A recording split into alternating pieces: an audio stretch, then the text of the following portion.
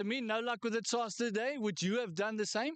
Yeah, obviously, they decided to bowl first. But no, whatever we won or lost, just play, enjoy the game. Enjoying your time in South Africa? Yeah, obviously, that's good weather and good condition is very well. Fantastic. Any changes in your team? Yeah, just one change. Today is Devashish, is like batsman and all-rounder, and then pace bowler coming now. Just Sanjit. Fantastic. Have a great game. Can't wait for the contest. Well, that was the toss. South Africa winning a toss and no big surprises. Decided to bowl first. Let's go up to the commentary team.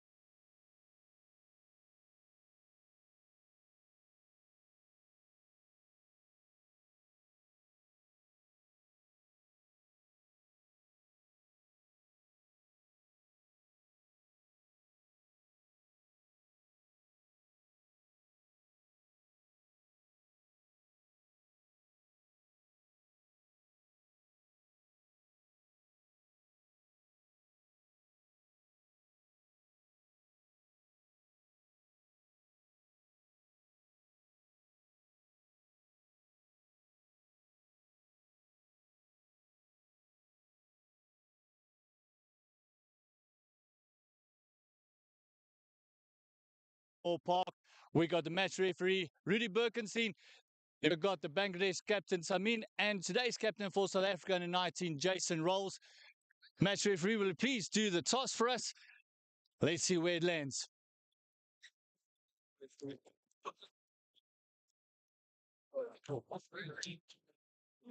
It is a call, and it's a tail.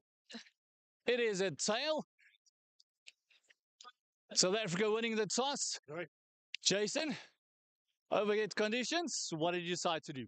Yeah, definitely. There's overhead conditions and we decide to bowl first. I think our bowlers can extract a lot from this wicket this morning and we back them.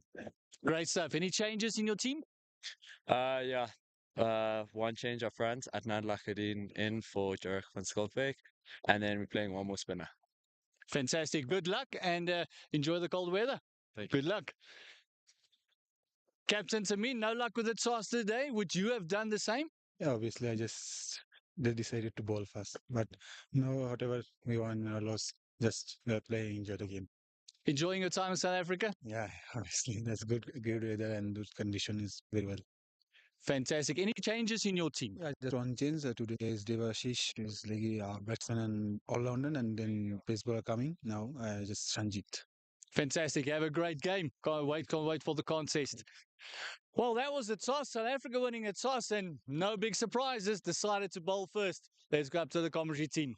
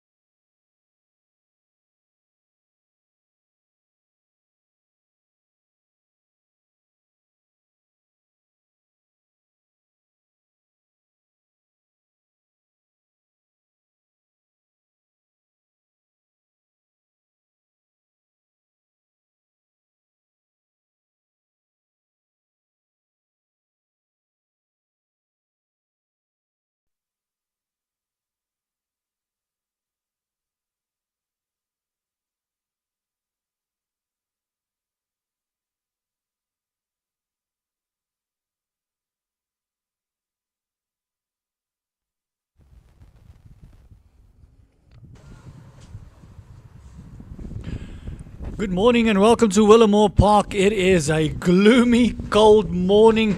It is one of those mornings that as soon as you are a bowling team, you win the toss, you're elected to bowl first. It is the under-19s here in Benoni. South Africa taking on Bangladesh. It's the young guns taking on one another. And we had an exciting first match with Bangladesh turning out victors of 130 runs. It is myself, Ger, taking you through this morning's play, and my co-commentary is none other than the legend, former player himself, and a man that would have thrived in conditions like this.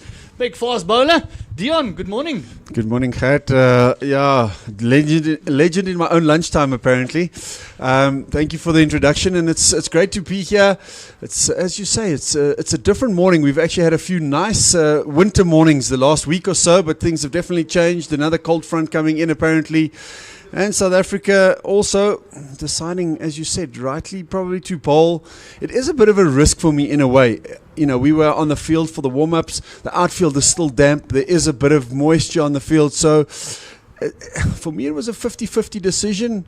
And let's hope this time round it's the right decision for South Africa. Yeah, I could also be the bowlers of Bangladesh. Last time around, the opening bowlers giving us a bit of flack. They really struggled against them. And this pitch does look dry. It does look like it's going to come through nicely. And as the captain rolls for this game, Jason rolls, we just have a quick look at the teams there. Lachadin coming in for this match. And as you can see there, the captain, Jason rolls, going to be coming at 4. What an exciting lineup there is. We got the big scoring Bulbulia, who scored a 70-odd in the first match. Manak, who still needs to get really going in this series. Then also we got a couple of young guns like Pretorius coming in as well. And there's a Bangladesh team. We've got the captain as marked there. I think it's actually marked a bit wrong. It's Tamim that is the captain for today. And also the big fast bowlers there, Beg, Abdullah, and also Islam coming in. But that top order, Abrar and also Tamin, is going to face this new ball and is going to be swinging it around. It should. The breeze is also ideal for South Africa's opening bowler. The left-handed JJ Basson, he got a couple of wickets, obviously 4 wickets in the previous game. Bowled nicely and he takes us away. Immediately a bit of shape as it worked down leg side. Is it going to be a first ball forfer? Yes, it is. Immediately a bit of shape there for the left-hander. There is and there should be, but it's also the ideal start for Abrar. It's a bit of a gift. We know traditionally the players from the subcontinent are really strong on their legs. This time just drifting onto that leg stump. And we say morning to our producer there, Leah.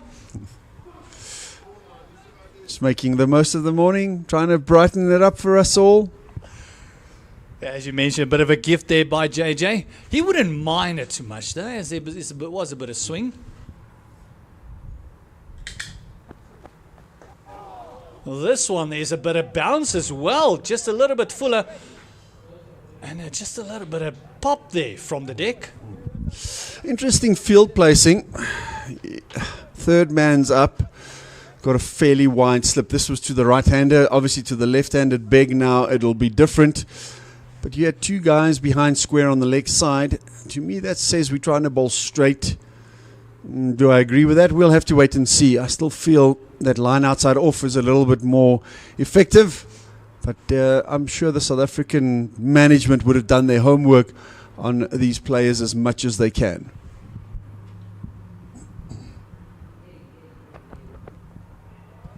It's almost the line, maybe a little bit wider than what you're talking about. Just maybe tucking up a little bit more, forcing him into play. But that will bring those 2 slips into play there. And you should have the 2 slips for the left-handed batter. The ball shaping away. He's got good shape, JJ Basson. Saw him in a tap camp a few months ago. He can bowl pretty sharply. He was sort of coming back from an injury just before the team went to Namibia. I'd like to see his pace up a little bit more. And if you can combine that with the movement, he'll be deadly. Oh, that's more the line they're looking for. Excellent fielding at mid-on. There's a bit of energy in the South Africans here this morning. It's a nice cold morning. They're going to need all the positive energy just to warm up a little bit. But a nice solid start, a nice solid push there by the left-hander. Yeah, it was nice and full. And when it's swinging, you are going to try and bowl those fuller lengths. I'm just thinking off the top of my head, the bowlers will be happy because, well, I was normally happy to bowl first because that meant a bigger lunch. Especially when it's a little bit colder.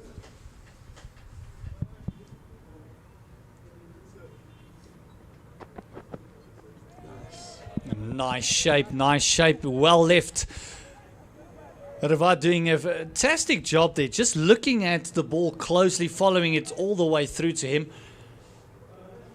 And length is going to be very important. Well, you mentioned as there is a bit of swing, you want to go fuller, but you don't want the batsman to get right to the pitch of the ball either. Yeah, and looking at the field placing again, as I do, we've got point and backward point, sort of two positions there, fairly square, saying to me that probably looking to bowl back of a length, leaving the gap open at cover. And that's the length. Or am I going to go fuller and tempt him to try and hit it through cover to get the edge? That's a very, very good first over. It's only that one delivery to the right-hander went on to the leg, so went for 4.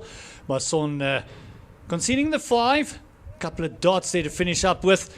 It's a solid start by both teams. Both teams will be just having a look at this new white kookaburra, see exactly what it's doing. But it is a bowlers-friendly morning this morning. South Africa under 19s they won the toss, put in Bangladesh to bat. They would want to make the most of these conditions as it starts off. We don't know what it's going to do throughout the day. Is this going to burn off eventually? Is it going to stay the same? Will it get a little bit warmer? You know, Sony can also bowl nice and quick. Lots of fast bowlers in that KwaZulu-Natal area. It's exciting to see. And once again, for the right-hander, we have the same field placing. So obviously, South Africa have done their homework on Abrar and feel that this is the way to go. No, and now it changes again, just as I mentioned it.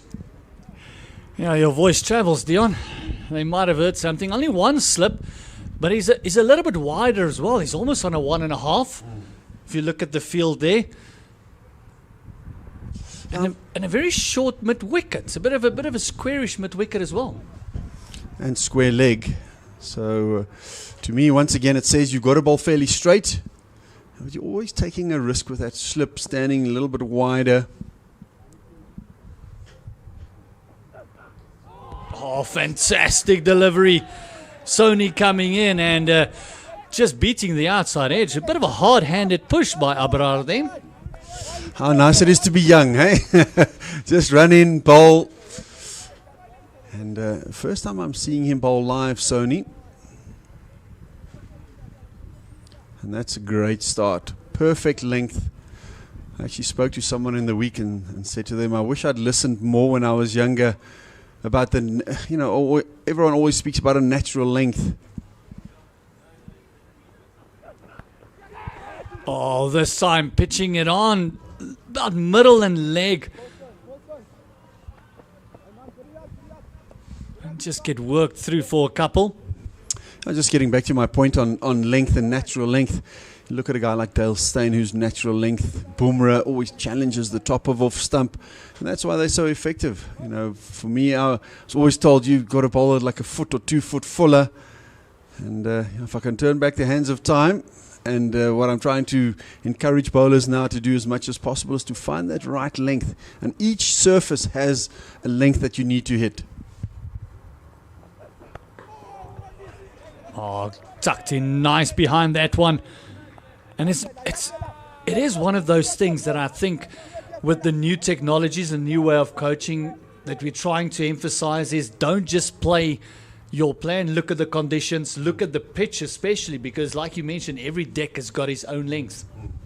Oh, for sure, because the one you're going to bowl at St. George's and is different to here, is different to the Wanderers, is different to Supersport Park. And then obviously we're not even going overseas yet. Subcontinent will be very different to Australia, England when it's swinging. And that's also for me the key. The great players have the ability to adapt. Again, that short mid-wicket coming into play. Definitely a plan bowling wicket to wicket. Sony doing a fantastic job here. And he looks nice and lively as well. But you mentioned the subcontinent, then all of a sudden you go to Dubai. And that again changes completely because it's not really subcontinent conditions or the way they're preparing the pitches there. Yeah, as far as I know, they are starting to use the drop-in pitches there too. So they are prepared in different ways, and they sort of very much batter friendly in a way too. So you have really good skills as a bowler. Nice quick one. It's a drop and go there. Nice sliding, and just hear the keeper's enthusiasm there, encouraging Sony, telling him, well bowled fella. It's exactly what they want. Play every single delivery, especially with the new white ball.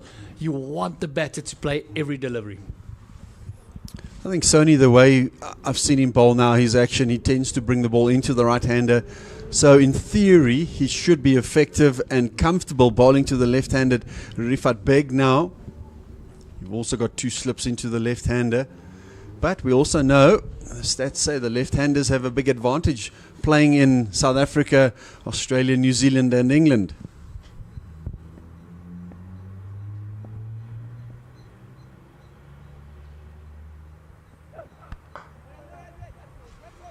Immediately 2 slips for him. As you mentioned, for the left hand, he'll just be going across him. A little bit exploiting that outside edge. That's the end of the second over.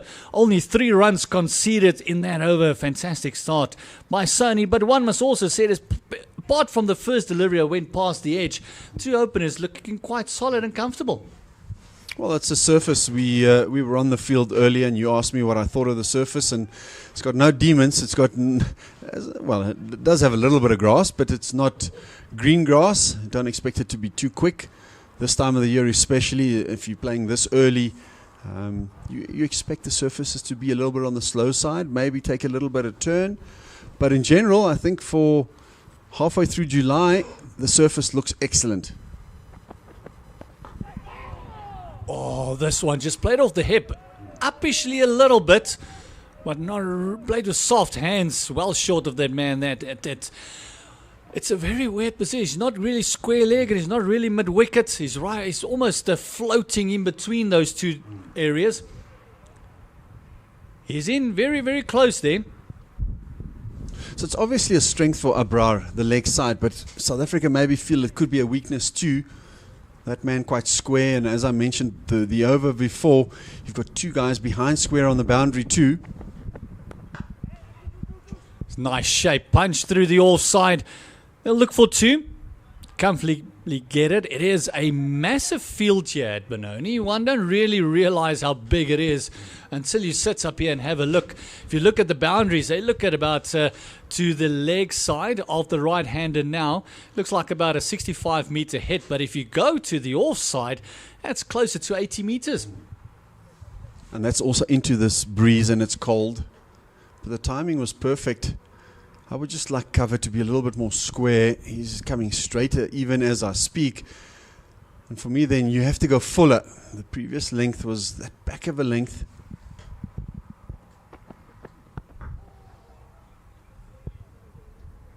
And one thing we've noticed is not just that square leg that creeps up. If you look where Point finishes up, he's very close to the bat as well.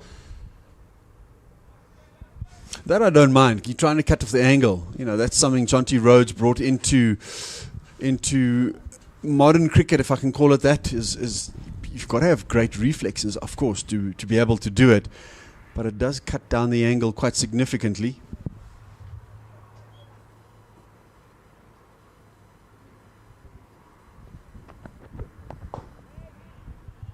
That's that length that you're talking about. A little bit fuller, trying to expose that swing. That's when that straighter cover comes into play. I wonder if Basson was watching Mitchell Stark the other night against West Indies. That was phenomenal. 15 balls to get a 5-for in Test cricket. It was an unbelievable start. First over 3 wickets, and he just kept going. And the poor West Indies were rabbits in the headlights, unfortunately. I think they felt that they were playing a video game at one stage. Yeah.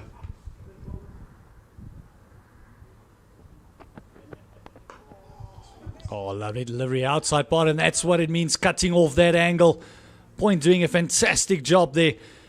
JJ Basson really getting into his work. Except for the first delivery, that was a little bit too straight and too full from Basson.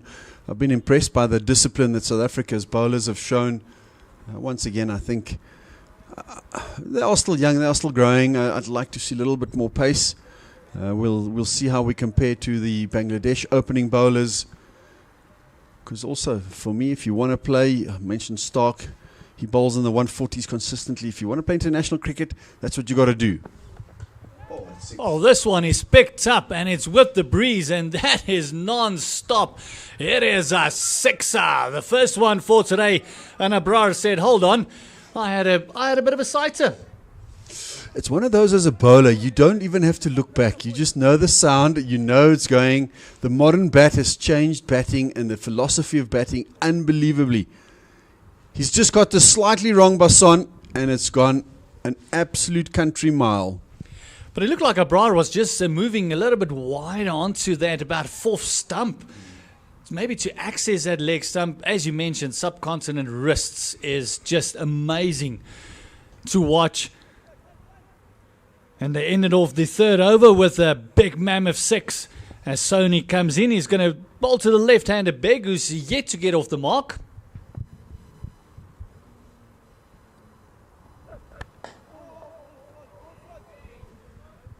Again, just a lovely line and length. The ball that they're using from Basson's end has been found. It's come back with an Uber, 150 Rand charge. Hopefully they've got an Uber One plan for 10% discount. But that was massive. It's you were saying it's a big boundary, and that's cleared at by 30 meters at least.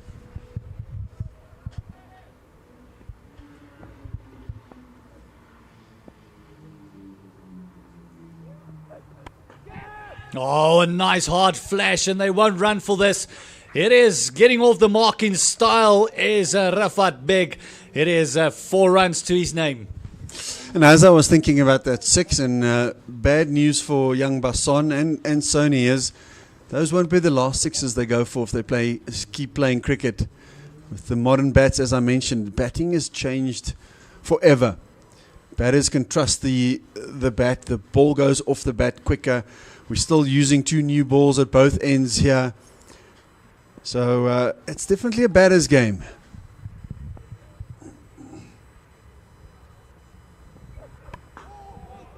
And I think that is why the Stark scenario that you mentioned earlier, and why fast bowlers that is revered over the world is very, very good because of the new technology. It's definitely a batter's game. People don't really get entertained by wickets falling. They get entertained by 4s and 6s. So the Stark scenario just makes it so much the better. It is phenomenal. I mean, 15 deliveries to take a 5, 6 for 8, and then you got the other side, Boland, who takes a hat-trick as well. This one played through the offside once again. A bit of an open-face slap. Just riding the bounce. Just a 2. Yeah, we say it's a batter's game, and it is. And it's a little bit tongue-in-cheek. But then, for me, the best in the world is Jasprit Bumrah. And it doesn't matter what the surface is. He finds a way to be effective, taking wickets, being economical, whether it's T20 cricket, whether it's Test cricket, whether it's 50-over cricket. He does it. So it can be done. And I think that's the mindset you have to change as a bowler, is like, I'm going to find a way to be effective. Yes, I know if I miss my areas, I'm going to get hit. Oh, this one coming off the edge. Down to third man. It's got cover there. Lovely delivery going across the left-hander. And I think also that's where the philosophy, as I mentioned, for batting has changed because of the bat. I think where the philosophy of bowling has changed immensely is our era. I can say our era because we're more or less the same age. It was all about economy rates. Batters played it in a different way. Now your currency is actually wickets. You can go at 6-7 runs and over as long as you're taking wickets.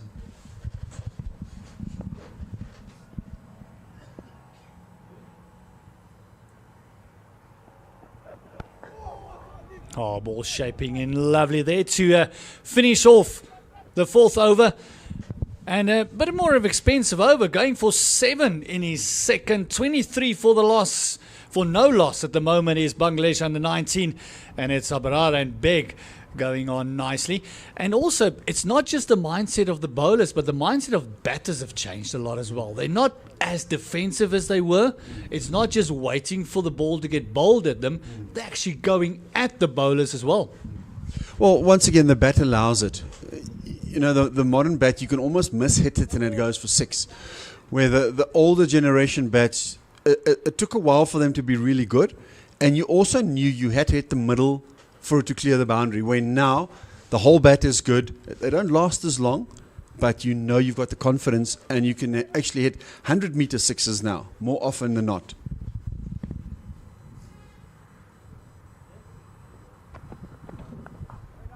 JJ Basson just dragging the length back. It might be the last delivery that he bowled. Went for a mammoth 6. He was bowling to the right-hander then, but just dragging that length back a little bit. You might just be wary for that pickup again. Maybe going over extra cover because there's only 3 gentlemen on the offside apart from third man. He's got the point, then he's got cover, and then he's got a mid on that's very wide, but no extra cover.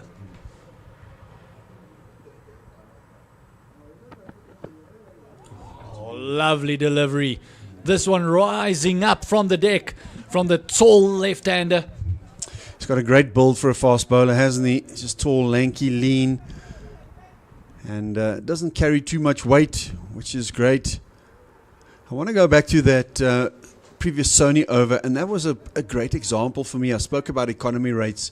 He bowled one bad ball and he went for 7 and over. So that just shows you, if you are bowling one bad ball and over, you are going to go for 7, 8, 9 runs and over in the modern one-day game.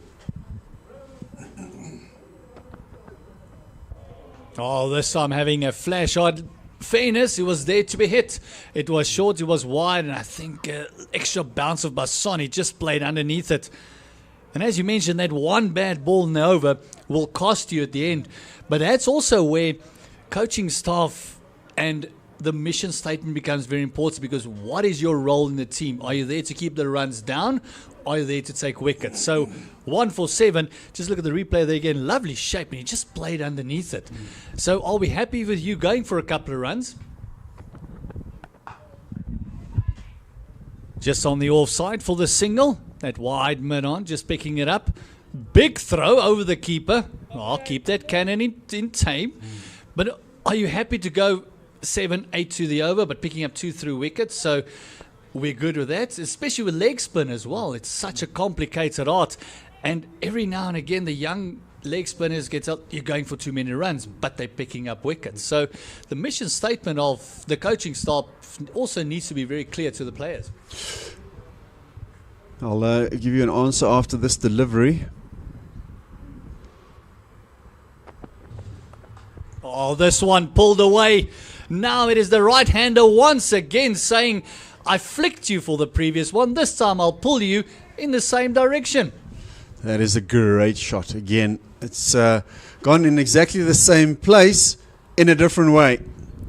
Just not quick enough. I'm not sure whether he meant to bowl this, or whether he, it looked like he tried to maybe go in short at him, or whether he just dragged it down because of what happened in the previous over.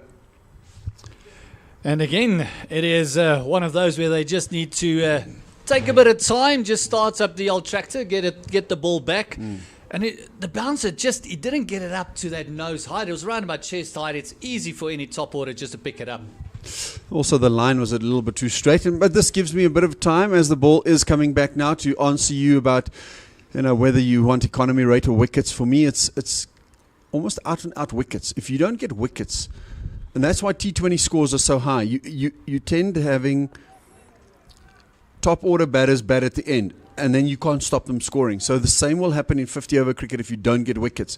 That's why Bangladesh got the score they got in the previous Youth International, and we struggled because we lost wickets. We could never get the momentum going forward.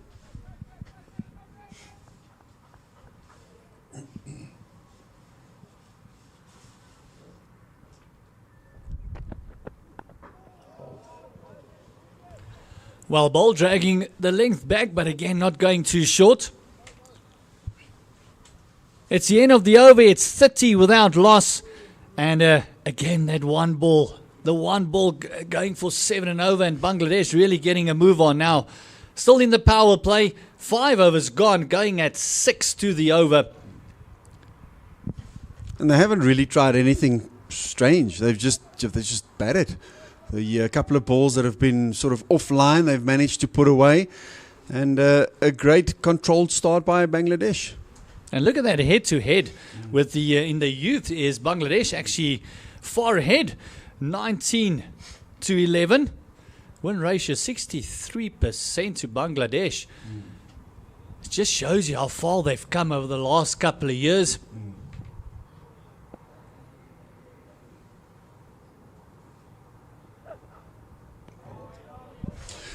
And this brings me to a question. We had a schools in Durban last year, and obviously we, as South Africa, are putting a lot of emphasis on our under-19 team, trying to, win the World Cup. And my question was, is the under-19 World Cup the pinnacle? Or is the men's World Cup the pinnacle? So maybe we don't do as well here, but we have more guys that actually go on and win a World Cup for South Africa. For me, that's the men's World Cup is still the pinnacle. Yes, I'm not saying I don't want to win this, but it's not the be-all and end-all. And I think this is where maybe the subcontinent teams have placed a lot of emphasis on the under-19 teams, but does it really then transfer into the men's game? That's a good point to make. And if we look at all the fantastic players that's come through the ranks for South Africa, you look at Markram, Mulder, everyone playing under 19. You look at Kagiso Rabada coming through, Kwena Mpaka. We've got a lot more senior players coming through these ranks. As you mentioned, going through the hard times. And not just going through the good times, going through the hard times and then building character from there.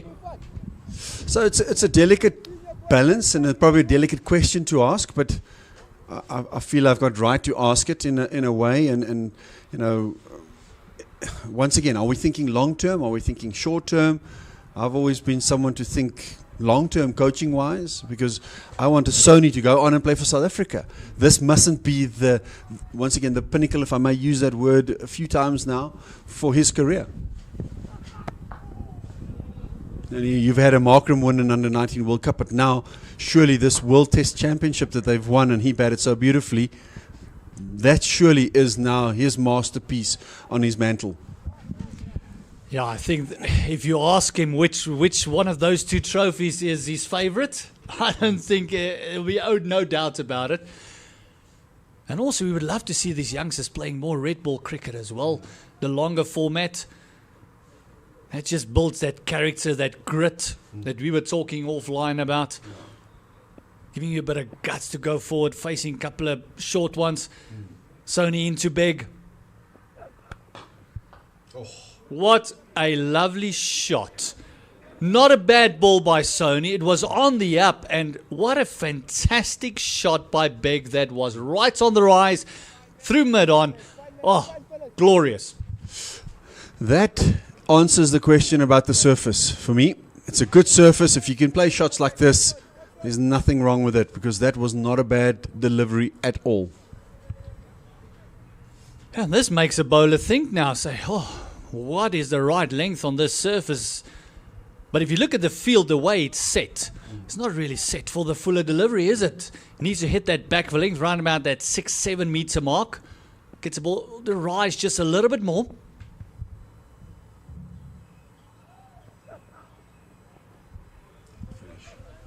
That's the end of the over, and just looked like that last one just died on the keeper a little bit. He took it round about the bootlaces. 4 runs coming from that Sony over. 14 in his 3 overs. That one, just look at that glorious shot, the follow through, and the confidence just to throw the hands at it. Left-handers always make it look better, don't they? It's unfair. Anyway, I want to make another point on why Bangladesh under 19 and a lot of the subcontinent teams for me have done well. I think they get exposed to men's cricket earlier than our boys. our boys tend to play school cricket because our school system is so strong. A lot of these guys come from the traditional schools. So up until matric, end of school, they're just exposed to school cricketers and so forth. Not so much men's cricket, where I think a lot of the Bangladesh boys have probably from the age of 14, 15 even, played against men. And for me, that maybe just aids you in your development a little bit earlier. But South Africa, I feel our cricketers do catch up. I also think that in subcontinents, they just play a lot more cricket than what we do. We kind of put a lot of emphasis on the tournaments and that sort of stuff, where they just go out and play a lot of cricket.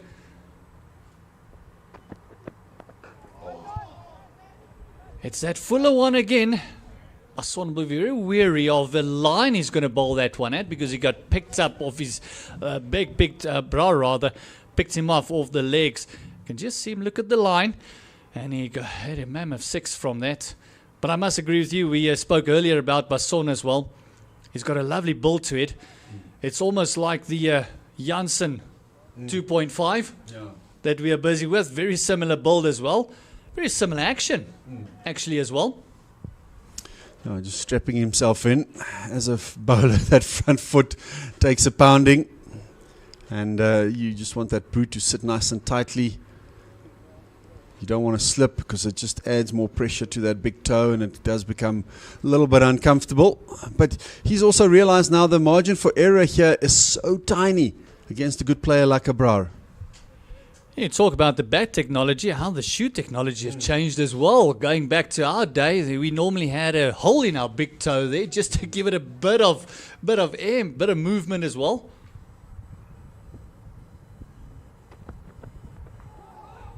Oh, this one just played nicely off the hip. Coming around nicely. Sony picking it up. Decent on. Yeah, I still think about the original bowling boots that had the Willowmoore seamers that still had the pig leather, and how heavy they got when there was a bit of moisture on the ground. How heavy they were. So the technology has definitely improved. I remember the Nike shoes that came out for a while that Sean Pollock wore, and he bought like how many pairs or got how many pairs of them. They've brought out some new shoes now, Nike, which is just for their sponsored athletes, which look amazing. But the ones from Adidas that Basson's wearing are really good. And then obviously New Balance have got some good shoes.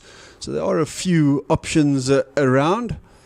A lot more options than what we had. Definitely. We had one or two brands that you could kind of go to. Like you mentioned, we normally stuck with the GMs back in the day. And then Adidas had one or two, but they more had the batting spike as well. So yeah, for us it was the old heavy ones, the old big leather ones.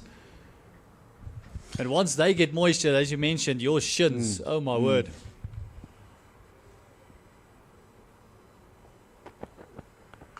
Oh, what a fantastic effort.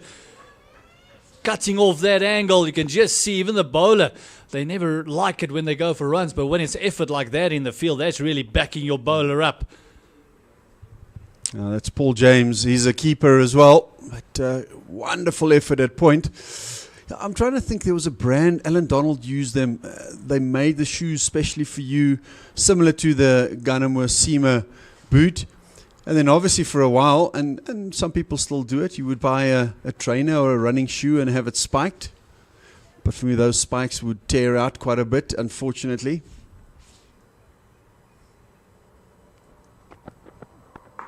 I think if you find a bowling shoe that works for you now, you stick to it.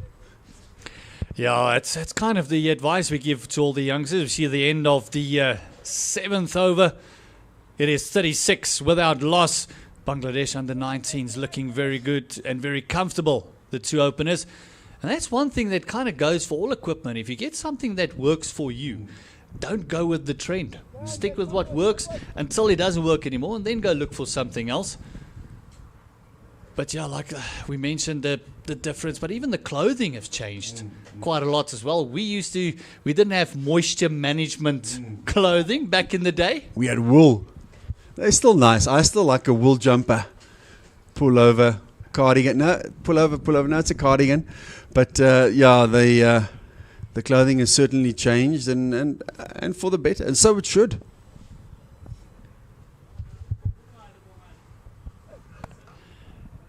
This one played and very well done there. It is Lachadin just diving away to his left there. We just saw a picture there of the left-hander Beg. I mean, as soon as he turns around, a very unique way he's strapping his pads. Makes me think of when we started and we didn't know what to do. But obviously it works for him. Maybe it's a superstitious thing. Because you know us cricketers, we're very superstitious. I just wanted to ask, superstition, cricket? Never. Ask Neil Mackenzie.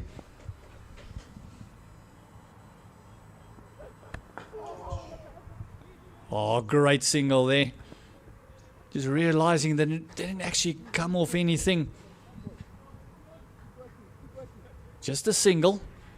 Sony really hitting that line and length. But the one thing that you mentioned as we go back in our discussion is wickets. We're not taking wickets with the new ball. How easier it's going to get as the ball gets older. Maybe the spinners will have a bit of influence. We saw a bit of dry grass there, maybe a bit of grip and turn.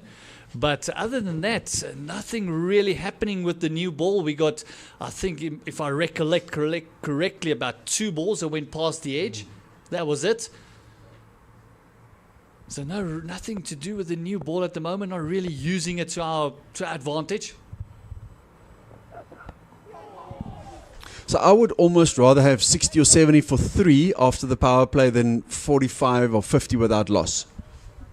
Agreed. Especially with the new ball and especially winning the toss and putting them into bat. And knowing that they can score. This ball just kicked off the surface. Just look at that. It almost looks like it hit that little bit of a dark spot, as you can see on there. Just kicked off it. Could be one of the footmarks that Basson creates in his follow through.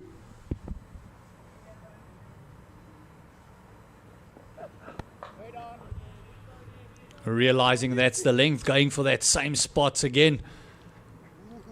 That's one thing that Basson will create, but not just to our advantage, but also to the Bangladesh spinner advantage, as well as those footmarks.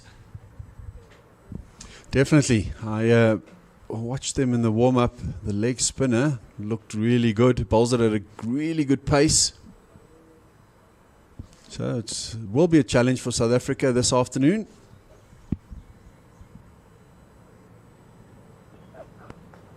Oh, what a pickup that was. That wasn't anything but wrists. He just went down and flicked it over fine leg for a 6. I think he might have hit it out of the stadium. It seemed like it hit one of the chairs and it picked up a bit more speed and it's gone out of the stadium. Yeah, that was just a phenomenal shot. You mentioned the confidence in your equipment, but oh, what confidence you have in your batting. And it's Abrar again. That's just a thorn at the moment for the South African under-19 squad. Looks like they don't really have an answer for him. Very, very strong on his legs. So as soon as you come into that area, he's going to make you pay. South Africa, I would almost then see you err on the offside. Try and make him hit you through the offside. And maybe he does something different and he tries to manufacture a shot towards the leg side. He's a very, very good driver of the ball. We saw that in the first game as well. But it does give you a bit of opportunity with the ball swinging. The ball's still hard, a bit of extra bounce. So we see the third umpire coming out with the box of goodies. Getting a new ball. That one definitely picked up speed. That's still going down a Kuruleni drive. But yeah, just bowl offside then. Have your gully maybe enforce the offside a little bit. Make him drive, make him play. But at the moment, it is the Bangladesh under-19 openers that's just having an absolute field day. Just look at the contrast in scores there. 29 of 23 and the very reserved 14 of 24 by Beg, as they are 43 without loss. One more delivery to go in the 8th over. And hold on, it looks like they found it. But the way the Bangladesh are batting at the moment, they might just have one in the pocket anyway. That one will probably not look the same because, as I said, it definitely hit one of the chairs. It might have a bit of a scuffing on it, which is a bowler. Well, you've bowled 4 overs already. You might not be too unhappy. Get the spinners on. Hopefully get it to reverse later. Hopefully that seems a bit softer so the ball doesn't ping off the bat.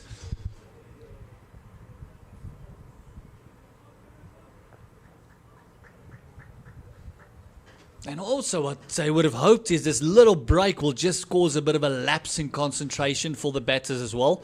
Gave the brainstorming team of the keeper and the bowler just a bit of time just to have a bit of a chat and say, listen, let's change this plan around a bit.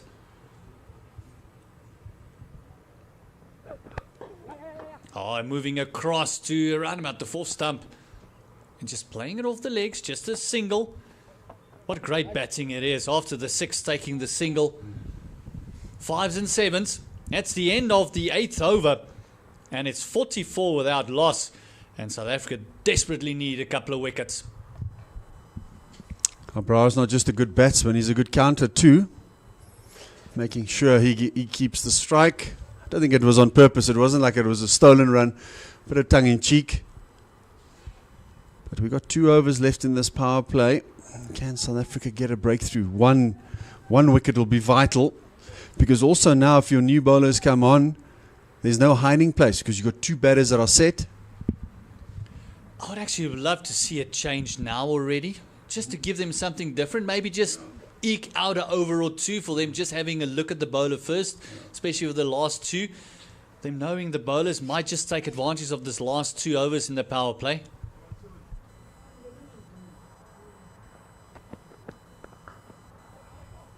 And the reason I'm saying that is it didn't really look like the opening bowlers was really causing too many troubles for the batters.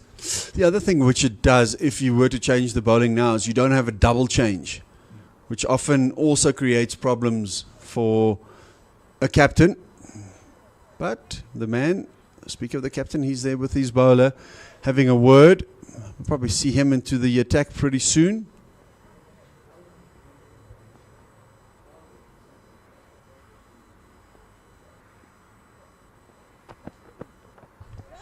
Oh, there's right down to fine leg. Oh, and just over the head of him. You could just see him shuffling across, trying to get underneath it in no formal way, trying to keep that ball down. Just getting underneath it. You can see him even practicing the shots even more. And it's another 6er. Hasn't come out of the middle, but it's definitely enough. I always felt it was just going to be good enough to clear the fielder. The bowler might feel a bit unhappy, but I'm afraid that's not a good delivery, especially to someone that you know is so strong on the leg side. It would have been an absolute steal had you got a wicket with that delivery. We'd love to see the wagon wheel of runs because not a lot of runs have come in front of the wicket.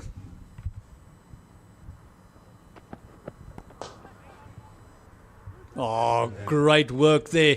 It's the captain himself flinging himself to the left at mid-on for the right-handers, not just the bowlers that every now and again gets confused.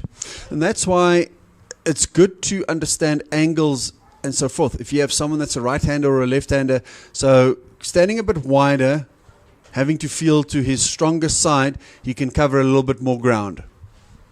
And also the ball swinging into the right-hander does create that little bit of angle.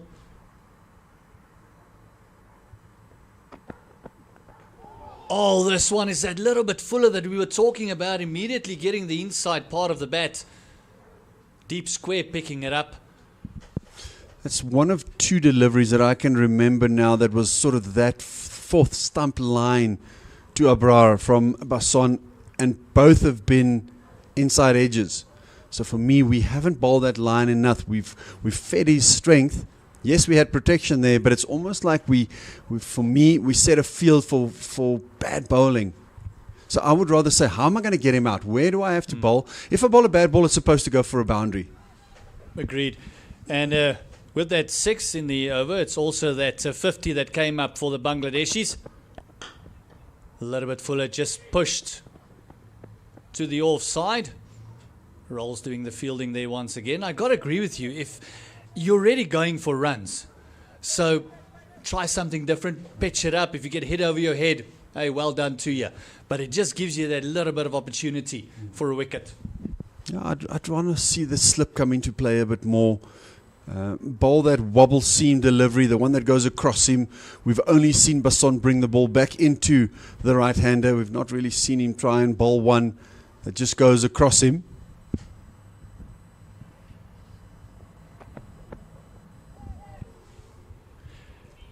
It looks like he's tried something different there. Maybe the off-cutter that was there. Just touching the pad that saved him from the wide there, but you could almost see Abrar just going down. He wanted to pick that one up once again. And as you mentioned, that could be the one that he just tried to take across. Definitely, but I would have rather have seen, like I say, the wobble seam delivery has become such a great delivery and so effective, especially a guy like Basson, who we know has got wonderful shape, wonderful ability to bring the ball back into the right-hander. But you have to bowl the one that goes across him too, because then the batter starts thinking, do I play, do I not play? You have to show him. It's like a googly. You've got to let the batter know it's there. I can bowl it. I don't have to bowl it every over or often, but he's got to know. Yes, and you mentioned Stark earlier. That is one thing that he does brilliantly. He does take the ball in a long way, but he's also got the one just to say, hold on, I'm not going to do it every single time. As we see the groundsman running off, he's just doing a bit of repairs there, where Sony is putting his front foot, working hard. That's what happens with the... in South Africa, we only start playing cricket around about end of August, September. So this time of year, we normally let the pitches rest a bit, but cricket has come early for us, a blessing in disguise. But unfortunately, not a lot of rain about, so it does mean that those pitches and those footmarks are very dry. They break up very easily. See, I would actually prefer the way Sony bowls and his action. I would prefer him to bowl around the wicket to the left-hander. I think the angle he creates with being past the vertical will be so effective. You know, it'll start straighter and then shape away, when now you've got to pitch the ball outside leg stump to the left-hander. And as I mentioned, they're definitely listening. They're definitely listening. Maybe I should send in my CV for bowling coach. I said to you, your voice travels. You could just sit up here and say whatever and it happens. He's coming around the wicket, and it does create that illusion of the ball coming into you, and so you have to play at it and then just straightening up. So let's see if we can get the same shape that he got from over the wicket. Bowling to the left-hander, Beg. He's on 15. He's just got to get a wicket now, and then I'll look even better. There we go. Much better, much better. And also the angle a lot tighter as well. So for me, this brings in LBW and Bold into the equation. Bowling over the wicket, he's got no chance of an LBW. Bold, yes, inside edge and that, but it's unlikely. Here we can attack the stumps a lot more. And it will also bring that slip into play that's placed there at 1.5. And they also got not really a gully, it's almost like a floating fourth slip. He's standing right on the edge. He's a close-in third man, actually. You know, also just thinking about what we mentioned about young Basson, the ball swinging in and bowling the one that goes across. Yes, these are our elite under-19 cricketers in the country, but I also don't expect them to know everything yet. With all due respect, they still have to be a little bit raw. There are still things, and I think it applies to everyone, that you never stop learning in this game, but even more so here. There's still lots of learning to be done. Well, Bold, and it's picking out that man, Lachadin. See, now for me, this is what I would have done straight away. Ntando Sony to the left-hander. I beg your pardon, was Manak picking up that one? But yeah, it almost feels like it comes in a little bit late. Later in his spell. I think when he was fresher, there would have been a bit more venom. But I agree with you. Let the youngsters learn. I mean, Gary Kirsten, after he won the World Cup with India, also said that he's still learning.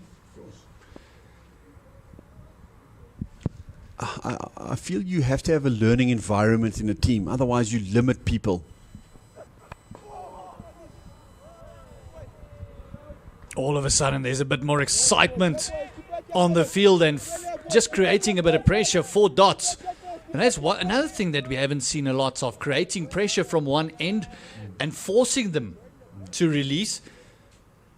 They're going at 5.5 to the over, partnership of 50 as well. This is a great opening partnership. But I agree with you, you've got to have a learning environment. It just creates the mindset and feeding me more than just stagnating of what I know.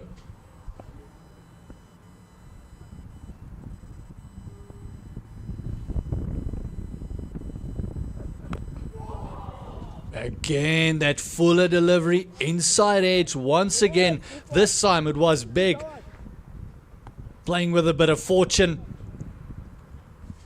I know it's a small sample, but these 5 balls around the wicket to the left-hander have been chalk and cheese compared to over the wicket.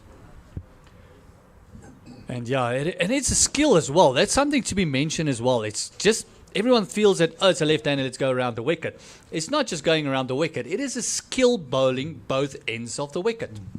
But as I mentioned, for me, Sony, his bowling arm gets past the vertical. So for me, in theory, that should make it easier bowling around the left-hander because your angle's already closer to the stumps. Myself, as a more round-arm bowler, I didn't find it as easy to bowl around the wicket to left-handers.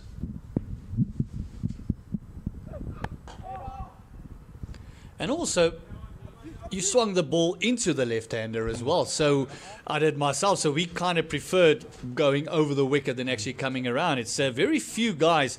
If we come to the end of the power play, 53 without loss. Just look at that scorecard. The openers, thorn in the flesh. It is Zawad Abrar, 37 of 30, and Ravat Beg, 16 of 30. And no extras. One good thing to be said about the bowlers, no extras. I was thinking you're going to start singing for us when you thorn in my side, you rhythmics. I thought we were going to just liven it up a bit this morning. Look, I'll tell you what, if I start singing, they're going to have new speakers brought in very quickly. We're either going to get lots more views or no views at all. It depends on if you're going for a shock version or you're going for entertaining version. Yeah, unfortunately, I didn't get. My family is blessed with musical talents, which I got none of. So we see a change in bowling, spin coming into the attack. Kicini coming in, left arm orthodox, turning it into the left-hander, going to the bigger part of the ground. 3 matches, 3 wickets, decent economy rate for a spinner. Yeah, the pride of Southwestern Districts. He's done really well for himself. Can bat a bit too. And number on his back. What a great year. 74. That's all I'm going to say. Just leave it with you there. Giving away your age there. Dion. Good start.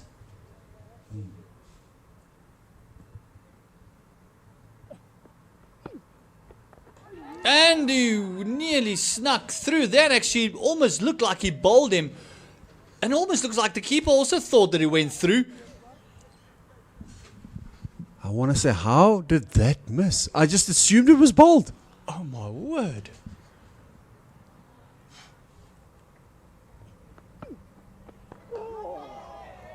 He's giving it a nice flight, which is good to see. I suppose being quite short in stature, you have to give it flight.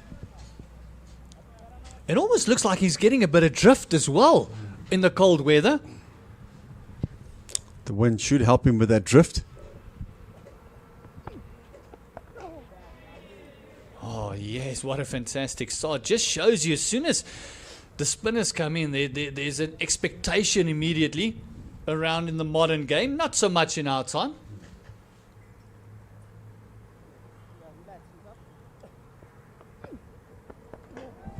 So for me, this is the crucial part. This is where games get won and lost. How you play spin in the middle overs. How many dots? How can you rotate strike? Can you take the spinners for 120 runs without losing too many wickets? Just a single from that over. And you mentioned where it gets won or lost is now it depends on who bowls from the other end, because the pressure that is created with that one over needs to get together in another over. It needs to culminate into different overs. And you need to build the pressure now to force these two batters to feel like they need to do something different.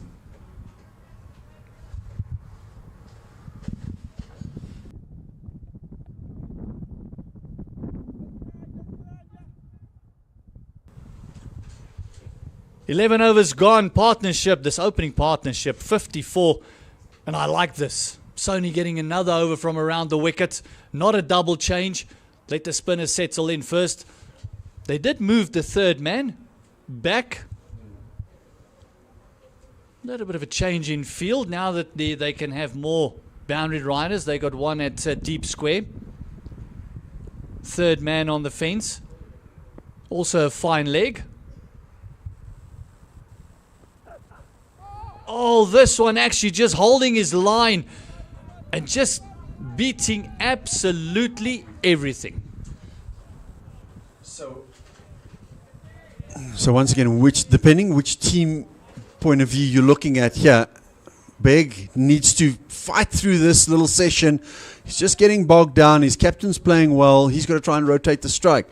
From a South African point of view, you got to realize this is the batter that's under pressure, and you got to be able to squeeze him as much as possible and hopefully get the breakthrough.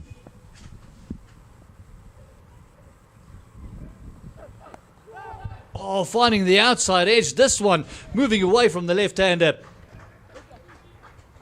And third man just picking it up. And all of a sudden, you mentioned earlier, it's chalk and cheese. It is completely different from coming over the wicket. And Sony looks like it's almost a changed bowler. Yeah, which is nice. I also feel he shouldn't bowl more than 6 overs here. Even if he picks up a wicket now, he's your guy that runs in, bowls fast. He's your racehorse. You got to look after him. Even 6 is a bit of a stretch, but I still feel in this situation, every now and then you can make an exception. But for me in general, it wouldn't be the rule. I want him to run in and bowl fast. Bowl, give me 4-5 overs of pace. As they change to the right-hander, that's a third man looking to come in. JJ Basson as they push back. Deep square on the fence, almost a long leg. I think Basson not realizing that we've actually gone through the power play and you are allowed to stay back now. Yeah, the power play rules, obviously the first 10 overs, only 2 allowed outside the circle. Now they can have 5 out. But again, if you're going to create pressure with dots and ones, you don't really want to give them the easy singles either. Don't want them to really build this partnership up to 100, 120 for the opening partnership. You want wickets and you want them in clusters at the moment. Crucial 3 deliveries for me here from Sony that's left in this over. And there's the one. Fantastic around the wicket is Sony. And a phenomenal catch. That one absolutely flew off the bat of Beg and is gone for 18. I had a feeling something's going to happen here. It's either going to be a wicket or a boundary or so. Fortunately for South Africa under 19, it's the wicket. Disappointed Rivat Beg. He's battled hard. One that just got a little bit big on him. Couldn't get over the top completely. And he's close in there. But well done by Paul James. I mentioned he's a keeper. Safe hands without the gloves. And eventually the breakthrough for South Africa. And finally picking up the first wicket, and Sony toiled away, especially the last 2 overs from around the wicket.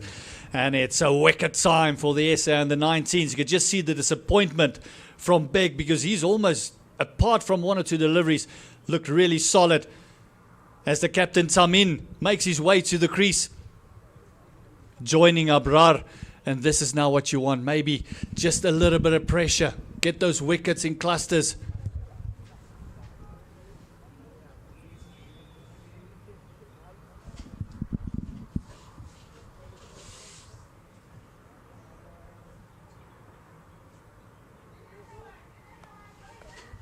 There's just his stats. 11 matches. Highest score of 103. Just look at that average. Close to 62. Strike rate at 80. 450s and 100 to his name. That's a phenomenal record to start off your junior international career with. Very much so. Another left-handed batter.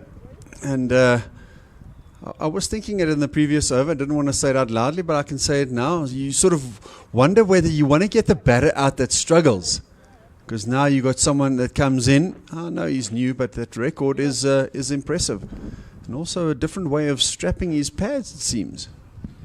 It almost looks like it's a team thing. Trying to outdo one another. Maybe just it's a comfort thing as well. Like I said, maybe some superstition has crept into cricket. I like this. Another catcher comes in. Got to be attacking. You can't not afford, if an opportunity is created now, to not take it. He's going back over the wicket. I would stay around. Just feel you so much more dangerous. You bring so many more ways of dismissing the left-hander into play.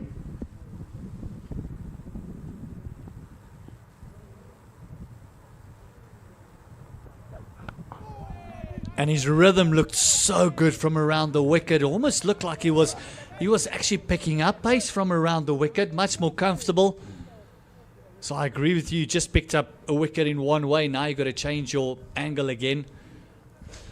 Also, if you think about it, bowling over the wicket, you're bowling into the eye line of the left-handed batter. If you come around, the ball sort of starts outside the eye line, and it's a little bit different. Is it going to come in? Is it going to go away? Do I play? Do I leave? It's a bit more difficult to judge where off stump is. And you could just see moving right across, covering that ball. So he knows exactly what the plan is with the extra catcher. We're coming around the wicket. You're kind of caught in two minds. But that's the end of a successful over for South Africa under 19s, picking up their very first wicket. And it's a wicket of Rifat Beg. Caught James very well caught at a very short backward point by Sony, the bowler. And it brought the captain, Azul Kim Tamin, into the crease as well. It just comes back to the conversation now. Are you going to give him one more? No. I would also agree 6 will be max. He did look a little bit tiresome after that last couple of deliveries. Maybe do the change now before the new batter gets set. The thing is, if you give him another one, he's only got one spell left of 3 overs. If you bowl 6, at least you can use him 2 and 2. So that's also something you have to consider. Is he your death bowler? Is he not your death bowler? Then you don't really want to bowl him 3 at the end. So he's only going to bowl 9 then, because do you really want to bowl him just 1 over somewhere? So I think he's done what he needed to do. Got a new batter in, get someone else on. And while the new batter is hopefully finding his feet, you can squeeze in a couple of overs.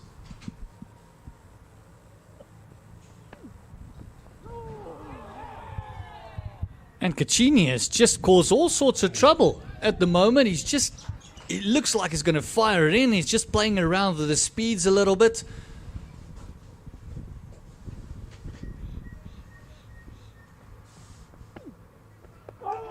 And also playing around the crease as well. That one going a little bit wide on the crease and just angling it in and turning it away from the right-hander. Looks like a very handy young off-spinner.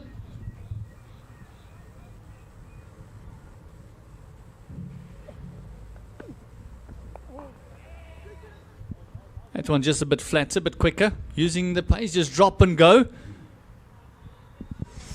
What's been really good for me has been his control of length. And that's also something that I've always felt where, obviously they do it a lot more, but the subcontinent slower bowlers, spinners have been so effective because they bowl that consistent length. Where I felt as South African spinners, we tended to bowl either too full or too short too often. And if you find that length consistently, it's difficult for the batter to get right to the pitch of the ball. If you play back, it sort of rushes you still a little bit.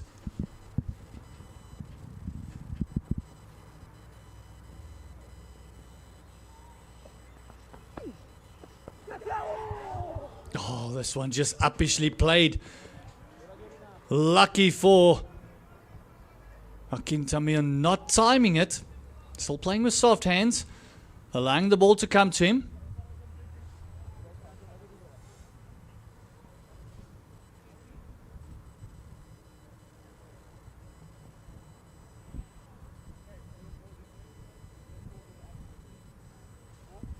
just adjusting his field a little bit on the leg side. Wants them in a particular spot.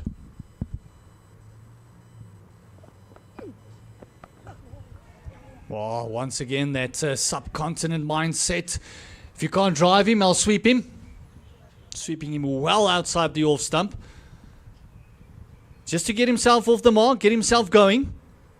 But another fantastic over. Kachini just coming in and just creating a bit of pressure with the dots and the ones.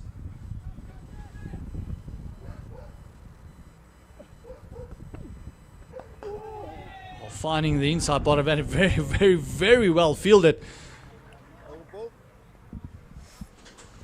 And it's the over bowled. It is 13 overs gone. It is the South African under-19s that won the toss and elected to field. And a great opening stand by the two Bangladeshi openers. And we saw the first wicket in the previous over.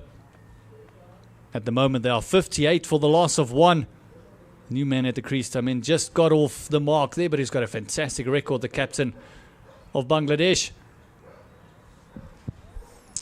I know he hasn't scored a lot of runs in this innings yet, but he looks organised. Just the first few deliveries, like the way he moves and positions he gets into.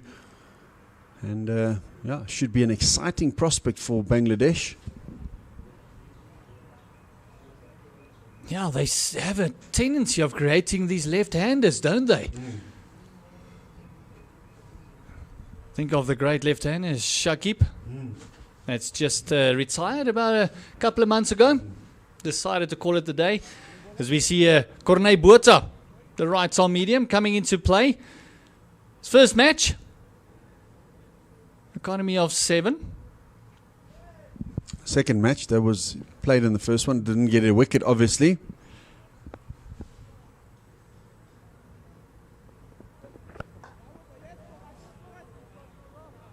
No great pace. It's one of those bowlers that normally looks like just to hit the liner length and let the batter play, but as you mentioned, his first game didn't go all according to plan. Once again, it comes back to that thing we mentioned earlier, so the learning process, getting exposed to better opposition. You will grow as a cricketer.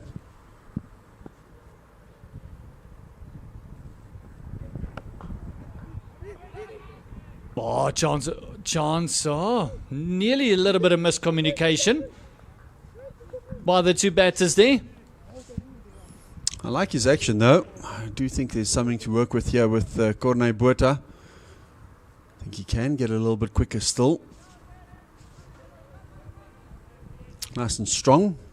Just wanted to mention he's got a nice ball to him. Almost a, we spoke earlier about carbon copies, almost a Corbin Bosch look to him. Even the action looks very similar.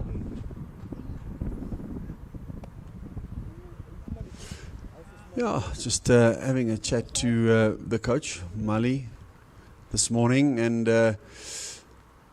yeah, I'm trying my best to get people to bowl fast again and change the mindset. I think we've become too focused on just bowling line and length, and not allowing people to bowl fast. You know, why has Quenam Parker done so well? It's because he can bowl fast and he's allowed to bowl fast. This one just tucked off the hip, just for the one down to fine leg. And I got to agree with you. As soon as we see it a lot in junior cricket as well, and under 15 as well. As soon as they bowl 2 or 3 wides because they're going for that extra yard of pace, gets taken out of the attack. You're too expensive. And then we've kind of sacrificing pace for accuracy. You don't expect them to at a younger age to have the control. That comes with time, with repetition. But pace is key. You know, if you want to play international cricket, why are Stark and Co been so successful? Because they bowl 140 plus and they were allowed to bowl fast. And apart from a young player like Quena getting called up early because he got the control early, if you look at the Starks, you look at Mitchell Johnson, you look at Brett Lee, look at the greats of the game, they didn't really get a call up before about 23, 24 because they had the pace. They needed to learn the control. Yeah, I almost want to disagree. I don't think Quena has the control yet, but I think he's got the raw pace. And I think you've just got to, as a young bowler, when they're 18, 19, just leave them.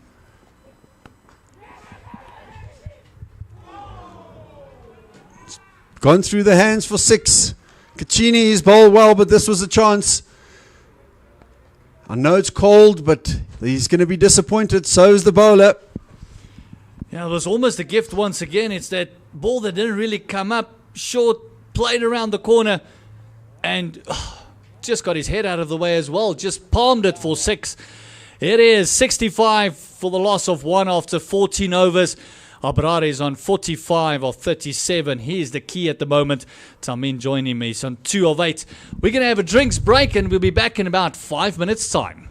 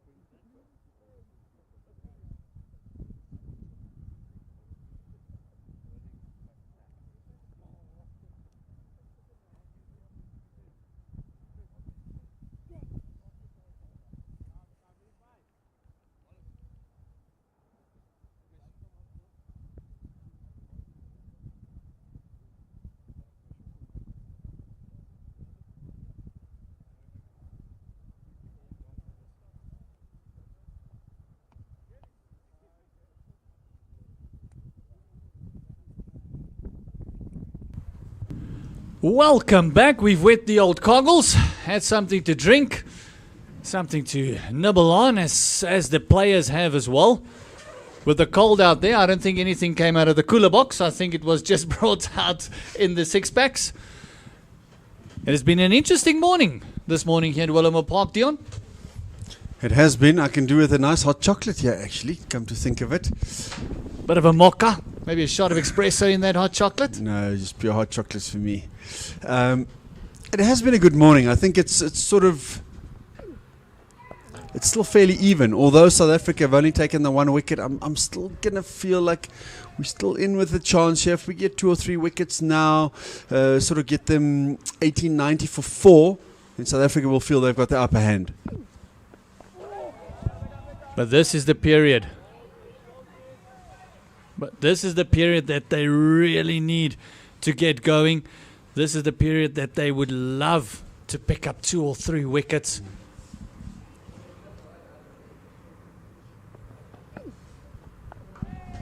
Well, there was that opportunity, literally the ball before drinks that Kachini put down. Yes, it was a quick chance. I wouldn't say it was a difficult chance. It just came quickly to him. The ball is hard. It is cold.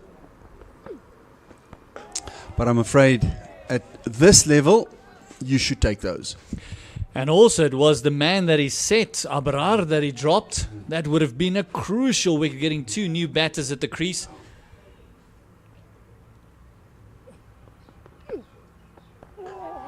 So going into the drinks break at 59 for 2 just sounds so much better than 65 for 1. Yeah, I think the conversation would have changed completely. But Kachini looking to close out the over, bowling the first maiden of the day.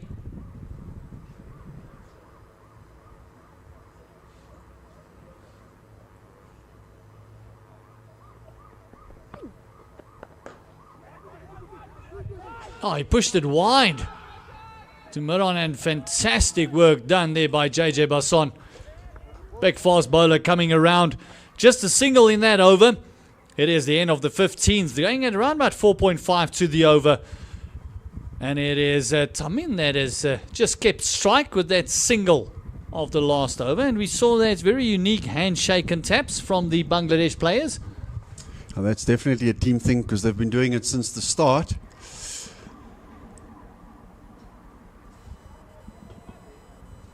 It's going to be interesting for me to see also what the plan will be against Kachini here. He's bowled 3 overs for 4 runs. Are they going to be prepared to keep playing the same way against him, or are they going to take a chance and try and get him off his length? Corne Buerta running towards us.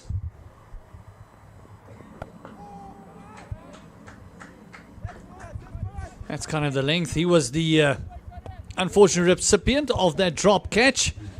Very last ball of the last over he bowled. Dropped that fine leg.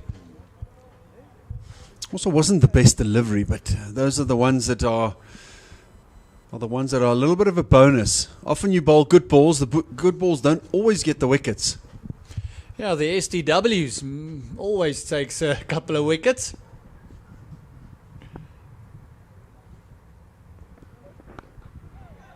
Just straying in line there, aiming it at the pads of Tamin, just tucking it away to fine leg. Not a great throw. Kachini not having the best day in the field at the moment. No, he had a bad throw earlier and Piri is telling him about it. It's like, come on, get it up, man. Get the standards up. It's like little things like that. I know it doesn't really make a massive difference, but it just looks better and it just stops a little bit of irritation in the team, etc. Yeah, the morale just keeps up.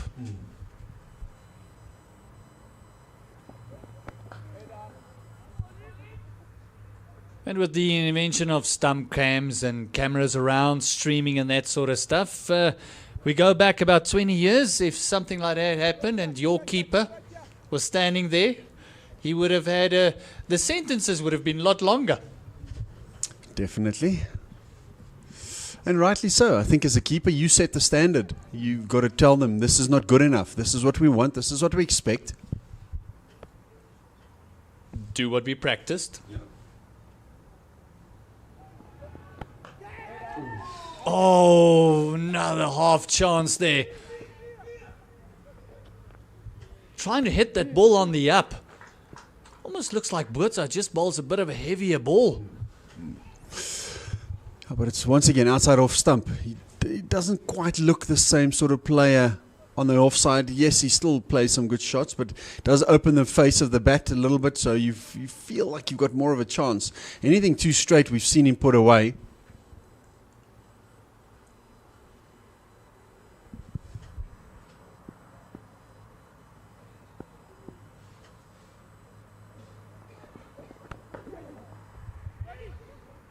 Tamin shuffling across quite a long way. Almost looks like he's enjoying the leg side a bit more than the offside as well. Maybe going back to what you mentioned earlier, going a bit wider to him as well. I don't think you can from over the wicket. You've got to come around. He knows you're not going to get him LBW, so he can get across and open up that leg side, which is a strong side. For me, if you want to be a top order batter going forward, you have to be predominantly leg side scoring.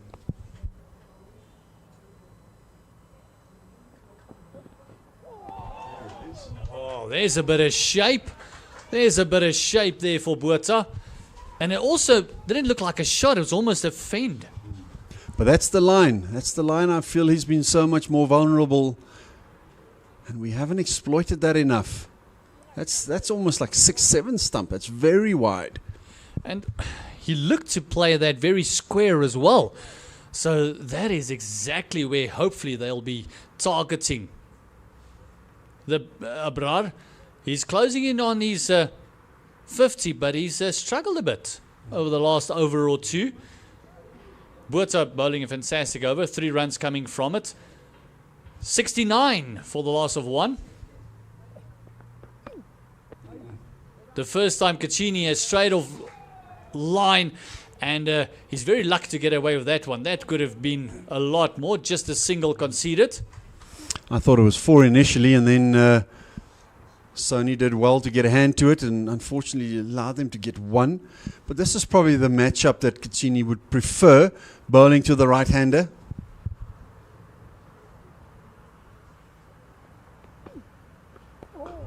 Oh, yes. And he'll exploit, with the ball turning away, he'll exploit the offside game a little bit more. He's not really turned it that much to the right-hander. It's almost like he's just brought it back into him most of the time. I get the feeling Abrar is looking to play for the spin and with the spin, but it hasn't quite been there.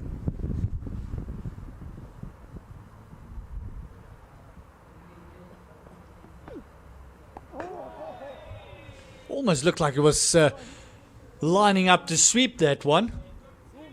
Then decided to drive. Length got a little bit full on him.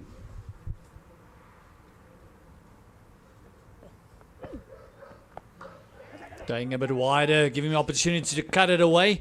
Sweeper coming around. It's fantastic running. Is there a chance? A better throw might have seen him in trouble. But a great call by the 2 batters. Is that Lachadin out there? Can't see the number. Looks like it, but it was just like he never thought they were going to take 2. It was not a quick enough intent for me to get to the ball. Once he got to the ball, he tried to release it quickly, but then it was too late. Oh, slog sweep. It is another maximum. It is another 6er, and that is his 50 up. Abrar has brought it up in style. Good shot. This time he's found the right length. I was just about to say that the best players of spin tend to pick up the length quite well. This time he's done just that. Smashed it. He's entertained us in this 50. There have been quite a number of 6s. 6 of them, in fact. And 1 4. So he's not looked to run too much. That's too cold to run. Let's just hit the ball out of the park. Yeah, the legs isn't warmed up yet. But yeah, he's really smashed it. And that's the smallest of the 6s that he's hit. He's gone quite hard, and Cacchini was also the one who dropped him of the Botha over, and now he's got smashed for 6. It's just rubbing salt in the wounds.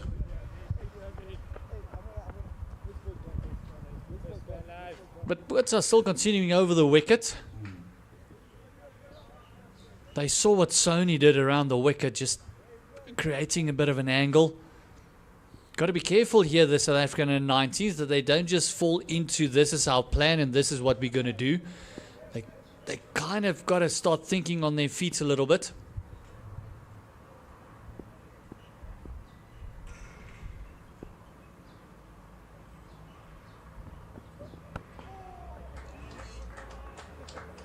Because where are we going to find... Oh! That one got flicked back and... just see the umpire calling the fielder across. Rolls might also just have a bit of a chat too. Don't think there was any malicious intent there. I feel the umpire is making a bit of a meal of this. There was no intent whatsoever to do that on purpose. It was pure accidental throw. I think maybe Bulbulia could have apologized a little bit more, but yeah, there was no malice intended. Now we're ready to get play back on track.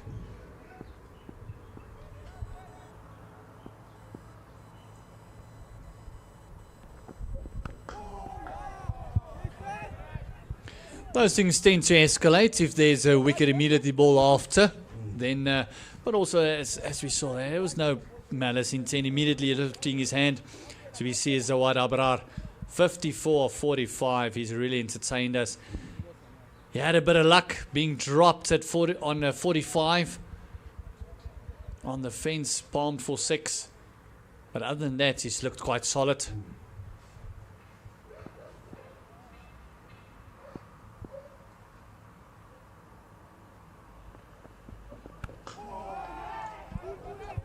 Oh, this captain of Bangladesh under 19.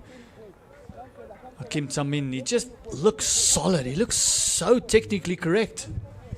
Very good positions that he gets into. And so far, he hasn't panicked yet. He hasn't quite got going. He's got 6 runs of 22 deliveries, so it's not been fast. But he also knows that Abrar is scoring quickly, so he doesn't need to panic.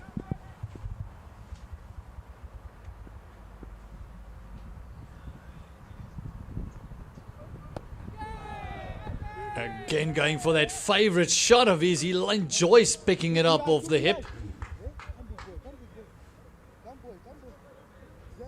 Birds are just creating a little bit of pressure, especially on the new batter. 6 of 23.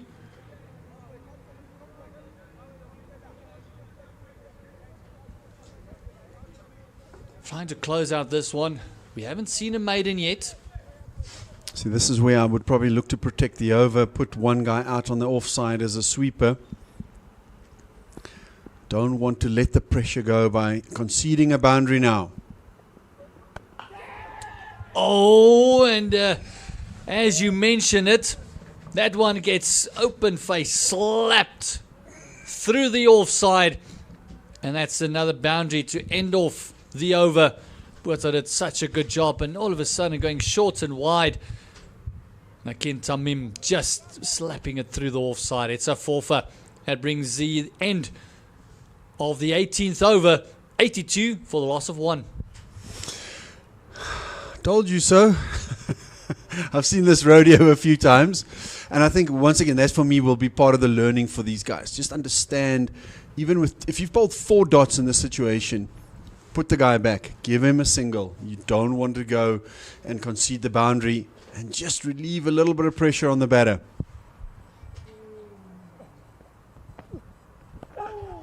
And also you're bowling at the batter that is still finding his way. He's faced 24 deliveries. That was his first boundary. So taking that away still would have been only another single. And also closing out that over for just a single, you'll still be bowling at that batsman. This one just pushed down the ground for the 1. So these are the things, also as a young captain, you got to constantly think about. You know, your mind's all over the place. When Rolls starts bowling, it'll be even more so, because then you also have to bowl, set your own fields, etc. Again, just trying to fire that one in. Came out completely wrong for Caccini. And that's what makes captaincy at a high level so demanding. Because you're playing the game almost an overhead. And then time is in your head, time constraints, all that sort of stuff. And what do I do next? If this one struggles, what's the next battle plan?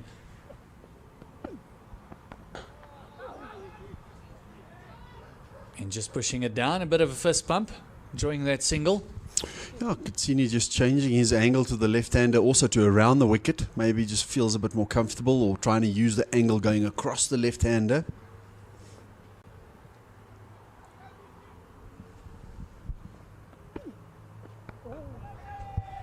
That is why I mentioned red ball cricket earlier on, playing the longer formats of the game, especially as a captain. That really gives you an opportunity to get plans in place, think, get all these things out of your system. So when the shorter format comes, you kind of have a way of thinking.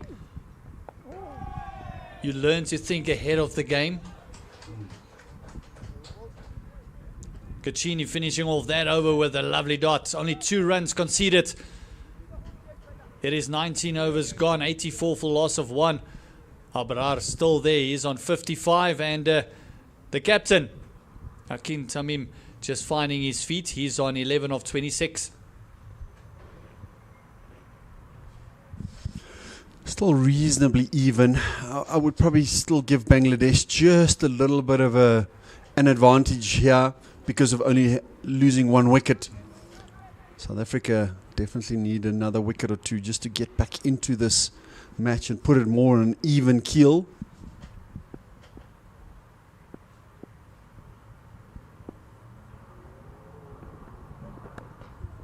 Oh, straying down the leg side. Easy pickings for 1. He does have the 2 boundary riders there. He's got the deep square and the fine leg on the fence. It's just compensating for the last ball of the previous over, which was short and wide, and you try and come a little bit straighter and fuller. Get it slightly wrong. Just looking at the last game, Abrar is enjoying South African conditions. He scored 70 of 61 in the previous match.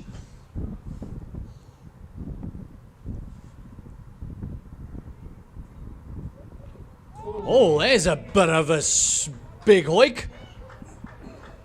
He was trying to hit the high school there. Once again, that line outside off stump is a bit more effective against him. As I say, all of a sudden he's trying to hit the ball on 5th, 6th stump to the leg side, and that's what you want. You want that frustration to build. You don't want to feed him in his area that he prefers. Make him do something different. If he's good enough to do it, then you got to take your hat off to him.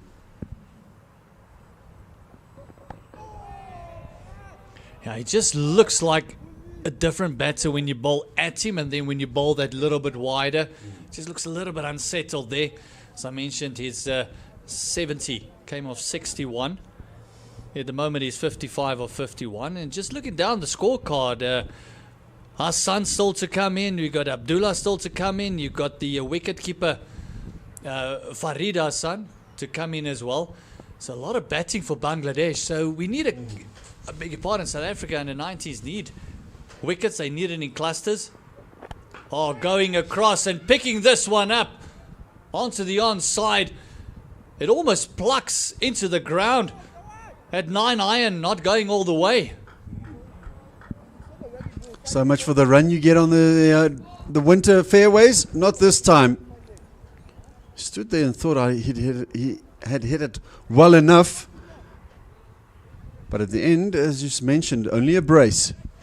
We saw when we walked on the field, the outer part of the outfield still had a lot of dew on it, a little bit of moisture, and there's no sun, so that kind of is just sat there, just absorbed into the ground. So those would stick.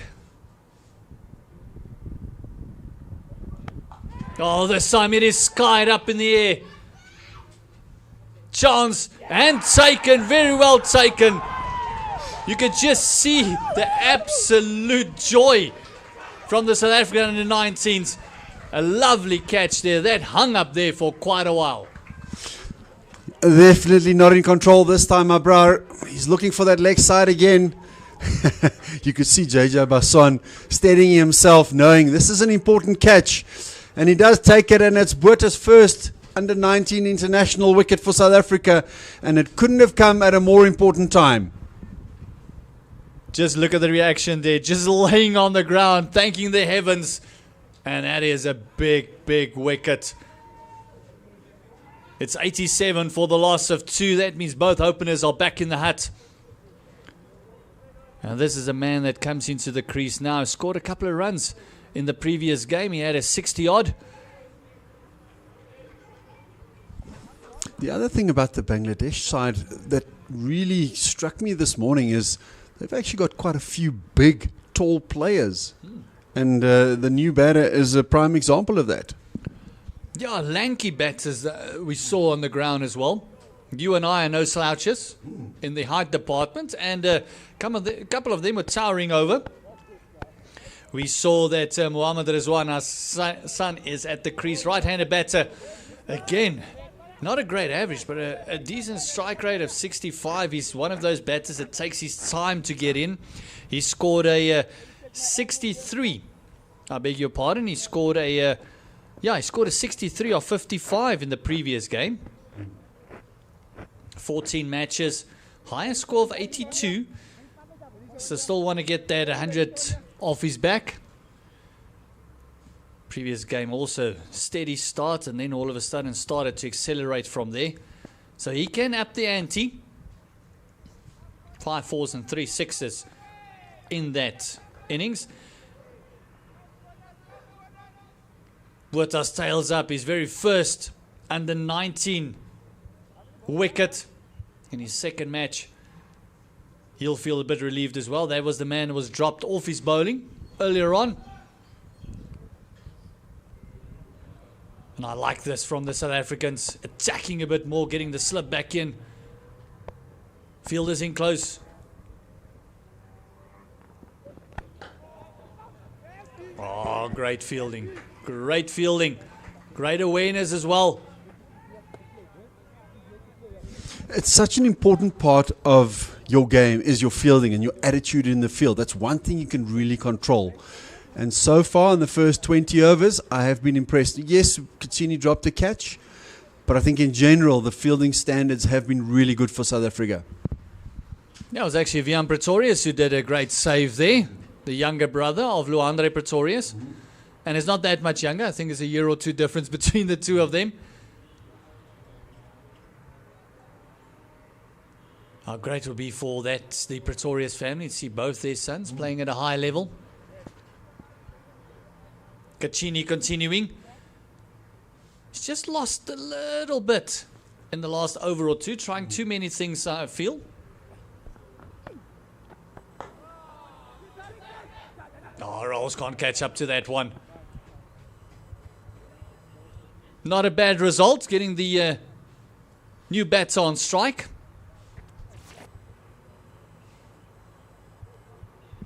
Do we see the sun coming out a little bit?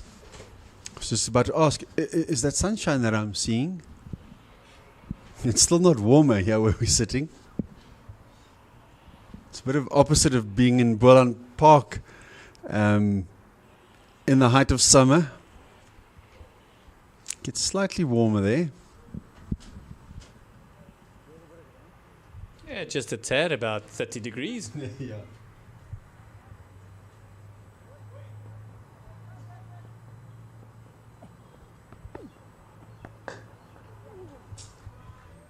Oh, lanky batter. It looks pretty compact.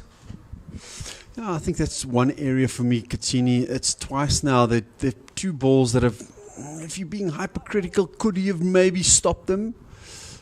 So if you want to be an international cricketer, those are the little things that just set you apart from the usual guy.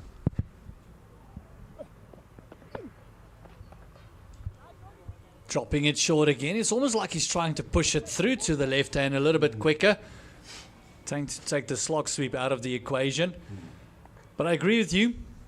Spin bowlers in general are very critical of themselves, of their own bowling.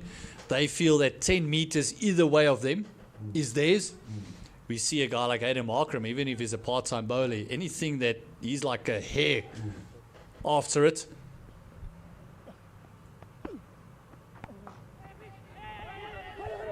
Chance for a run out. Oh, and it's not a great throw. He might have wanted to go to the bowler's end. Would have been a better angle for him. Yeah, just not quite balanced to get the throw accurately and flat. A little bit of hesitation here. Half a chance. Took a fantastic catch earlier, Paul James, and this time just the throw going awry. Going back to around the wicket for the left-hander is Kachini.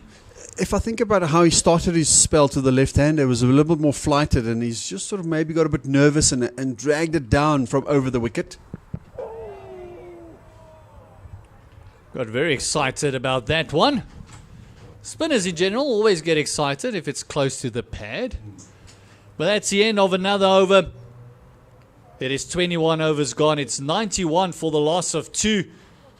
The captain, Hakim Tamin, is at the crease with Hassan. That's just the bowling figures there.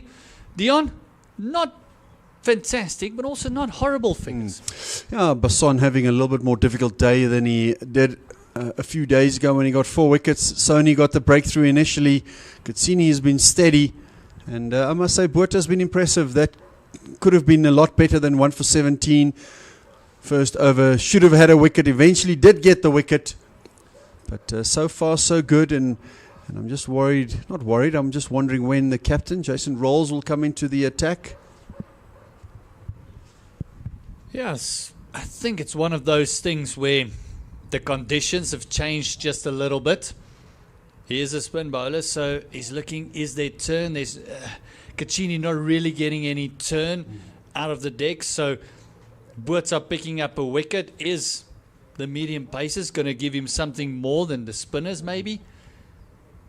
Maybe trying to do something different as well than what they did in the first match? Because Bangladesh kind of expecting one thing and then throwing them a curveball. Having someone else maybe roll the arm. Or like I said, doing something different, bringing yourself a lot later. Yeah, I just think the longer you wait, the longer you sort of bowl towards the end of the match. Or end of the innings, rather. Oh, Buerta just getting a bit of turf there, and almost looks like he got duplicated there by James. He rolled over and James said, listen, I can do the same. Definitely an area of concern there, but having played in England, that becomes quite an issue, the footholds. And you've got to have the ability to either go wider or closer to the stumps because everyone's landing in the same sort of spot. So it's something, once again, getting back to the whole learning experience, you've got to be able to adapt. And it's not always easy. We're comfortable with doing the things that we like doing. Oh, it was a little bit extra. Bit of extra bounce. Like I said, he's only medium pace, but he does bowl a heavy delivery, so he does tend to hit the deck a little bit harder. That means that front foot does come down a little bit harder as well. So if that's going to be the tendency of it breaking up that side, and this is where the captaincy comes in as well now, is spinners, are we going to change ends with them to give the fast bowlers something to step onto, or are we going to continue just fixing up that hole?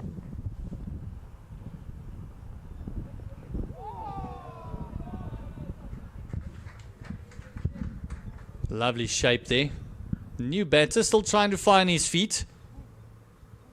Razan Hassan. Lovely run up. Look at that one. Just a little bit of venom.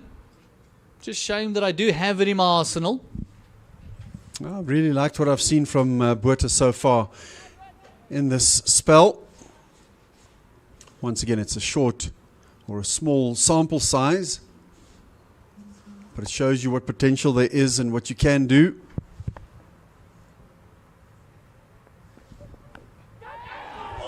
Oh, this one just evading the keeper. Lucky runs for our son. That would have been a phenomenal catch.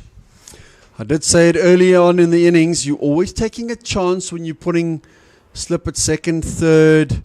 Just stick to conventional. That would have gone straight to first slip. And this is where it comes in. If you're going to take those sort of risks, especially for the new batter, have them in conventional positions and then adapt as the player adapts his game. But often first slip is effective because they tend to go hard at the ball outside off stump. So that's for me why the finer slip actually does make a little bit more sense. There you're sort of guessing where he is now. He's more second, third slip. You can go 1.5 even, I think, because then the slip can still work to his left. Oh, this another edge, and looks like the keeper's put it down. Piri, did that carry to him? That's the second edge. Again, those hard hands that you mentioned. Yeah, that's definitely a chance. Botha's thinking, what must I do to get the wicket here? That was probably as straightforward as it comes. Oh, definitely carried. Dipped a tad on him, but that is, as keeper goes, those are the ones that must stick. You're the man with the gloves. And Botha are conceding 5 runs, but both of them being chances.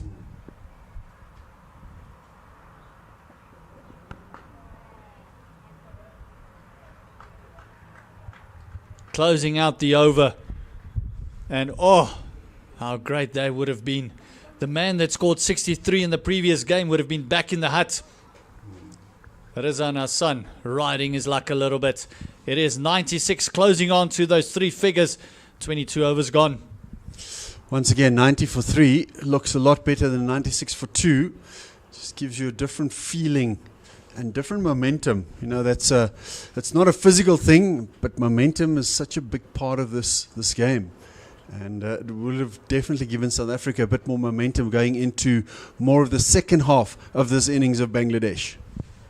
And also, if you keep picking up wickets, that means that you're in the game the whole time. If there's wickets going down, if there is 1 or 2 things not going your way, then you kind of find yourself doing different things and things you shouldn't have. If we just look at that drop catch again, oh, it was almost like he was on the heels a little bit.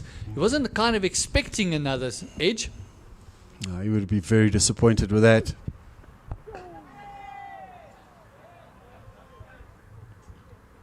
Kachini continuing around the wicket to the right-hander.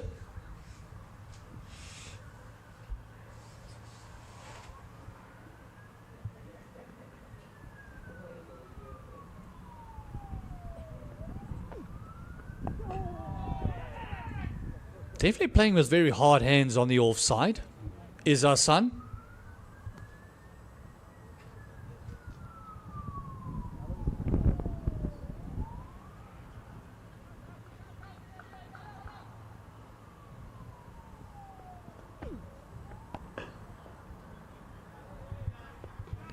They're very comfortable if you bowl wicket to wicket at the Bangladeshis at the moment. Straight bat. Pushing down the ground. They're very patient. We've seen that.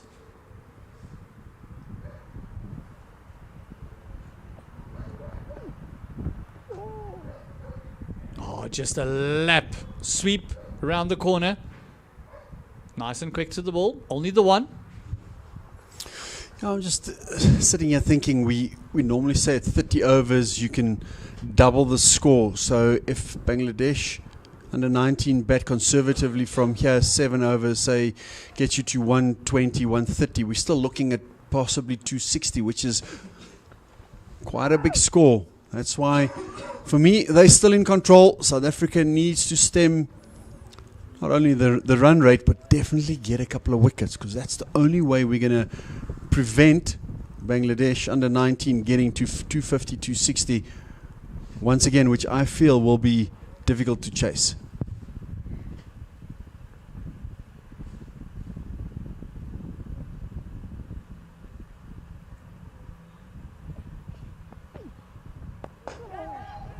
Using his feet, no success. Closing out the over well is Caccini. His 7 earners going for 21, which is good going. It's a 98 for 2, and I got to agree with you. Around about 30 overs, you start doubling up if you got wickets in hand. If you don't have wickets in hand, then you kind of revise the total of what would be happy with or what would we want to defend. And anything around about that 250, I would even say 225, 230 mark is going to be tough going. Yeah, 220, 230 I think is different. 250 plus, I think you're going to be struggling as Jason Rolls does come into the bowling attack now. But getting back to a comment we made earlier, and Caccini is bowling economically, none for 21 in 7. I would have taken even 2 for 35 in 7, to be honest, or 2 for 30 would have been even better. Just look at Jason Rolls' best there. 5 for 8 was a phenomenal day out for him. His 6 matches, that average of 16 is a phenomenal average for a spinner. And only going at under 4 to the over. Also a left arm orthodox. So it might be because of that footholds, maybe just changing ends with the fast bowlers, because Buerta got 2 edges in the previous one. I don't think you really want to take him off, but they got to try something different. I just think if he bowls 10 on the trot now, he's going to go into the 43rd over, 44th over anyway. So he couldn't probably have waited much longer before he came in to the attack if he wants to bowl his full quota of overs.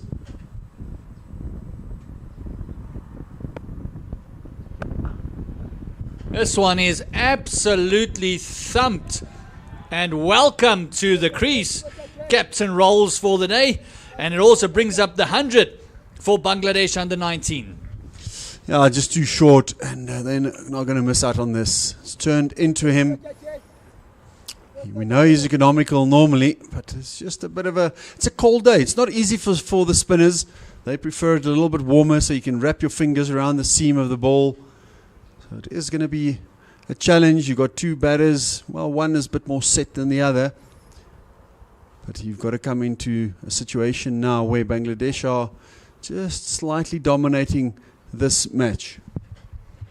Yeah, as a captain, just getting to his stride. Previous match, he scored 26 of 48. So he likes to get into the innings before he really gets going. Also hit 1-6 on Thursday. And it was, in fact, the man bowling at him now, Jason Rolls, who got him out.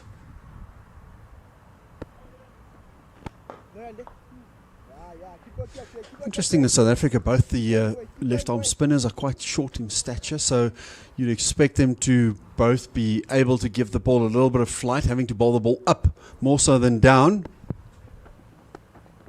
Oh, delicately played down to a vacant third man. With just the one.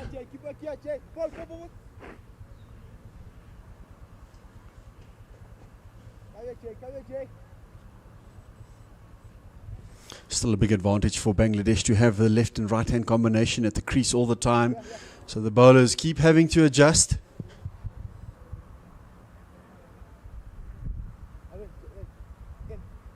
Look at the height difference there between Piri and Hassan.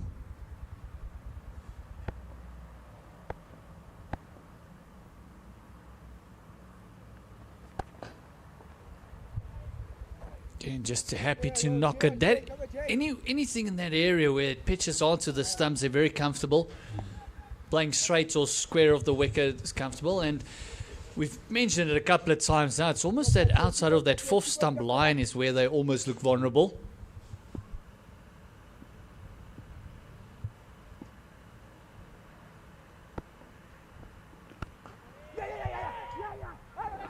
Oh, nearly miscommunication there. You can see our son being very annoyed with his... I beg you, Hakim Tamim being very annoyed with his son there. Not realizing that it was well right of the fielder. That is an easy one. I probably could have gotten 2 if they went straight away. Basson just not getting his hands to the ball. It's an expensive start for Rolls.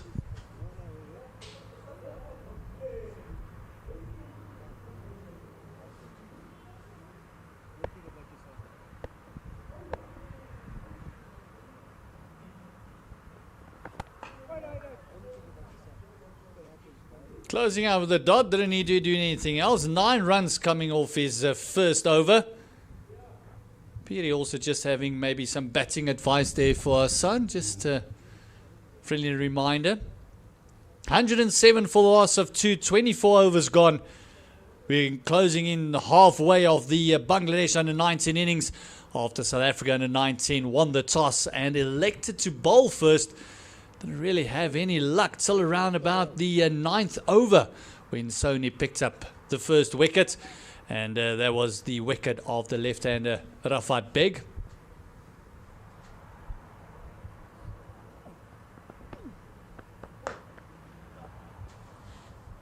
This one going in between 2 fielders there. Oh, sorry, the bowler and the fielder there. One of them should have gone for it. That's the point I made earlier as well. Katsini, for me, that's not enough desperation. I'd like to see a little bit more urgency.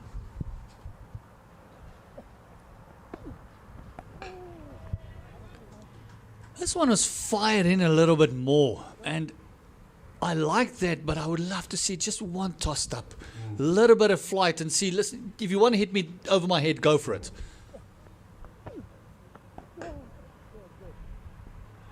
And that's one thing that I feel that especially South African spinners are very scared of doing, is just tossing one up and just taking the pace off. And if you want to generate some speed, do it, but I'm not going to give you anything to work with. Just thanking him for the batting advice.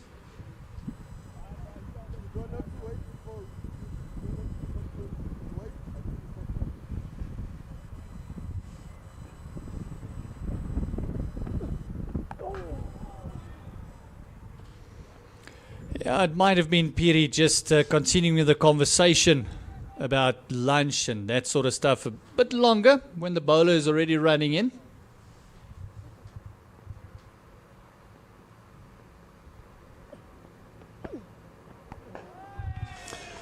If I was the batter, I would just tell Piri, maybe you should have opened your mouth to catch that one and instead of using your gloves. Because you've already allowed me to be here for longer than I should.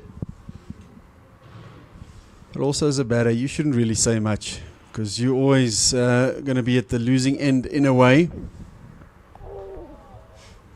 But it's not just that. Every now and again, as soon as you start talking back, the concentration is, what am I going to say next to this guy? If he says this, everyone's had those conversations in your head where if he says this, I'm saying this. And it just breaks that concentration. That's kind of what the chatter is doing on cricket.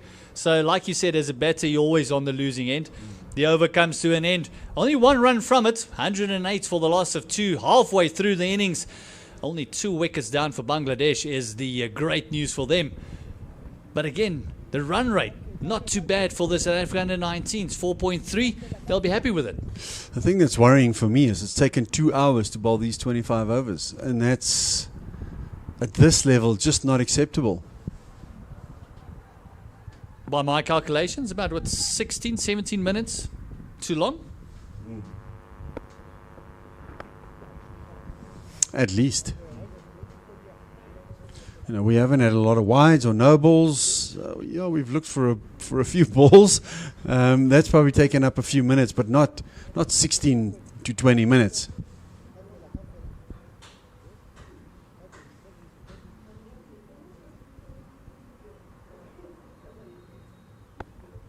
Rolls into Hassan.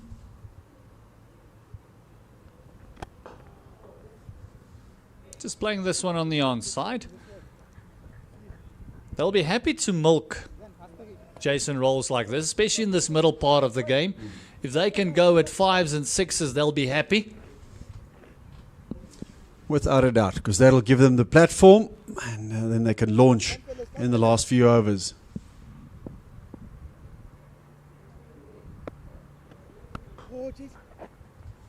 We were talking about doubling up at around about the 30 over mark and that sort of thing. But I think if they got another 6 or 7 wickets left and we're around about the 40th over, we could look at a massive score.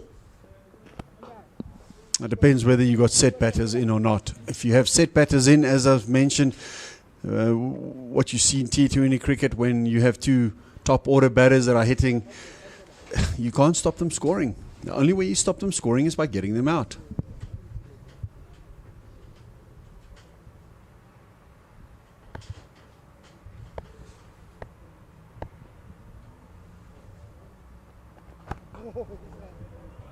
That one looked like it just straightened up a tad. Not a great deal of turn from the spinners, from the South African spinners. You should see what the Bangladeshis can do on this deck.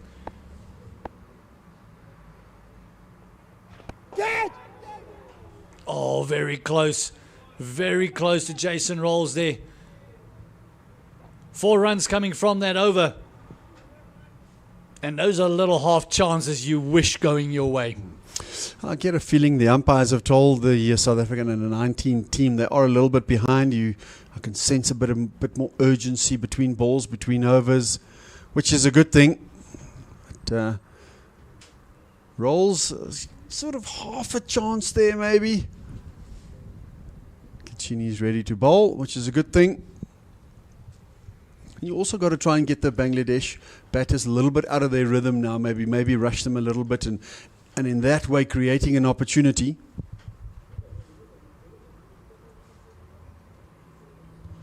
Yeah, we always talk about slowing down the game, but rushing the game is also a good tactic.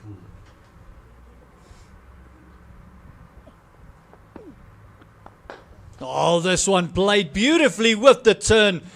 That's over extra cover. That's a forfeit. And Razano-san just said, I'm not going to allow Kachini just to bowl at me. First ball of the over. He also knows that Kachini's only got 2 overs left to bowl. He's going to try and put him under pressure. That is as good as it gets. That's 2 bounces and into that cement and also soften up the ball a little bit.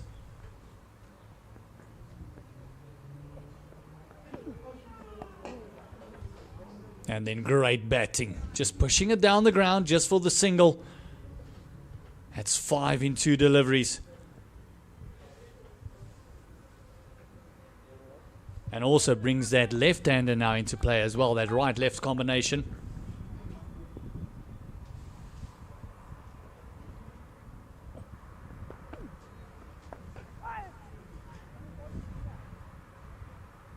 Kachini's been very economical. And apart from when he gave it a bit of flight, where he actually looked threatening in that first 3 overs, he's kind of just going through the motions at the moment.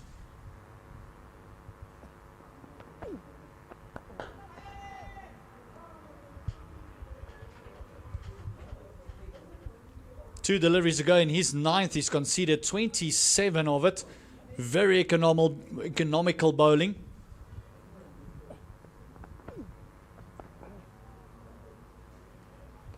And just look at those 2 fielders in, what do you call it? It will be a wide-ish mid-on and a mid-wicket, very close to one another.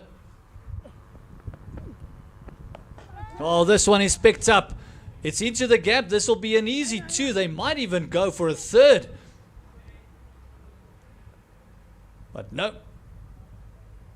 It is great work by Manak. Quick release. A lot of field to cover out there. And it's 7 from the over. 119 for the loss of 2 after 27. And it's Hakim Tamim.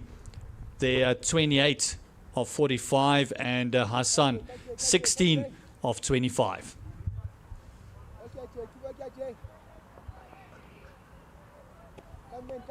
Come in.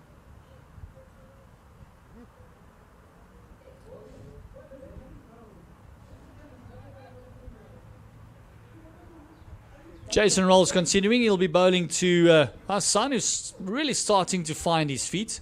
Lovely shot in the previous over of extra cover.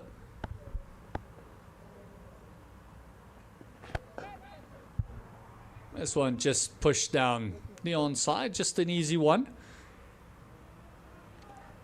This becomes the part of the game that as a batting unit you want to control completely.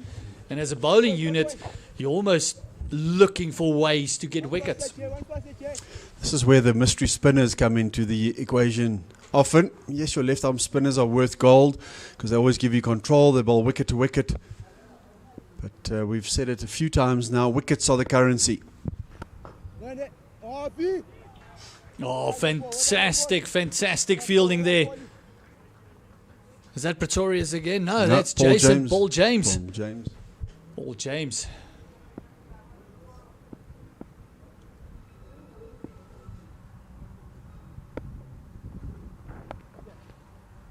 He walks in very close, doesn't he? He's got great reflexes. This time Caccini picking it up, but he gets in extremely close. And as you mentioned, he's a keeper himself. So he'll be used to getting right up into thick of things. He's the kind of guy that always wants to be involved, whether it's with the bat or in the field, which is a great attribute to have. I don't think the young players realize the importance of having energy like that in a field. It just lifts up everyone.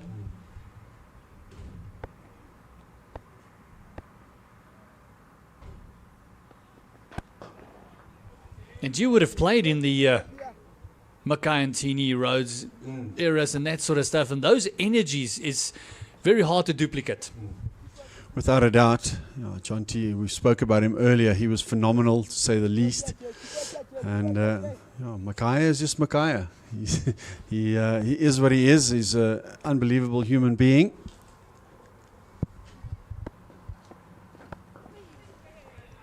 Lovely little deft touch there by Hakim.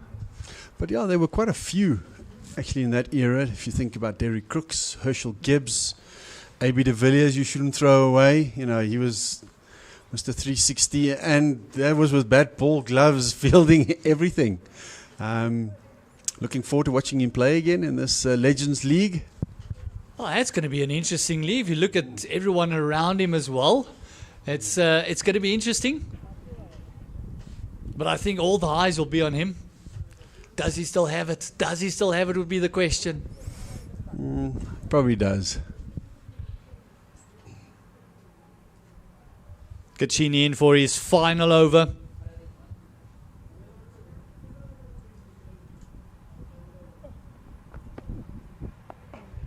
I think the thing for AB also, what he'll realize is once you get into that cauldron again, you miss the adrenaline, and that's the thing. People think it's this and that, and they don't play for record. It's actually that adrenaline when you start playing. Oh, this one picked up. Is it going to feel they're going to get on it? Oh no, it's Lim that's just missed it. Lachadin rather. He just palmed it away for 4. That would have been a great catch. Did all the hard work to get there. Just couldn't hold on to it. Yeah, I just wonder whether he was a little bit too straight to start with, rather. And if he was a little bit wider, it would have more gone straight at him. He's very straight, and normally at long on, I expect him to be standing a lot wider. For me, that should have almost gone straight to him. Especially with the ball turning into the left-hander, it does create the angle that it will go wider.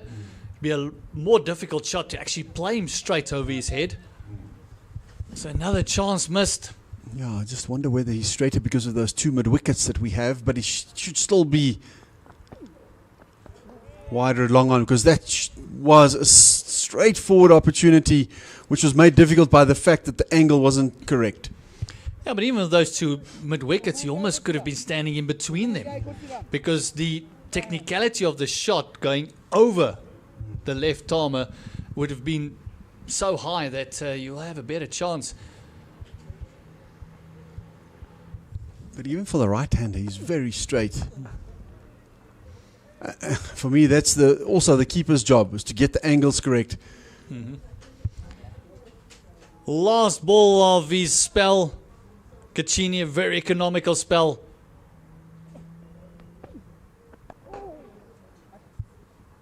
Just a single from it. Going for 35 in his 10, only 3.5. And that's what you mentioned. Your left armers always gives you a great economy rate. That brings his spell to an end. That's the other thing that I want to mention as well, is we haven't really seen the Bangladesh players hitting straight, gun barrel straight. So it also another thing where you got to play the conditions a little bit as well, is what is the batters doing, because both of them has actually opened up and closed the face of the bat, not kept it straight. So that's again where the keeper comes in. He's got to assess the situations. As we see the return of the big left armer, JJ Basson, going for 6 to the over in his 5. Now the wind will not be in his favour now, but he's probably not going to look to swing it. Probably looking to bowl more lines and try and get the breakthrough. South Africa under 19 have had a few opportunities which they've let slip. They can only blame themselves.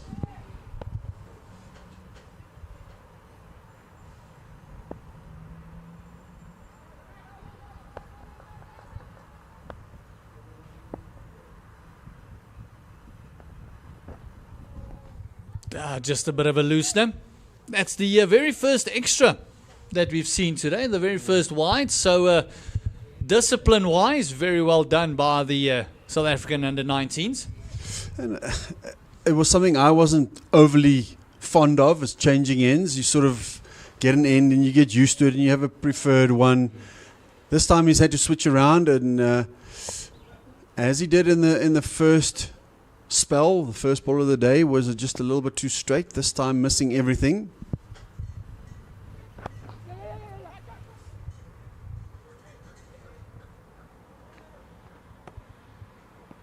And if you were the Bangladesh batting coach, what would your advice be here? So listen, guys, just knock it around, because we're on that 30 over mark now.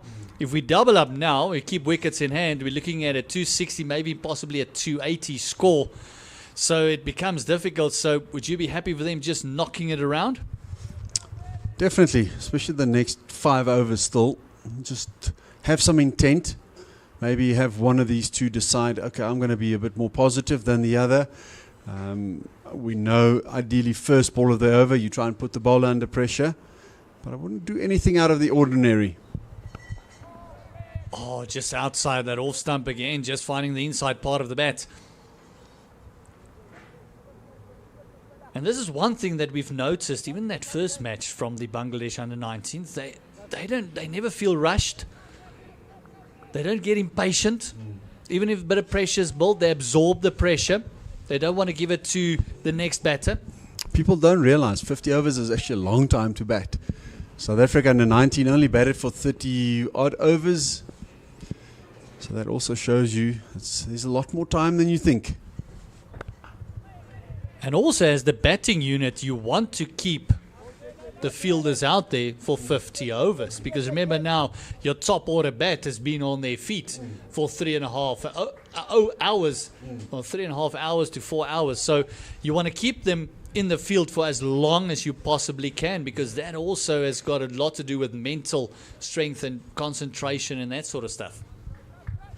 Without a doubt. And also in this cold, it's not easy. The conditions are taxing. As much as it will be in the subcontinent when it's hot, this is also not easy.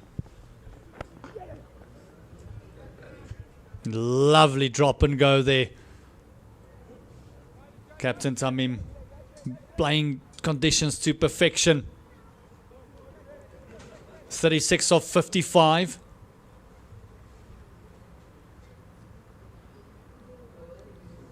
Mohammad Azazul Hakim Tamim, the captain of Bangladesh. Lovely gentleman. Spoke to him at the toss.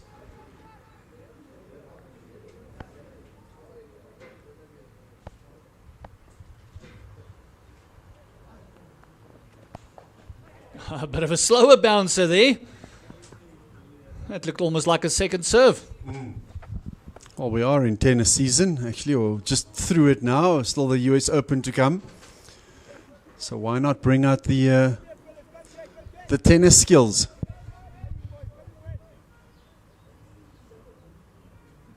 It's actually very, very well bowled, because you could see him lining up the big pull and then all of a sudden realizing that it's all pace off. So JJ Basson showing all the tricks in this first return over.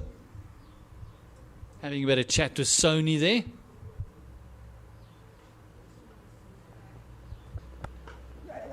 Oh, this one played just past backward point. Turning for the second. It's a big field out there, so 2 always on the cards. Oh, straight away, as he hit it, he said 2-2-2, and correctly so. It's a difficult area to defend, that big boundary. Your angles have to be really good. The fielder has to know to be 5 or so off the boundary fence too.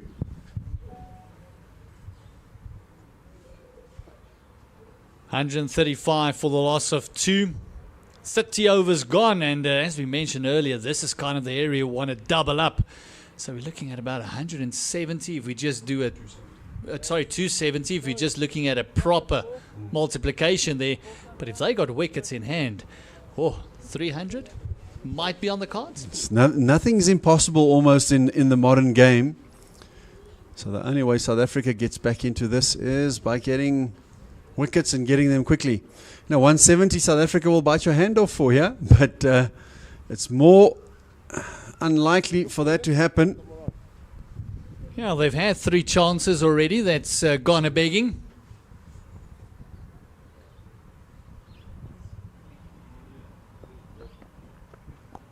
Oh, this one playing inside out. 1 bounce and plugged into the outfield once again. Just a 2. Almost feel that a shot like that deserved a bit more. Only if you're a batter. If you're a bowler, you're thinking, thank goodness it only went for 2. But it was beautifully executed. Didn't try and overhit it.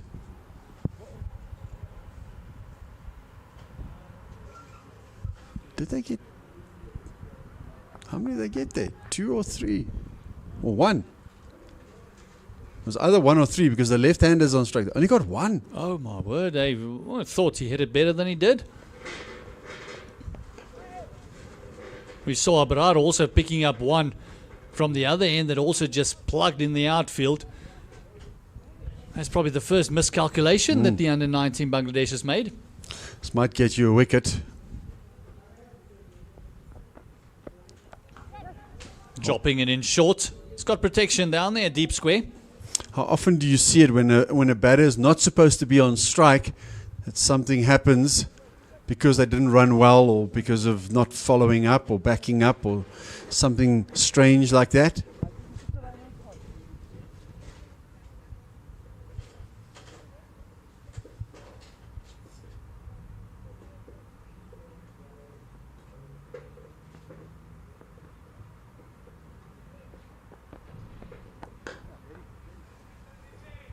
Happy just to go back to the basics, knocking it around. You can actually see that Lachadin Rolls was actually telling him to come around a bit more because they see what the intent is from the right-hander.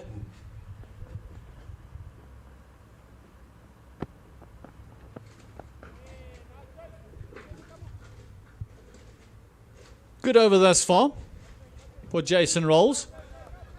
It's also changed ends. After Kachini finished up this end, he thought he'll give it a bit of a go.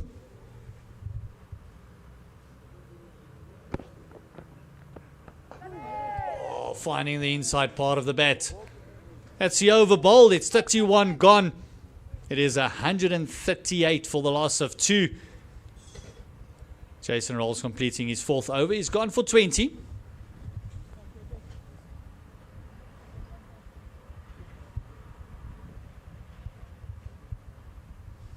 When will you bring back the wicket taker Sony? Because he bowled brilliantly, especially to the left-handers from around the wicket. Will you bring him in for a 2-over spell? I will, probably after Basson bowls another 2 overs from here, depending on how he goes. And then I would follow up with Sony from that end. You expect Rolls to bowl 6 overs consecutively from the end closest to us here, the commentary box end. So you probably have the spinners bowl this end now with the batters hitting into the breeze. The seamers doing the donkey work, running into this coldish breeze. And then Buerta, he bowled pretty well as well because that's another option you have. Yeah. So yeah, I would rotate them after Basson. So Basson probably look to go 7 and 8 overs here. And then Sony and Buerta after him, and then just rotate it and see how quickly we can get through these overs.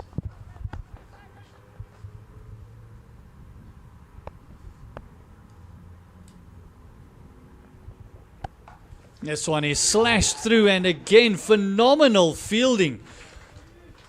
James Hugh Beauty. He's really putting in some work there at backward point. These are the moments in the events in a game that changes momentum. You know, for a bowler, all of a sudden you know you've bowled a bad ball. Should have gone for 4. The fielder's got a hand to it. It's a dot ball. You just feel so much better about yourself.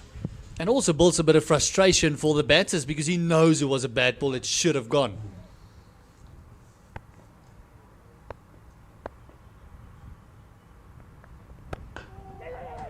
Oh, all of a sudden a quick single chance. Oh, a quick pick up and throw. That would have been tickets.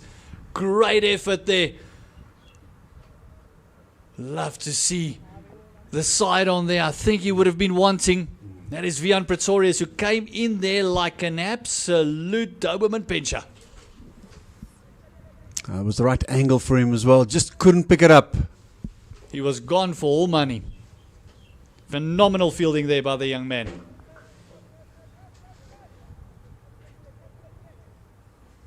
Still mad at himself for not picking it up and throwing it.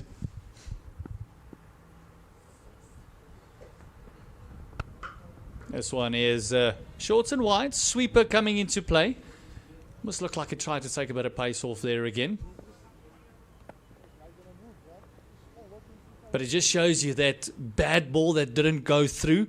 All of a sudden, next one is a drop and go and almost a suicide single. That little bit of frustration just building up.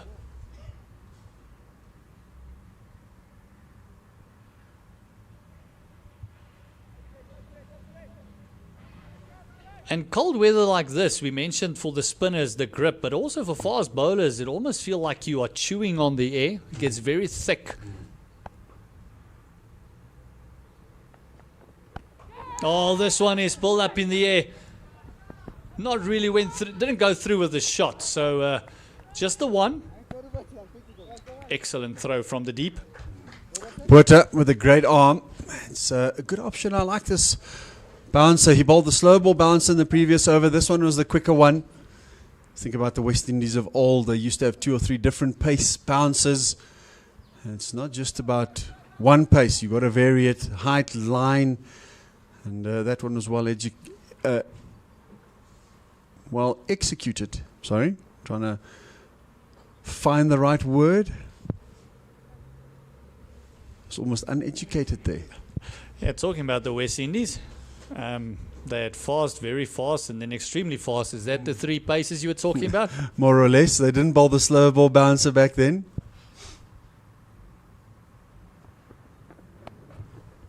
Again, same tactics. Very well played there. Kept this one down. Didn't try and go up and over. I think on a surface like this, it's a valuable ball to bowl, just to create a little bit of doubt in the batter's mind. We're going to have drinks. It is 142 for the loss of 2 after 32 overs. It is South Africa under 19 taking on Bangladesh here at Willowmoore Park. Go get something to drink. Come back in about 5 minutes for the entertainment. And we'll continue right here on CSA Cricket Channel. Be back in 5.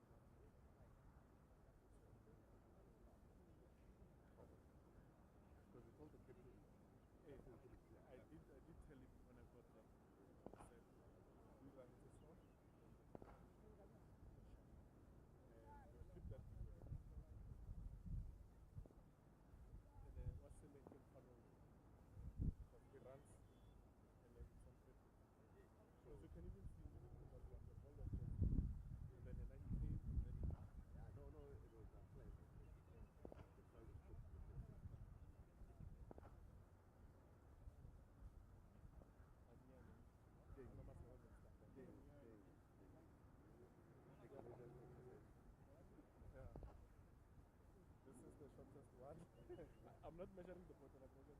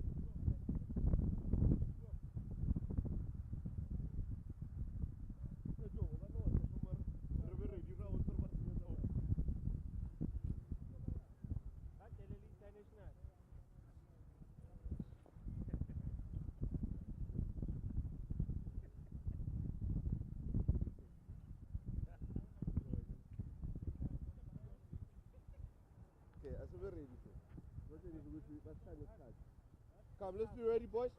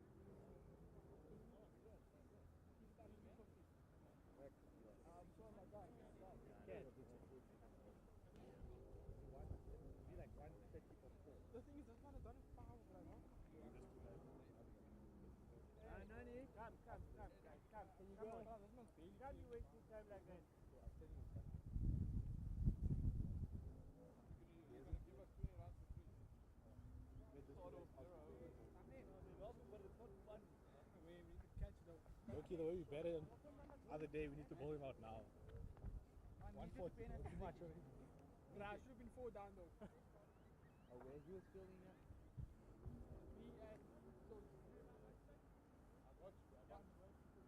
Kitchi?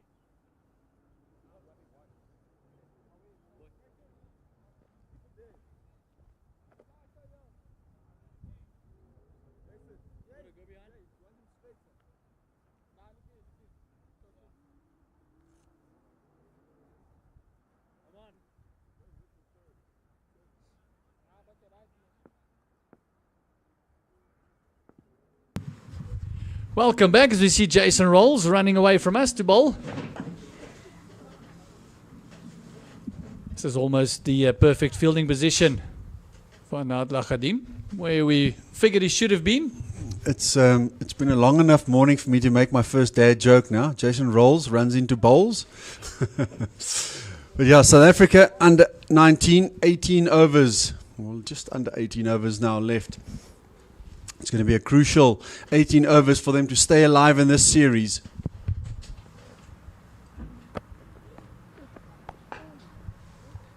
Oh, great fielding. Man again. James has been all over. Cuts off the angles phenomenally well.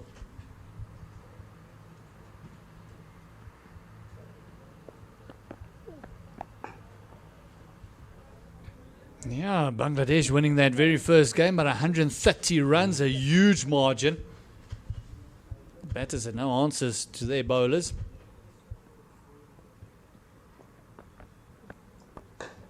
Use of the feet, getting to the pitch of the ball, just the one. That's what we mentioned earlier, even with the 2 mid-wickets there, that straight to hit, a lot harder than it is dragging it a bit.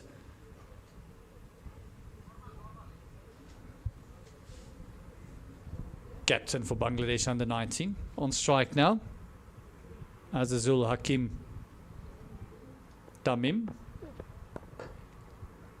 He's the one that actually has those 2 mid-wickets, but it looks like they have changed it. It looks like that 1 mid-wicket is a lot straighter. He's a very short mid-on now.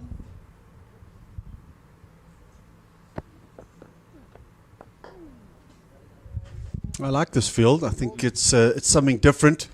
It's asking a question of the batter. What can I do to rotate the strike? Normally there's an easy enough single there, and we're sort of inviting him, try and hit it to cow corner, which they haven't really done yet. And also can't really just hit it straight because then the bowler is there. So you almost got to hit against the spin to go to the offside. 33 overs gone. 17 left. 144 for loss of 2. And that's still the key part in this innings for Bangladesh. It's only 2 wickets down. They can get to the 40th over, even the 42nd over, and still have 2 wickets down. They can have a huge launch at the end. Basson going to bowl his 8th over.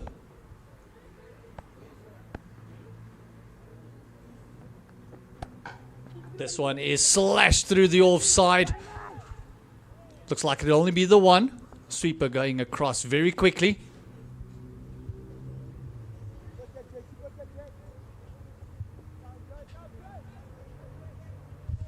Probably his last in this spell. You'd expect. South Africa have only used 5 bowlers. So you're going to have to manage your seamers quite nicely now towards the end of this innings. Yeah, Botha's only bowled 5 overs. And Sony still has 4 left as well.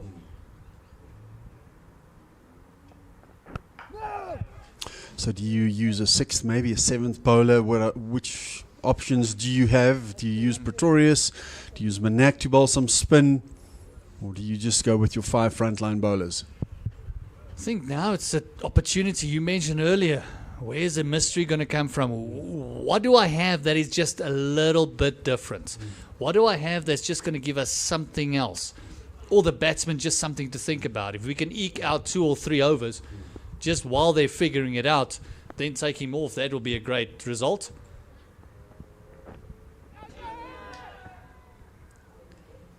Second wide delivery. Don't mind the plan though. He's trying to angle it, the Yorker, into that leg stump. Just misdirecting it.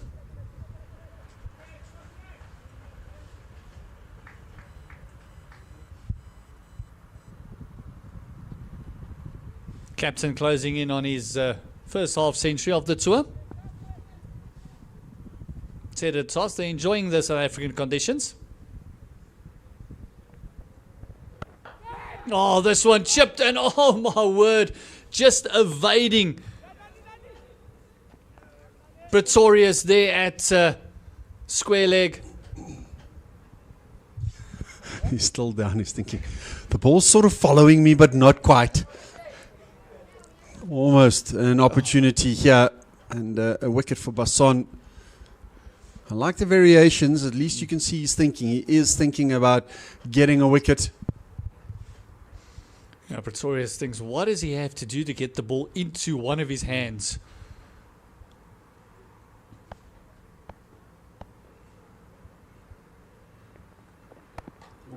Oh, this one is very lately cut by Hassan. Nearly snuck through there by Basson. That was a complete misjudgment of line for me. I think Hassan thought it was a lot wider than it was. And he ended up just squeezing it down to that third man area. Could have so easily have gone off the inside edge onto the stumps.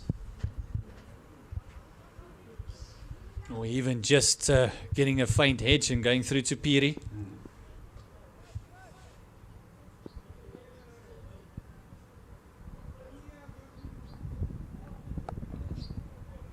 Nice rising delivery. Very well played by the captain Hakim. Closing in on 150. One short. 149 for loss of 2. One more delivery to go in this 8th over by JJ Basson. I think the Bangladesh under 19 side so far have really shown us how to construct an innings. Yes, Abrar was a bit more aggressive because that's the way he plays. But the other batters have just batted. They've not really gone and searched for anything. They've just played normally. You know you're going to get opportunities. And they've laid the platform. That's a wide over the head. Little bit too short there.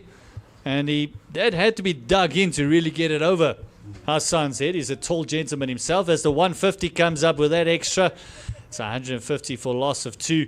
Just see how short this one was dug in. And way over the head. Yeah, but it's a wide down leg as well. So it's almost a double wide. Or if you're a dodgeball fan, it's a two-play sway.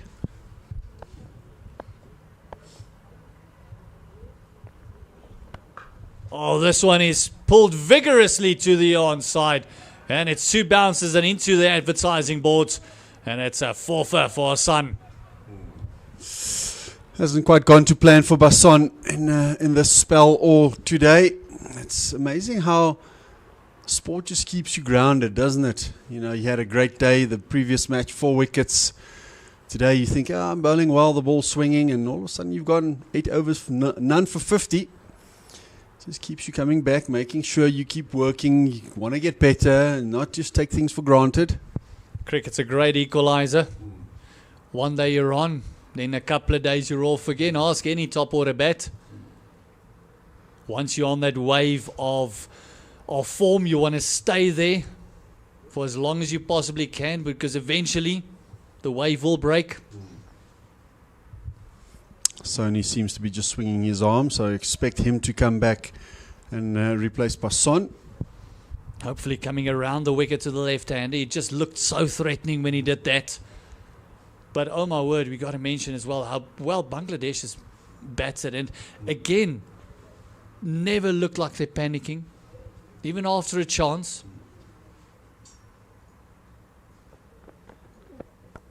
Using the feet and coming straight down the ground. It is another maximum. And it's the captain who brings up his 50 with a phenomenal shot. It is 50 off 69. And it's Muhammad Azazul Hakim Tamim scoring his 50 as captain of the Bangladesh under-19s. You like using the full name there. I'm not going to even remotely try and attempt that. But a wonderful innings. Spoke about hitting the first ball of the over for a boundary, which is exactly what he's done. It forces a change of field here for Jason Rolls. And it's danger signs here for South Africa under-19. Well, that's what we were talking about. If they reach that 42nd over, they launch, and one of these two gentlemen is still there, well, they can bat around him. Well, you only have to go 6 and over from here to get to 250 plus, so it's not too difficult.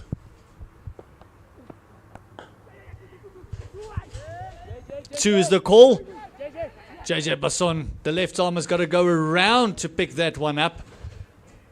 So an easy 2 in the end. His partnership is now worth 75. As you mentioned, all they need to do is go run a ball. So danger signs for South Africa.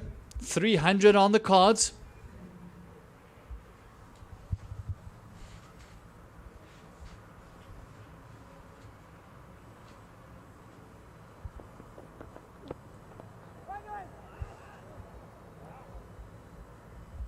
And this over already going for 8. All they got to do is knock it around now. Even if there is another 2 dots coming in the last 2 deliveries, doesn't matter.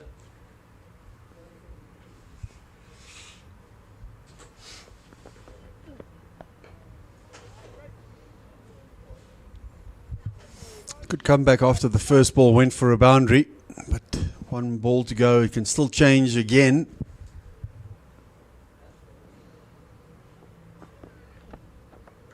Oh, this one drops short and very well played. Going for the sweep shot. It's behind square. It's 4 runs to end the over. So this over costing 12 runs for the captain Rolls. I said it can change, and it did. Unfortunately, we've seen a couple that Kachini bowled earlier, similar deliveries, not get dispatched.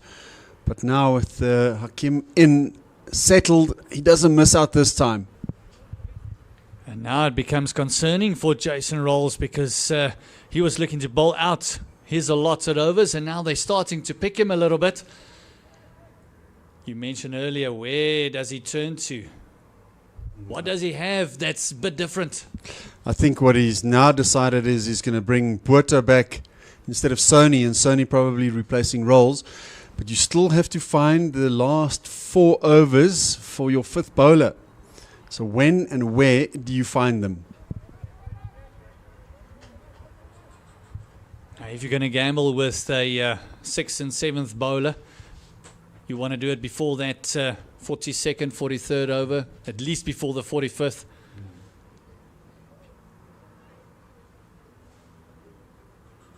He's got to find a couple of cheap overs here somewhere. Pick up wickets. Botha into Hassan. This is beautifully driven. And great fielding. Oh my word, Pretorius. Down on his haunches again. By the reaction of himself, that looked like if he hit, that was gone.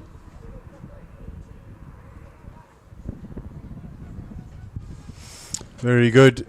You sort of get a feeling the batters are running on the shot, because the shot was a good one and feel like you needed to get a run for it. So South Africa, there are half chances here and there, full chances that they've missed. And they can just look back on this innings so far and think what could have been if we were a little bit better in the field. Yes, we were very good, but the opportunities that we had, we probably should have done more.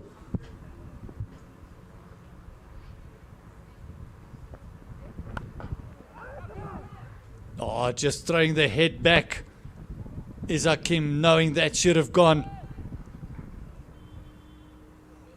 But we spoke earlier about what Bangladesh will be happy with defending, and now we got to swap the script around. What would South Africa in this position that they're in be happy to chase?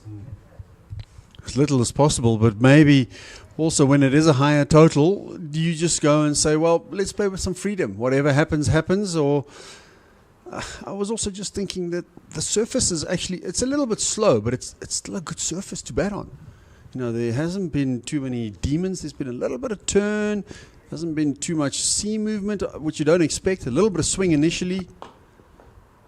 So it's not impossible to play on.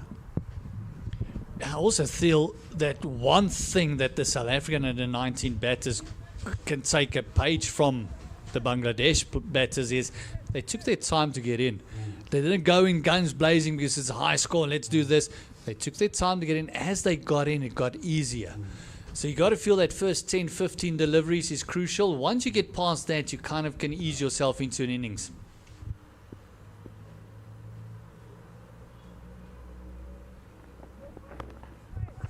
And obviously partnerships, just seeing that this partnership is now worth 80 runs already. That's how you construct innings. If you have 100 partnerships somewhere, a couple of partnerships of 50 or more, all of a sudden you got 200. That's when you start getting to 300s and the like. But that also means that you always have a set batter there as well, because the first partnership for Bangladesh was 56. The next one was 31. But there was always a set batter that continued the whole time. So it is very important for, if you're in, stay in. No, full toss, not put away. Birds are creating some pressure. That's finally the one from it. I do get a feeling he's not quite happy with where he's landing with his front foot. He did do a bit of scratching as the over started. I just look at his body language, and to me it just says I'm a little bit uncomfortable.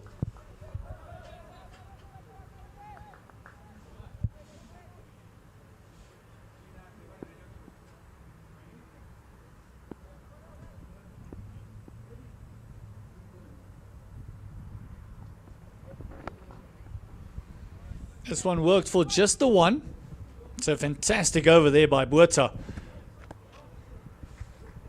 It is 2 coming from it, 167 for a loss of 2 after 36.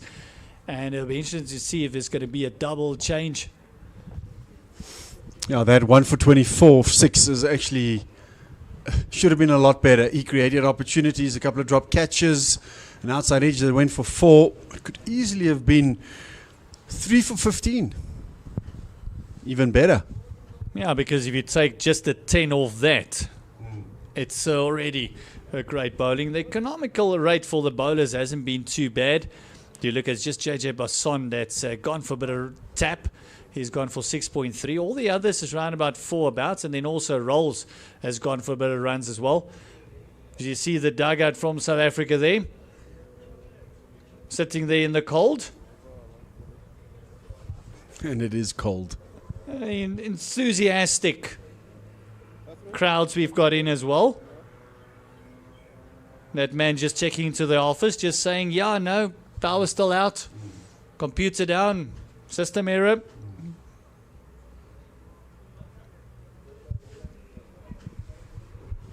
That's the change you were talking about, Sony replacing roles. A bit of communication there by the two fast bowlers.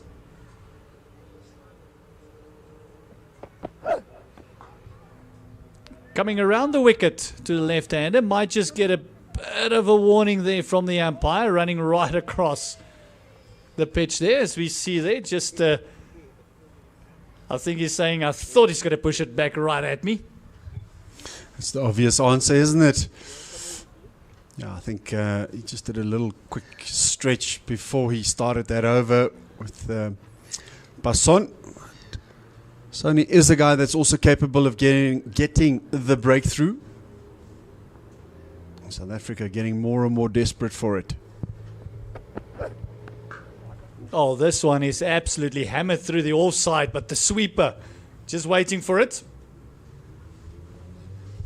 You know, as a batter now, this is the time you want to be batting because the ball's sort of getting a little bit older. There's not a lot of movement. The field's spread. You know the bowlers are going to probably have to try and do things to try and get you out. So it's going to give you opportunities to score still. And ideally, you want to be in for the last 5 overs. It's a bit like happy hour. You can just go and express yourself. Oh, this one is 8-ball corner pocket, right off the cue end of the bat. He's getting a warning here for running on the pitch. Maybe that's one of the reasons he doesn't like bowling around the wicket, is because he does run onto the surface. Yeah, he does fall away in his action a little bit. That will create that angle going over the wicket. But he mentioned being a batter this stage because it's just, especially when you've been in for a considerable amount of time, as we see our son there for 46 deliveries and Kim, the captain, there for 81. You're seeing the ball pretty well as well.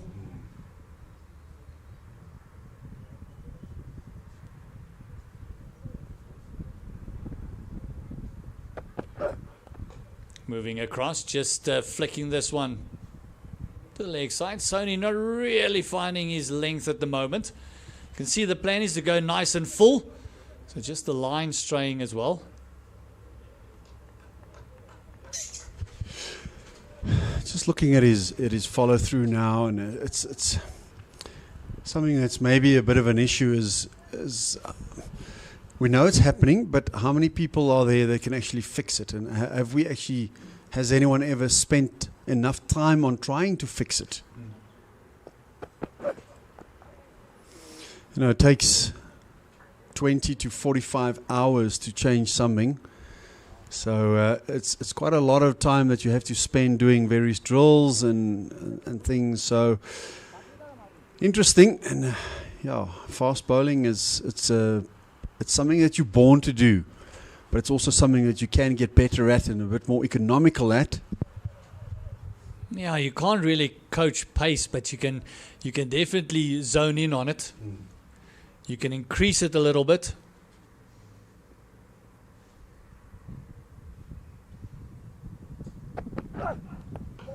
Oh, a bit of a slower delivery there. Well bowled.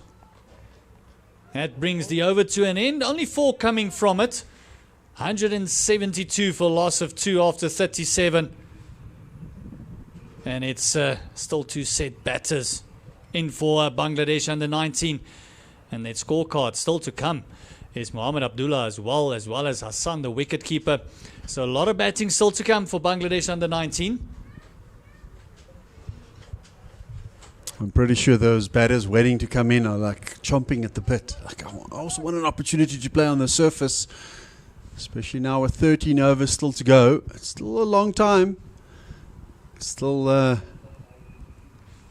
78 deliveries. So you go at least a run a ball here. That takes you to 250. Looking at the summary there, it is the captain Hakim Tamim still there on 59, and we saw the Alvarado also scoring 57 runs. He looked threatening till he kind of just threw it away a little bit. You mentioned Botha earlier on, not happy with those foot marks, and the ground crew has been up and down. Wouldn't mind seeing their steps on their watches because they're pretty fit. Getting up, getting down. The deck was very, very hard when we look at it this morning as well. So it might just not be, it's not breaking up too much. It might just breaking up in certain areas. Then the spike just kind of sticks into it. I don't think there's been enough grass growth for that actually to bind, and I think that's why it's just coming loose. You'll always have one area that maybe is a bit more so than the other. South Africa, they're almost done bowling. Oh, top edge. Safest place to hit is just behind the keeper. Just can't cut it off. Fantastic effort by Sony. Just can't get there. And again, Botha, just the luck not being with him. I have a feeling he hasn't tried to bowl this length. I get a feeling he's sort of bowled it because of the way he landed. Could have gone anywhere, but unfortunately for him, it goes for 4. And when you're a batter, if it's going your way, it's going your way. You create your own luck in this game, but if it's on your side, you want to ride it. We saw just a quick glimpse here of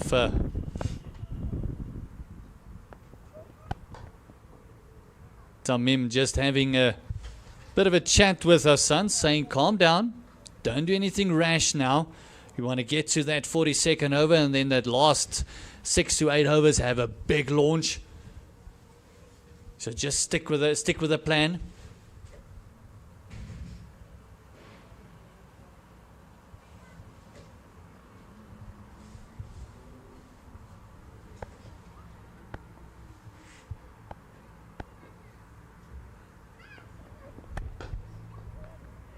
Oh, Botha bombing it on. Hitting the stumps and just allowing Bangladesh to get the single. But it just shows you the awareness of these two batters.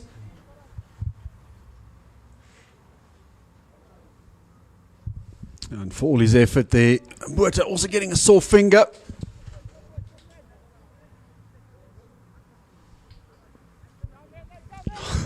That ball's so hard, and it's just cold enough for this to really hurt at the moment. And everyone always asks, but why do you stick it a hand if you know it's going to hurt? It's reflex. It's one of those things that you can't help to do as a fast bowler. You're in your follow through, the ball's there, so you stick out a hand, and oh, those hurt. Oh, this one is pulled in front of square. Lovely shot, 2 bounces and over the fence. It's another forfeit for the captain. And this is unfortunately what happens in an innings like this. You can just feel the momentum shifting more and more towards Bangladesh. This partnership getting closer and closer to 100, only 6 away now. And then 50 overs becomes a long time. Allman has some very dangerous signs there for South African under-19s.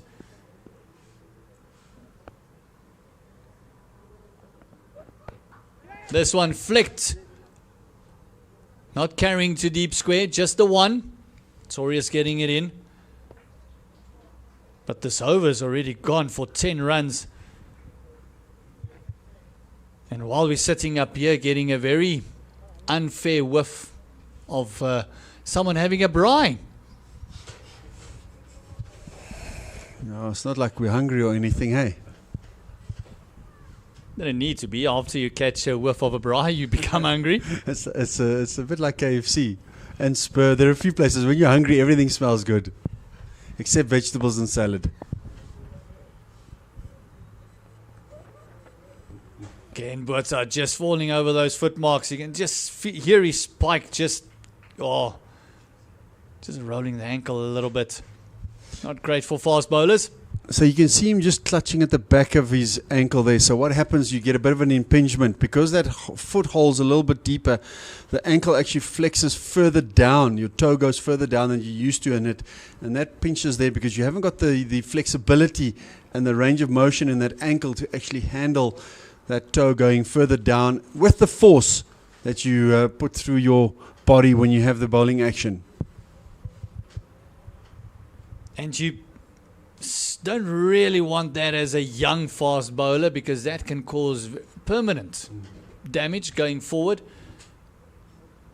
It's actually the way to fix it. It's a reasonably simple fix, is to go down on your haunches and do a stretch like that. That just stretches the front part of the ankle actually, which allows a little bit more of the flexion of the toe down effect that you want. Fortunately, that only comes with experience and having been through it and knowing what to do.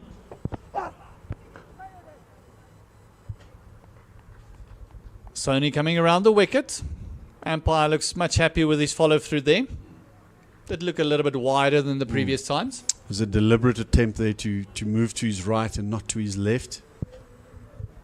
So now if you're clever with having one warning, you would run straight onto the pitch. And sorry, second warning, and you can't bowl any further. But I know, no, that's said obviously tongue in cheek.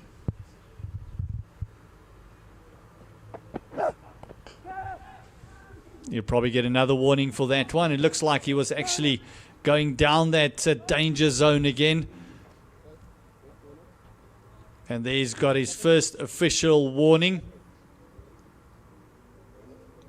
You can actually see it from up here. He was actually just angling right into that danger zone. And with South Africa batting second on the strip, is not really what you want. A couple of foot marks there, back of a length. You know, I can just also see his body language now, Sony, his reaction to it, and he knows it's an annoyance. It's something that you don't really want. But also, as you get more and more tired, as the day's gone on, it does get harder when you have a habit of following through more to your left than you should, to try and force your body to the right.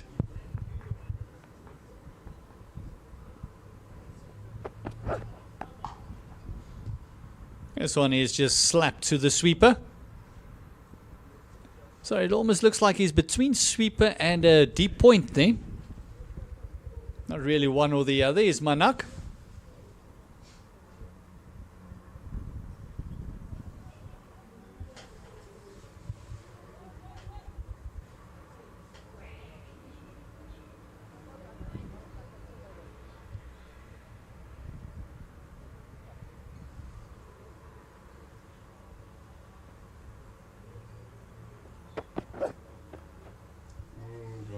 Oh, went right across. This might be the end of Sony.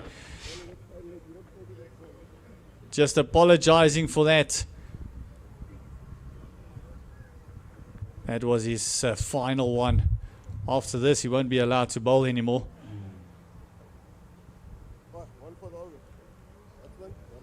Just look at that, running right across. As soon as he did, they turned around to the umpire and said, "Sorry, I know."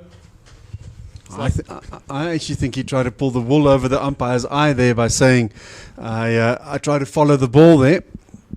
Umpire didn't have any of it. I jumped over the fence. Oh, this one is played to that man in the deep again. Just opened the face of the bat. 185 for the loss of 2.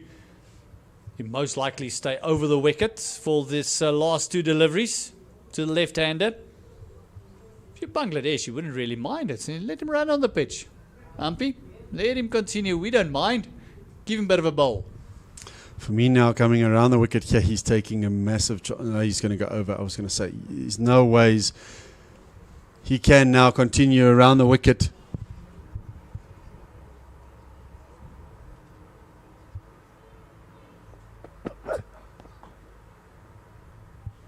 You could just see him falling away. He's just trying to push that hip through a little bit. He's getting tired.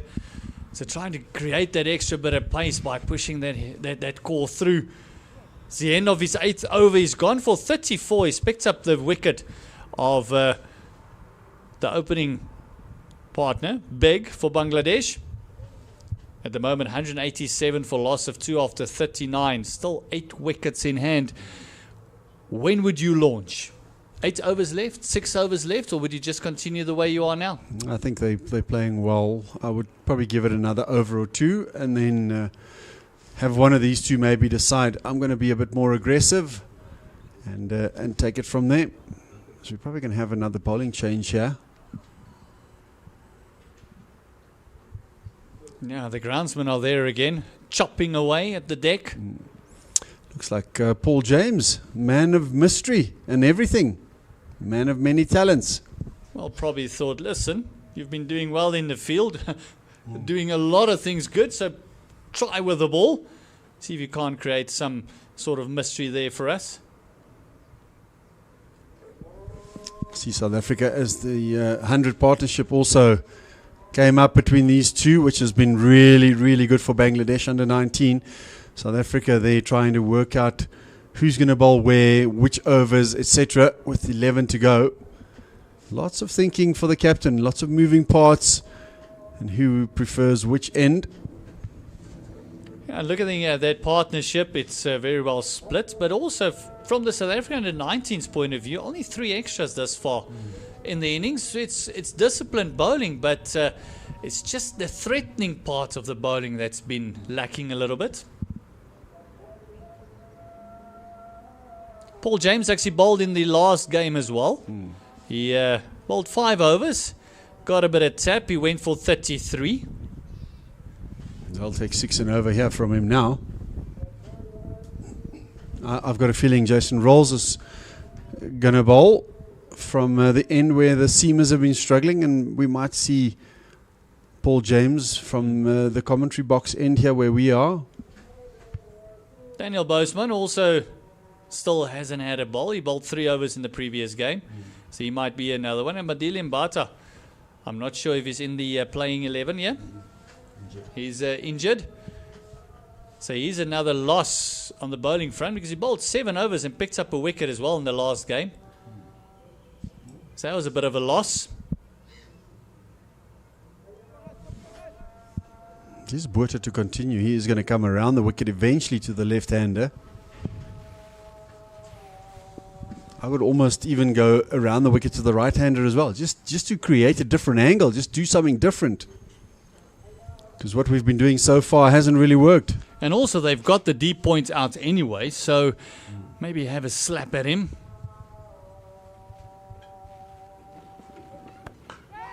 Oh, going inside now, chance given, and finally Botha picks up a wicket. It's a big wicket of the captain. It is Hakim Tamim coming around the wicket, has worked for Botha, and it's the 3rd wicket for SA under 19. First ball around the wicket to the left hand, and he gets a wicket. He's deserved it. He's bowled really well today, and that's probably as easy as it comes, and it's come at the right time for South Africa to break this partnership of 100 runs. Yeah, so finally Botha picks up a wicket, a one that goes to hand, and in comes Mohamed Abdullah. He's another one that is can hit the ball. He's a pretty decent striker. Also scored a 60-odd in the previous game.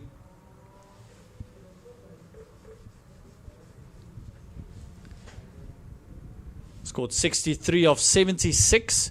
So ideal scenario for the South Africans, because a new batter comes in. He doesn't have a massive strike rate either, so he does take a bit of time to come in. You can just see the strike rate there around about 75.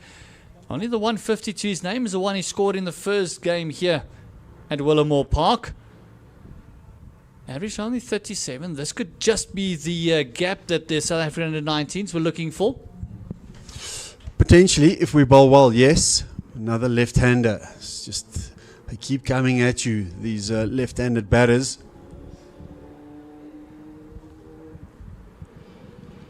Obviously, the situation in the previous game was slightly different. Now, with only just under 11 overs to go, I'm sure Abdullah will play differently. He gets off the mark immediately. You can see he's still nice and fresh. He was looking for a second there. Rizwan Hassan just saying, nah, I'm happy with the one.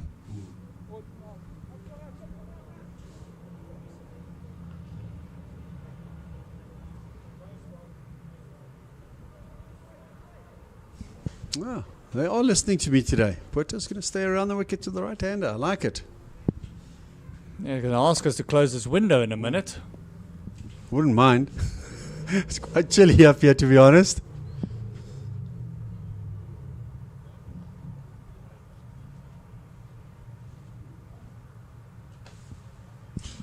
See now, for me, if you bowl the right length here, I don't need a long on. Where you're going to is going to go probably short and wide outside off. Yeah, but also they brought in their deep point. Yeah, so I would have left him back and brought up long on. Let him try and hit you there. If you get your length and your line right, the angle's going across him. And you're going to be trying to bowl back of a length too short. So if he then wants to muscle you through that onside, it's perfect. Still want to hit top of off, even from this angle.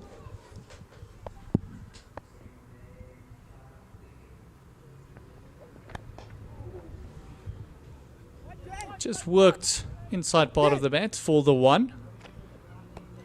JJ Basson doing a bit of work there on the fence.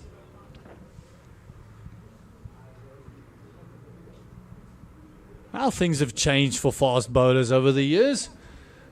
A couple of, let's say, 30, 35 years ago, even if we talk about the West Indies, those fast bowlers were always looking at a place to hide them in the field. Now, all of a sudden, your fast bowler is one of your most athletic person on the field. It has changed so much.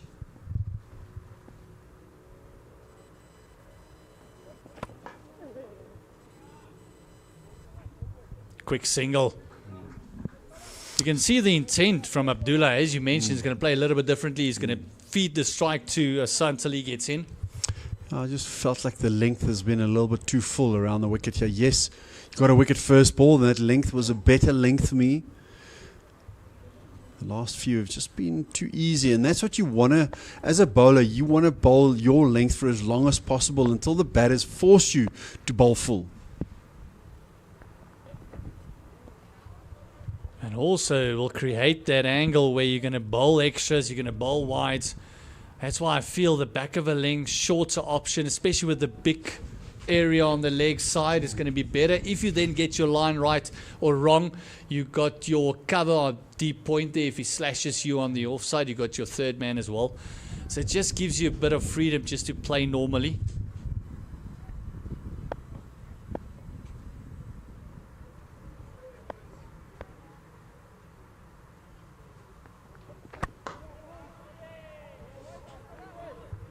Still a delivery to go in this over. One of the longest overs of the match thus far.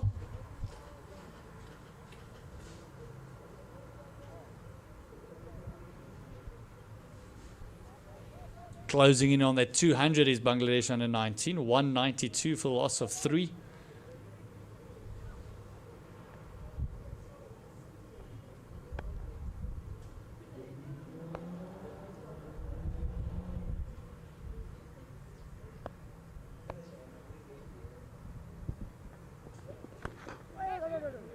See, that length is going to be so hard to muscle over that mid-on.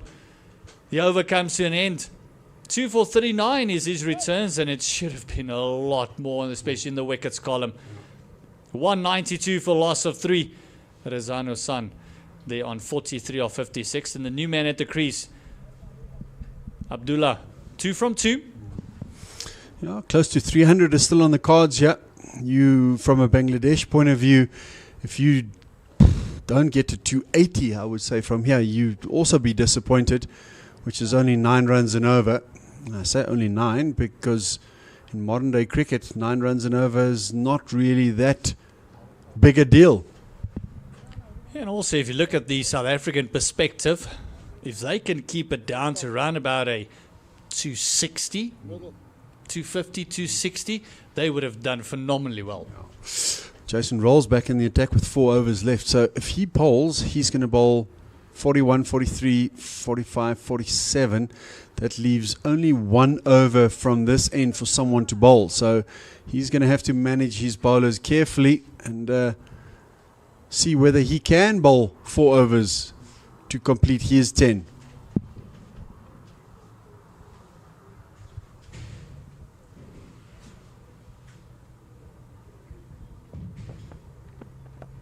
And this is where roles in a team comes in and not the man bowling now. I thought you were also starting to make dad jokes now.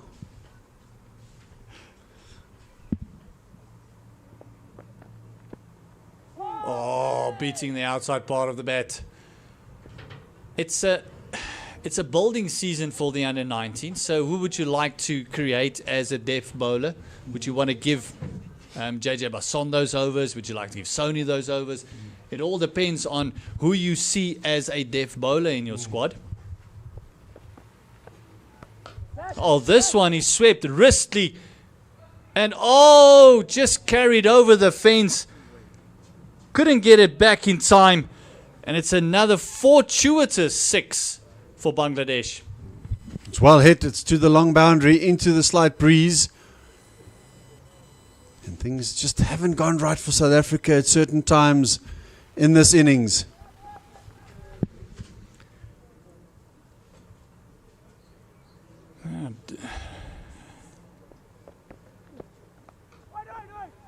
Abdullah definitely playing a different role than he did in the previous game. Well, he has to. You've got to be more aggressive. You've got to try and take the game forward. You have wickets in hand and only 10 overs, or less than 10 overs to bat.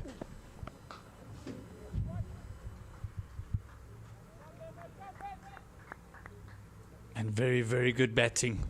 Happy with the single there. Already 7 from the over. 1 delivery to go. 1 more run to get to that 200.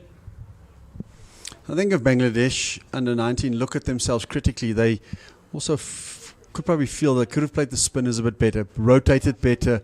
Yes, they've hit some boundaries, but there have been a lot of dot balls in between.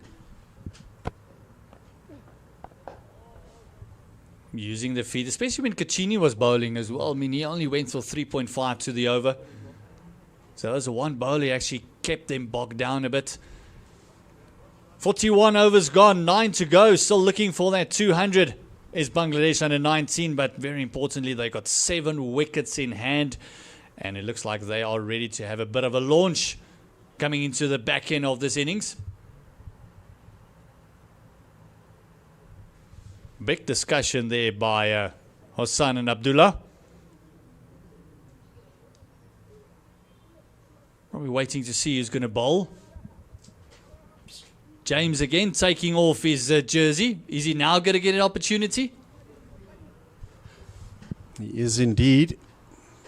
This is trying to get your 5th bowler out of the way, but maybe also in a way trying to get some of the overs that Sony has got left over and out, because he's already had 2 warnings for running on the pitch. You don't want to lose him halfway or at the start of an over. Yeah, he still has 2 overs to bowl somewhere. Could be that they also see him as a deaf bowler, with Basson also having 2 left. So important for a squad to have an experienced deaf bowler. But I know under 19, talking about experience is kind of pointless.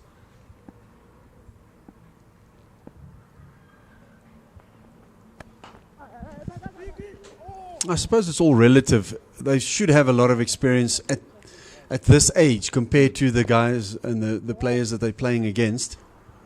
That's why they are here. They are the best, or being identified as the best at the moment. 200 comes up for Bangladesh under 19. Still 7 wickets in hand. And yeah, that experience comes in. Does he do it for his school? Does he do it for his club? He needs to do it on a regular basis.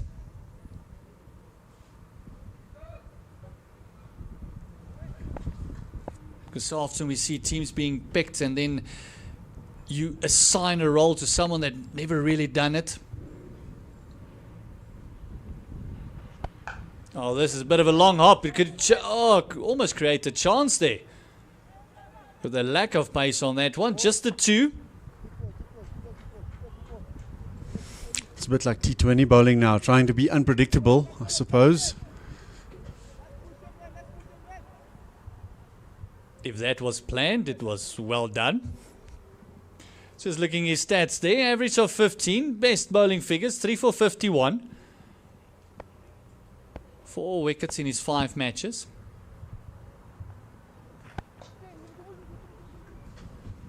Calls immediately to running hard. Bulbulia doing a lot of work there on the fence. We mentioned earlier, it is a big outfield here at Willowmoore Park. That's also one of the opening batters. So if you can keep him out there for 50 overs, you've tired him out already.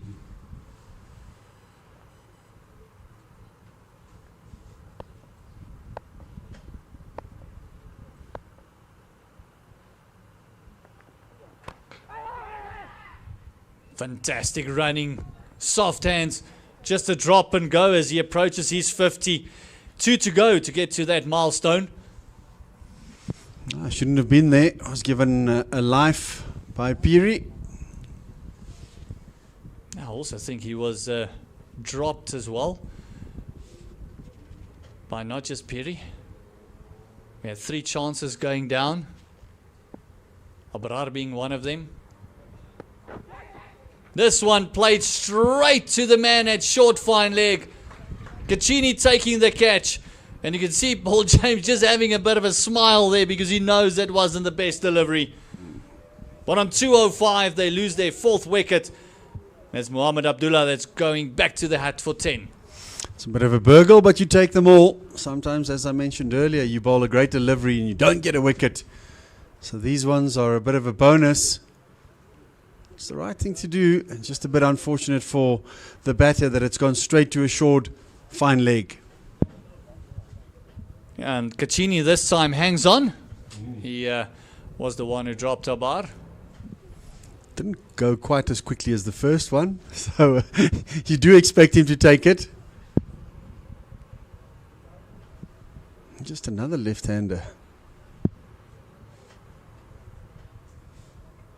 Yeah, it's Mohammed Sumian Bashir Ratul coming in. And I think they want to keep the right-left combination going. They got enough left-handers to do so. They definitely do. I'm just going to stick to Ratul. You can give the full name again. Just looking at his record there. He's played 10 matches.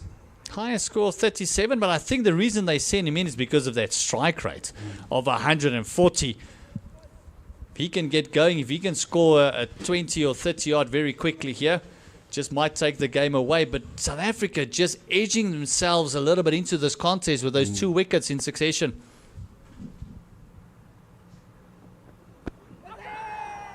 And a bit too high. Also sounded as Dion shows me, has heard 2 noises there. It was a bit of a Toy Story there. It was a bit woody. But a successful over for Paul James. He's getting a bit excited there, but I would have taken 1 for 6 of that over. Yeah, probably going to his captain and say, see, you should have given me the ball earlier. So there is 8 overs to go. 6 wickets in hand for Bangladesh. All of a sudden, the run rate has just dropped down a little bit. They still got the set batter, Hussain, there. Becomes very important now because now the batter's coming in. He's got a batter around him, but he's still got to rotate the strike. He's got to maybe pick up his strike rate as well.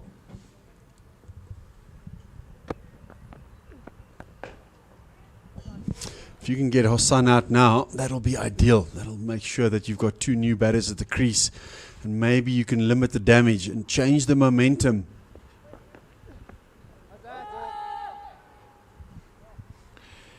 Jason Rolls trying to rush his son. He does take a bit of time to take his guard. He's got a bit of a Jonathan Trott to him.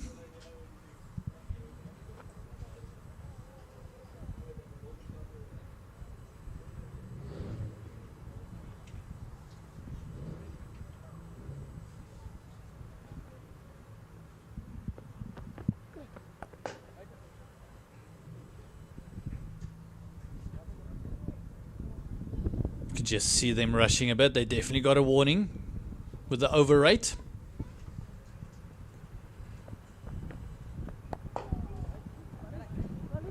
Oh, phenomenal fielding there. It's that man again, James.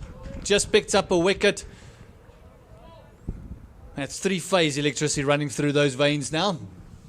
See, that also adds to your value as a cricketer. If you can save 10 to 15 runs in the field,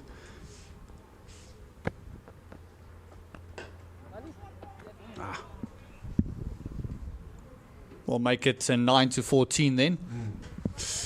no, it's not a bad thing. 4 balls, you've bowled to the in batter, and you've got 2 to the new one.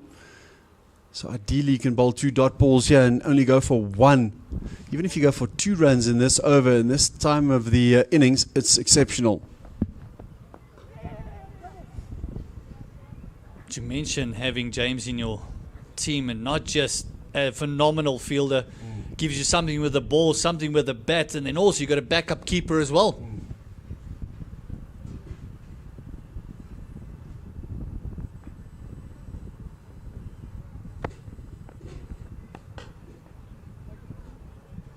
Great close to the over. You mentioned only 2 runs coming from it. Stemming the flow of runs. 43 overs gone. You can just see her son dropping to his haunches. Might be getting a bit tired as well. Something happened there. He doesn't look comfortable whatsoever. Fisher is rushing on.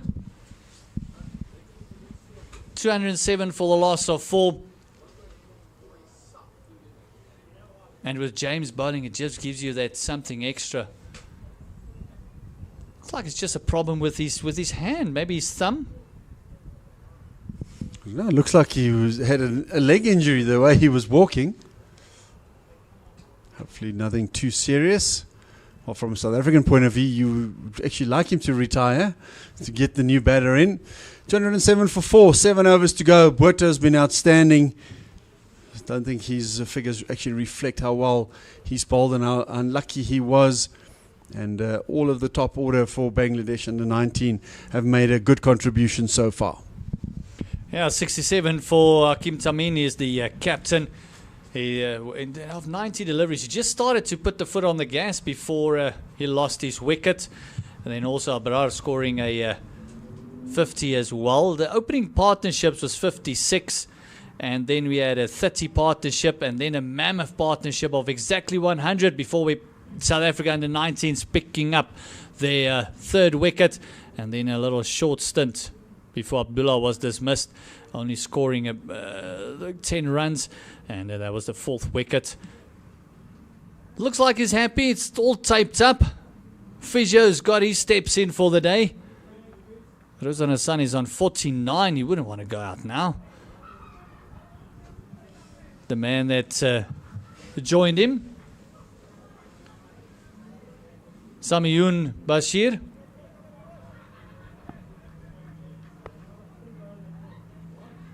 He's on strike now. And he kind of flat batter that one. Over to deep mid on. I think that'll be his role. You'd expect Hassan to try and bat through the innings or as deep as possible. And the new batters to try and up the ante as they get in. Yeah, we saw his strike rate is 140. So he plays with strike rate, doesn't really care about average. Just feel that SA under 19 has just clawed their way back into this innings.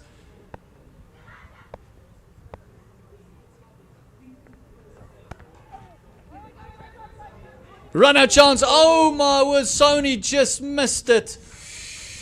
He would have found himself wanting on 49. The run was never on. Would have been ironic with his number being 49 on the back of his shirt as well. It looked like an easy single, but there wasn't.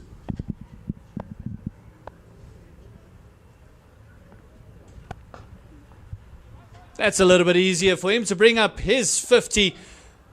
Very well batted, had a bit of fortune as well. 50 of 67, so that's 50 up for Rizwan Hassan. Well, Barrett, he's made the most of the luck that he's had. Now he's got to try and kick on and take this innings as deep as possible.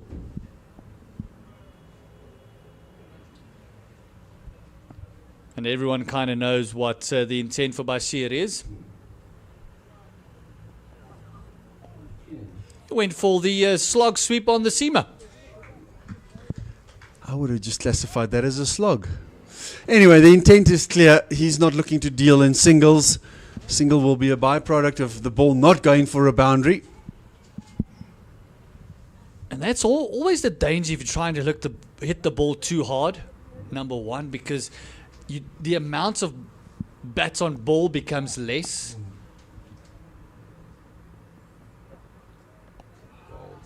And excellently bowled there by James. His tail is up. And then those little things happen. More dots get bowled to you. So even if you hit a boundary, it's fine. 3 or 4 dots, you get up to that 100 strike rate. It's kind of what you have to do. But those dots create a bit of pressure.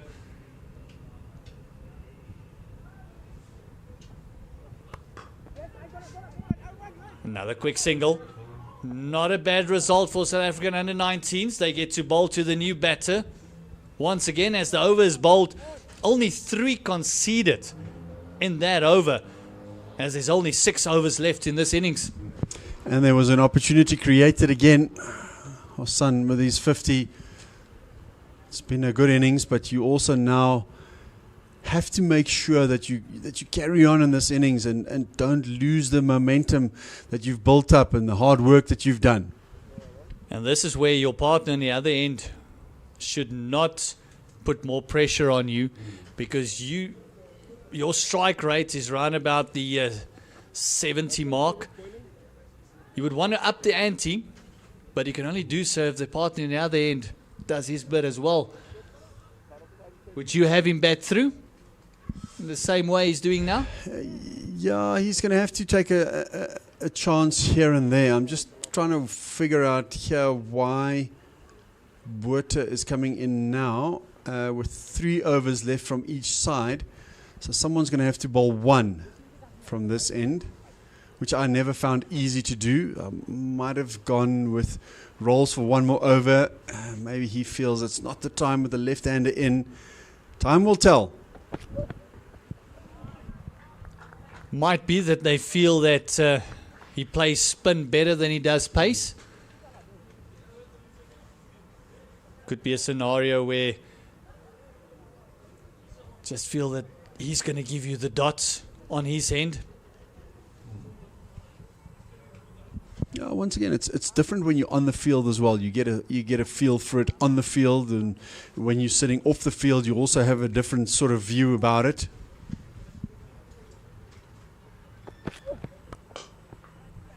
This one has been dragged from the offside. Did he pick the gap? Yes, he did. It's his first forfeit. Bashir is up and going. Just missed his length slightly. I almost feel you can afford to still hit length. You don't have to go full yet to the new batter. Yes, he's trying to hit you, but make him hit you off your length first, and then you change.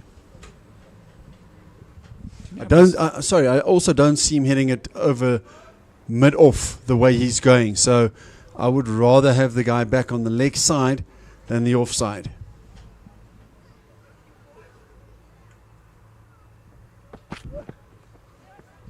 This one played down to fine leg, pulled away. Yeah, even the way his bat face is coming through, he's not going to hit you over extra cover either. So put the pressure on him, say there's the gap. If you want to go there. Enforce your leg side field. And I also can't really see him guiding it. So he's going to go hard. So I know the plan is to try and bowl wide outside off to him. But you also have to look at the setup of the batter, as we've been trying to explain, and see whether he can actually hit you there.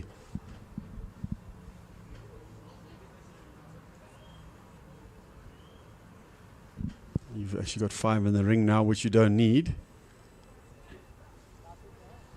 To the batter that's in. And once again, offside's going back. You've got to have leg side. It's a slower wicket. They're going to look to hit you leg side.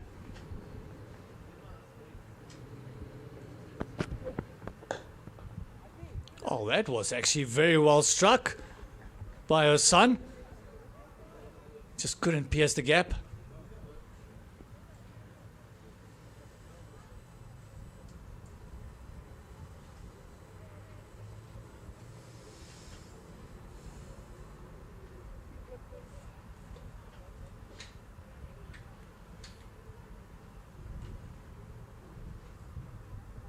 Oh, that's what happened. That's fault. Just trying a new bit of willow. It's only got 50 runs on it. Maybe a bit of heavier bat.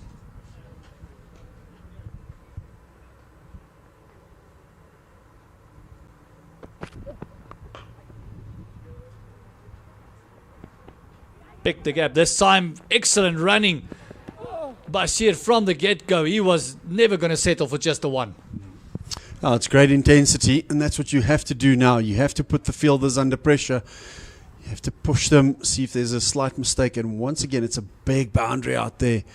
The fielder's still on the boundary. You should be 5 to 10 meters in.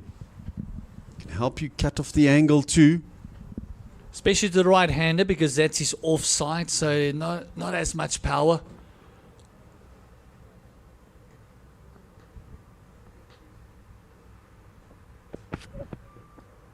Trying a bit something fancy then.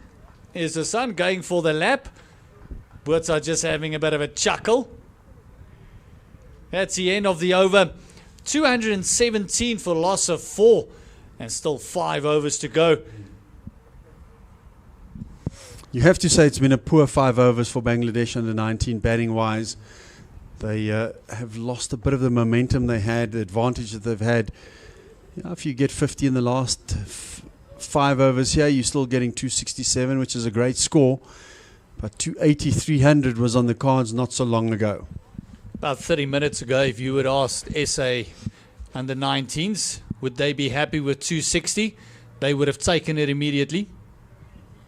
And now they even have built up some pressure, so they could still, if they bowl well in this next couple of overs, if they can have another 2 or 3 overs that goes for 4s and 5s, they can actually keep them down to under 250.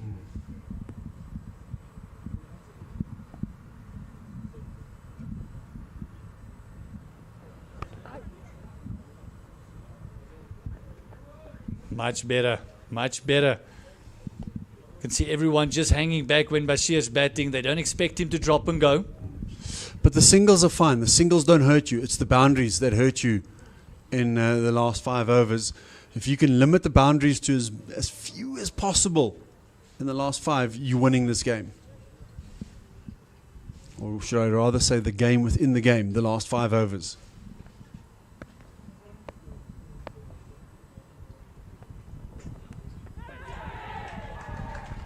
There was a bit of a nick, and it's a set batter that's gone out. And again, Paul James is the one with the breakthrough. It is wicked time for SA under 19, clawing their way back into this contest. It's exactly what's happening. Because you've lost momentum, you've lost the ability to hit those boundaries. They're swinging out of control. And Paul James is having a blinder here. It's been electric in the field, and now with the ball late into the attack, he's making a difference. It was a wild swing by her son. He just got a bit frustrated. I think his strike rate got into his head a little bit. The next batter, Farid Hussain Faisal, coming in. He's a right-handed bat. So it is going to be James continuing to the new batter. Exactly what they want. 2 relatively new batters in. Bashir only facing 10 deliveries. And half the team back in the hut.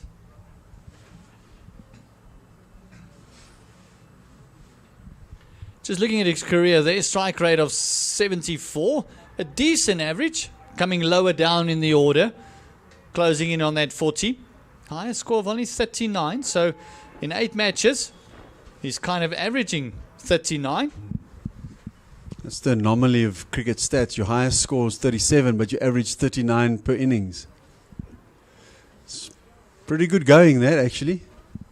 Just shows you what a not out doesn't do for your average. 2 for 10 thus far in his 2.2 overs is Paul James.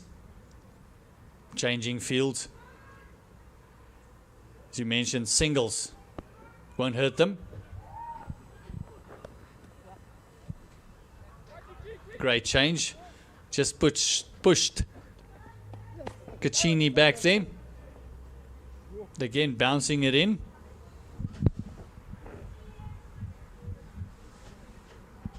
It's been another good start to an over.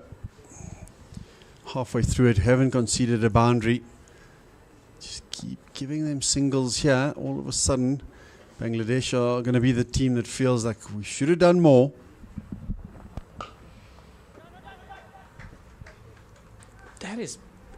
He's going at it with everything he has. He's throwing the kitchen sink not at it, but the blueprints of the whole facility. There's an Afrikaans expression which I'm thinking of, which I can't say on air, which means he's definitely going as hard as he can at it. Could this be two? Is that well placed? Great touch. A little bit of a deft touch on the leg side, noticing everyone on the field. So that's an easy two.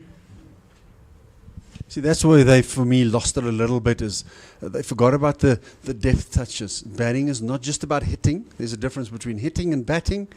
And I feel like they just forgot the art of batting for a few overs there.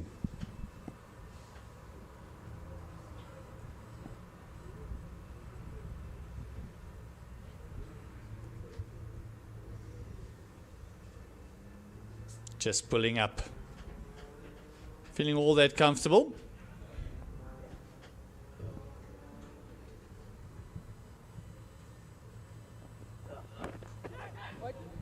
Oh, healthy edge.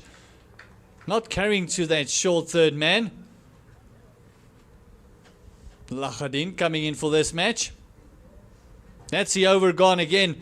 His 3 overs only gone for 13 runs, but he's picked up 2 crucial wickets. And that's 46 gone. 4 overs left. And Bangladesh, when they were looking at 300, would now be happy with 250. So this takes us back to the comments we made earlier. Imagine South Africa under 19 got these wickets earlier, how much pressure these lower order batters would have been under. And then maybe 220 would have been a stretch for them to get to. But it's the way it's panned out, and we can still make the most of it. It kind of takes you back to the South African innings in the first match.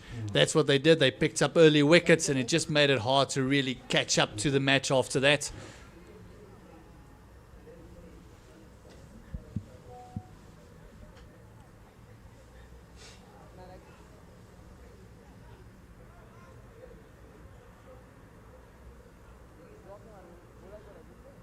Cornay Botha continuing his last over.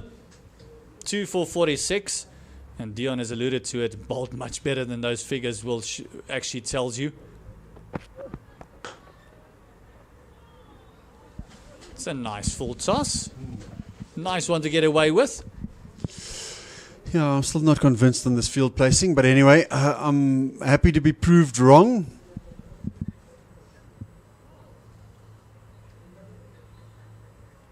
Also something small I'm picking up from JJ Basson here at mid-on as he's walking in to the ring. He should actually finish on the ring.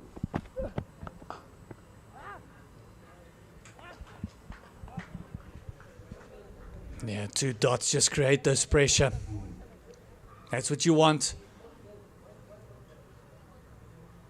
Important to double up on the dots now. If South Africa under 19 can take this 2 dots to around about 4 dots in the over, it will create a bit of pressure to have the batter do something different. Go a bit harder at you.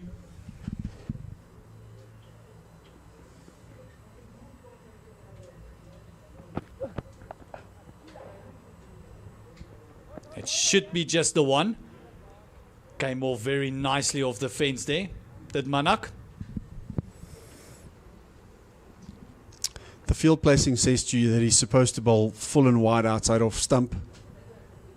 So far he's executed quite well.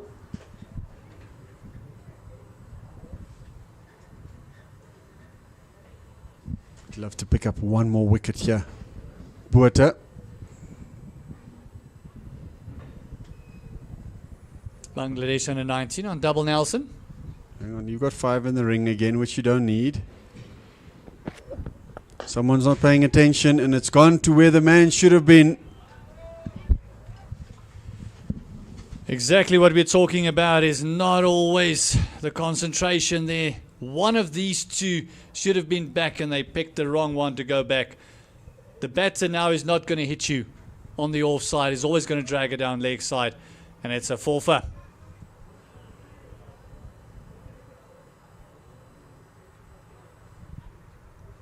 Compliments to Bashir as well. He picked it up immediately.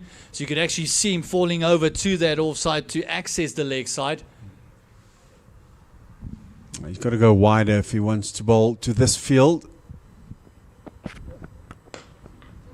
And he bowls a full toss, and it's another one bounce 4. And as I mentioned, this batter isn't really looking to play offside. He's going to go leg side, and he's gone bang, bang. 2 4s in a row. Once again, the idea is good. Execution wasn't great, but I also think the plan isn't great, to be honest. For me, yes, it's good to have the plan to bowl wide outside off, but if someone like this is mainly looking to hit it leg side, then I probably need a little bit more protection on the leg side.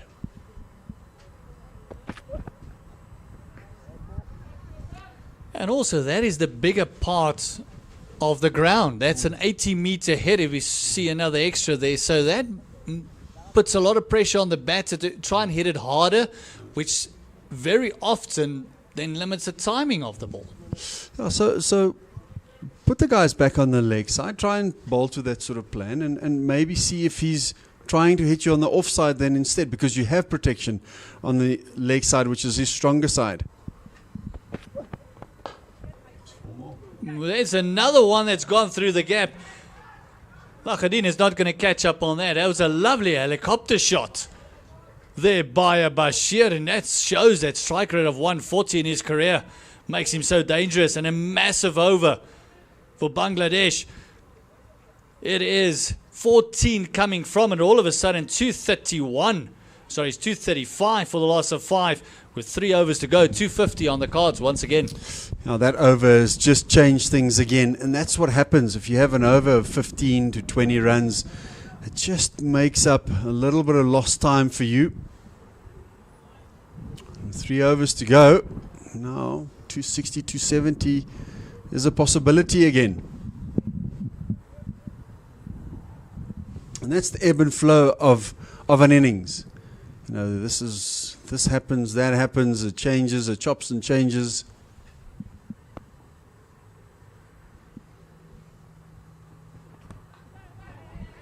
Oh, thick edge.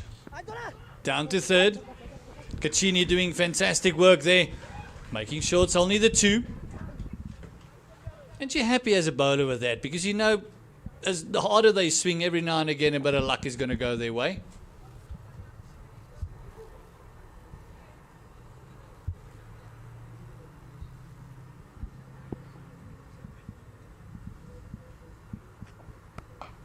This one popped up into the air, but not timed whatsoever.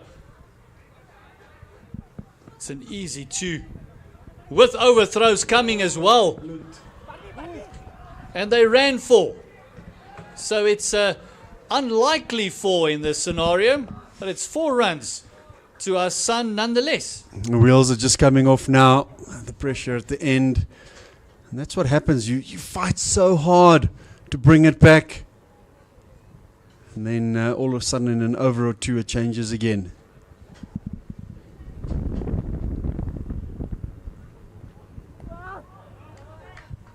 You can just hear the grunt there by our son, knowing he should have hit that. It's a bit like golf. You go bogey, bogey, you make a birdie and you think, oh, okay, I'm just back. And then you go double bogey. Or even worse, birdie, birdie, and then double bogey, double bogey.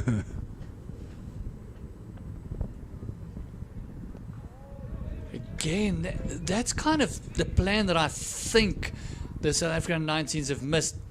They don't look that comfortable on that 5th stump line. They could have created a bit more pressure bowling there and then play around with variations. This time, great fielding. Rolls picking, doing the roll there. But yeah, 250 on the cards. This over going for 7 already. Still not bad considering the time of the innings, but this ball, once again, as I mentioned earlier, if this goes for a boundary, it becomes a really good over for Bangladesh. Great finish. Paul James is having a great time of it. And those 4 runs in that over was actually ran with overthrows. So that's the end of the 48th over. 2 overs to go, 12 deliveries to go. Shall we say 12 legal deliveries to go. 243 for a loss of 5. Bangladesh will be looking at 260, 265. South Africa under 19 will be looking at about 255. Yeah, I think South Africa will be more than happy for 255. I think anything under 260 they would be extremely happy with. This is a big left armer coming into the attack. JJ Basson hasn't had the best day with the ball. His 8 overs has gone for 50 runs.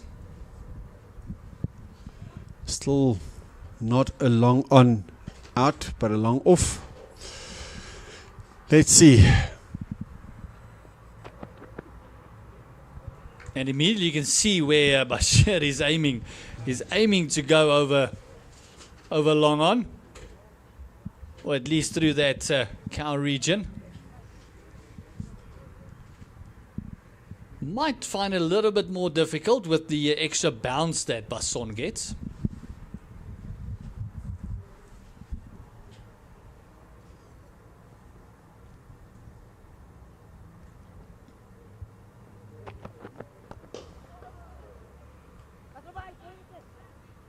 Oh, Lakhadin making a bit of a hash on that one. With Bashir falling over.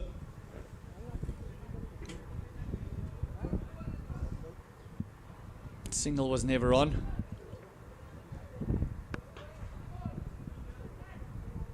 This next 4 deliveries in this penultimate over becomes very important now. Bashir is a little bit unhappy with himself not making more of that delivery.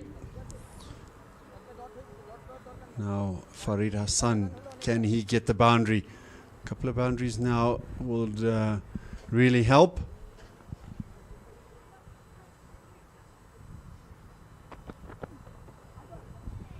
Oh, trying to do a double bluff and nearly a midway collision there on the highway. That was quite funny actually. Watching Bashir on his knees. Oh. It's almost like he's saying, okay, you decide which way you want to go. I'm staying here. Bashir also batting on off stump, meaning he wants to get across and access the leg side.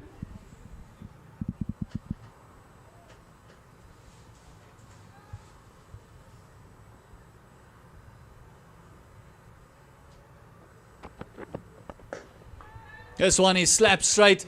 Is he going to get there? Oh, what an absolute beauty. Sure. What a catch there by Corne Botha. One of the catches for the books. An absolute phenomenal catch. That's happened right underneath us. And I must say, we've seen some great catches, but that's right up there. I thought he was going to get there. Then I thought, no, he's not going to get there. And then last minute, full dive. And what a phenomenal effort. Wow. And the way that those catches have been going throughout the day, you were thinking, oh, he's not going to get, he's not, and what a phenomenal stretch that was. Full out dive. He just needed a red cape and red boots, then some red underwear, Superman dive like. Especially when you consider he was quite unlucky when he was bowling. A couple of catches could have gone to hand, and now he pulls out an absolute spectacular effort to give Basson his first wicket of this innings. Yeah, that fines meeting conversation changed completely with that catch. So, 2 deliveries left in this over, and this penultimate over picks up a wicket.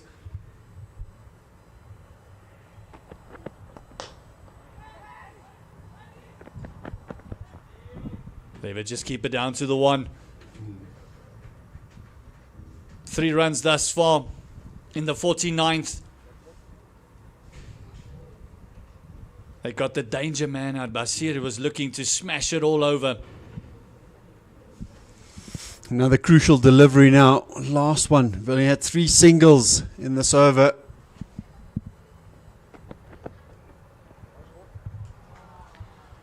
Batter just going all around his stumps once again. Trying to access that scoop shot. Wide delivery. Bowler's asked nicely there to the umpire, but he's moved across to the offside, which he has. But I still think the delivery was way too wide. It's good thinking.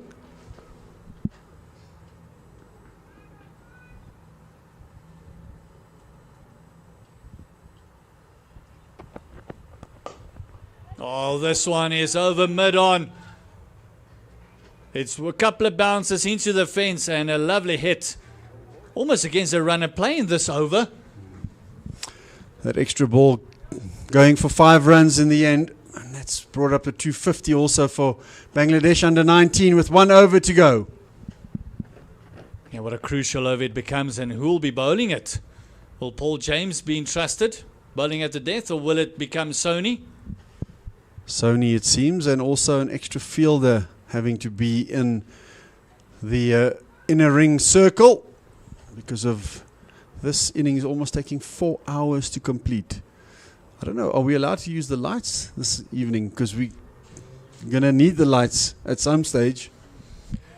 Yeah, playing conditions will dictate that. It's probably a question that the coaching staff, especially with South Africa under 19 batting second, that they might want to ask during lunch. Saying if it gets more gloomier, how about the lights being put on a bit earlier? Otherwise, you're going to have to keep an eye on Duckworth Lewis Stern all the way through. Last 6 balls.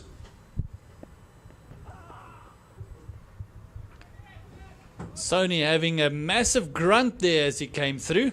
Could be a bit of stiffness. I think it was just a bit of a double bluff with a slower ball being bowled. Or just giving us an idea what it will feel like if we were to bowl now. Mohamed Al-Fahad coming into bat. Strike rate of 106. No great average. No great high score to speak of. But I think he got sent in especially because of that strike rate.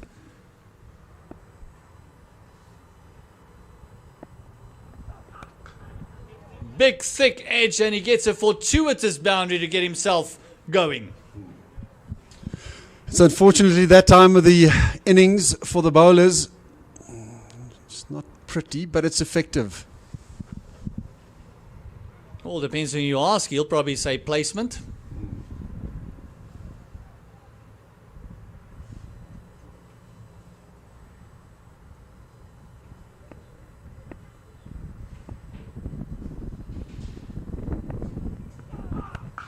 This one has been timed to absolute perfection. That has got air miles and travel miles. That's a biggie. That's a 6er. Yep. It's 10 off the over, 3 balls to go, and he's doing exactly what his team wants him to do. In the arc, out the park.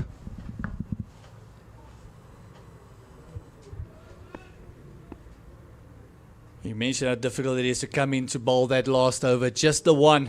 We're seeing it here now.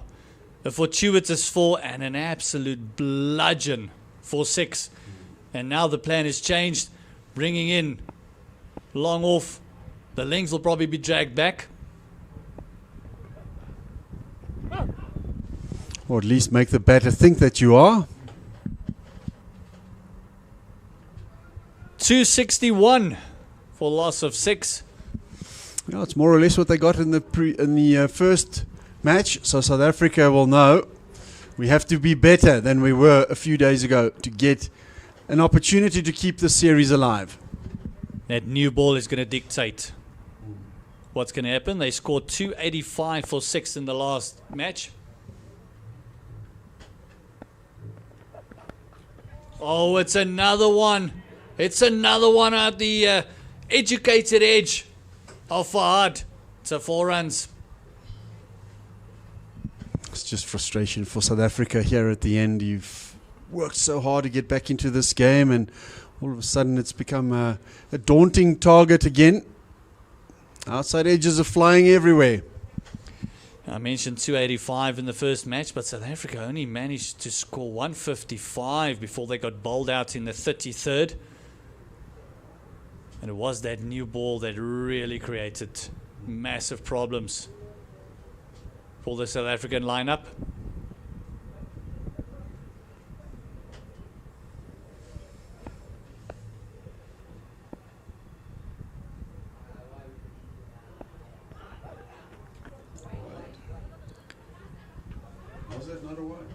Slower bouncer to finish off with, and everyone's looking around.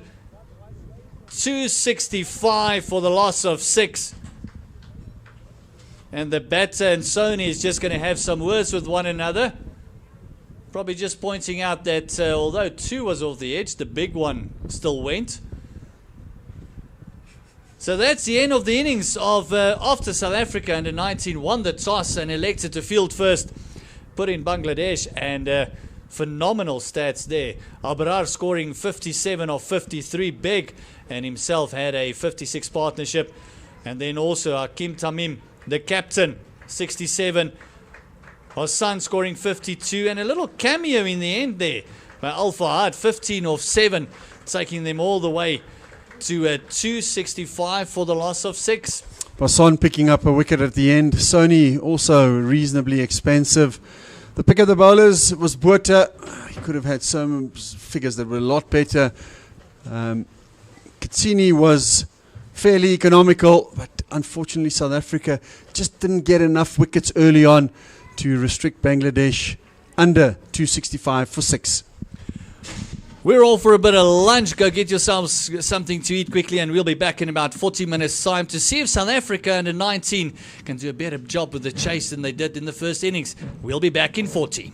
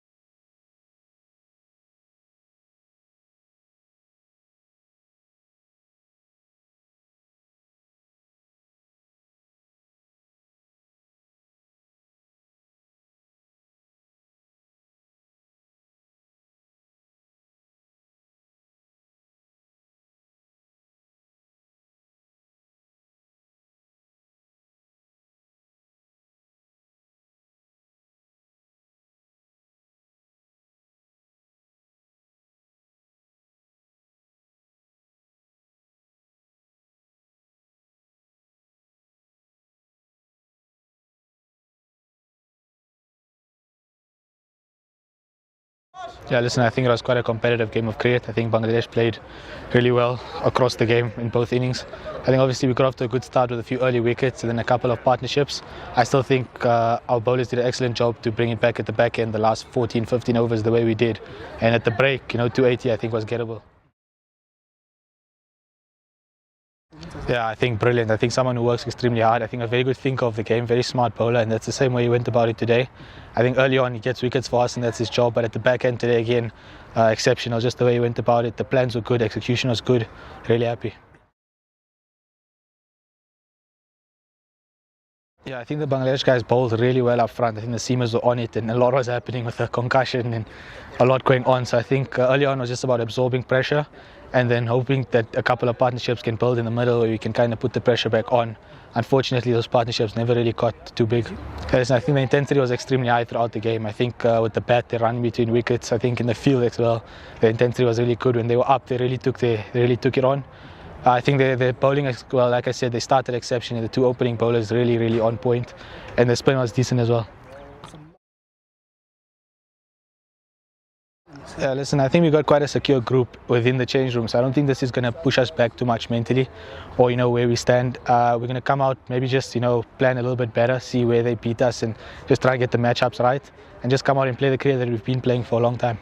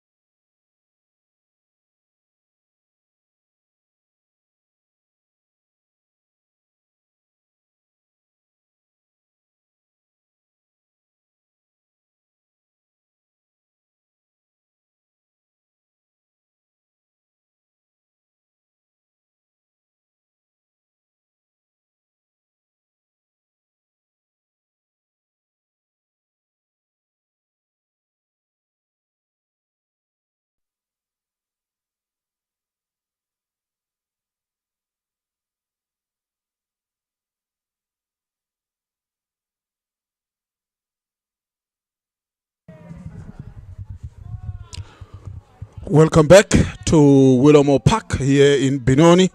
And as we're getting ready for the second innings between South Africa under-19 and Bangladesh under-19. It's the Youth ODI, second Youth ODI between these two sides. And my name is Takarani Nechiaba. As I say, welcome back, Gert Maloney. Thank you very much, Takalani, and welcome to you as well, joining us for this second innings. The voice of Limpopo, the legend himself. Thank you for coming through. It's been an exciting morning. You've missed a bit. It has been Abrar from Bangladesh under-19 scoring a 57, and also Hakim also scoring 67, the captain, playing a lovely captain's innings there. And then Hassan scoring 52. And a little cameo there by Al Fahad in the end, scoring 15 of just 7 deliveries. And South Africa chasing another biggie in this series. It is 266 to get to win. Yeah, thank you, Gert. And for South Africa, they need 266 runs to win the second Youth ODI and level this series at 1-1 after Bangladesh winning the first of this Youth ODI. As we see Adnan Lakhadin, his match statistics there for me is that strike rate, Gert Maloney, 117 strike rate. That's fantastic effort by the young man there. Yeah, and he still averages 41 as well. So here's a phenomenal bat, right-handed bat coming in for this match. Trying to enforce that top order. Yeah, and for South Africa, it's important for these two opening batters to kick off the innings quickly, try and score runs at an aggressive manner.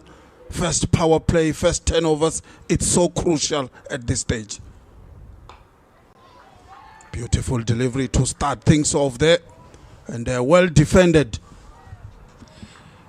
Yeah, it is the fast bowling efforts of the under-19 Bangladesh team that really put us on the back foot, the South African under-19s earlier on. And it is the man running away from us now. He showed some nice grit and pace, and also played that little cameo earlier on 15, Al Fahad. Saw him warm up. Lovely seam bowler. Yeah, miss an opportunity there to cut that away maybe for a boundary, but they will settle for a single. Beautiful delivery once again, back of a length, but a bit wider that time by Al Fahad. Yeah, going a bit wider, as we see the captain from the previous game, Bulbalia, coming in. His stats, they're also pretty impressive stats, closing in on that 40 average. It's a 97 strike rate. Scored his first 50 in the first game in this Youth ODI.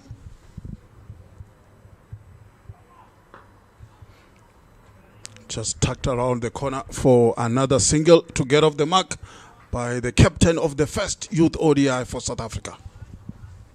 Yeah, he was the captain of the previous ODI, Jason Rolls, giving that role in this game. So we see, just look at those stats there. 10 games, 22 wickets, best of 6 for 44, at an average of 14.81, and great economy as well. Here's someone to watch out for the future for Bangladesh.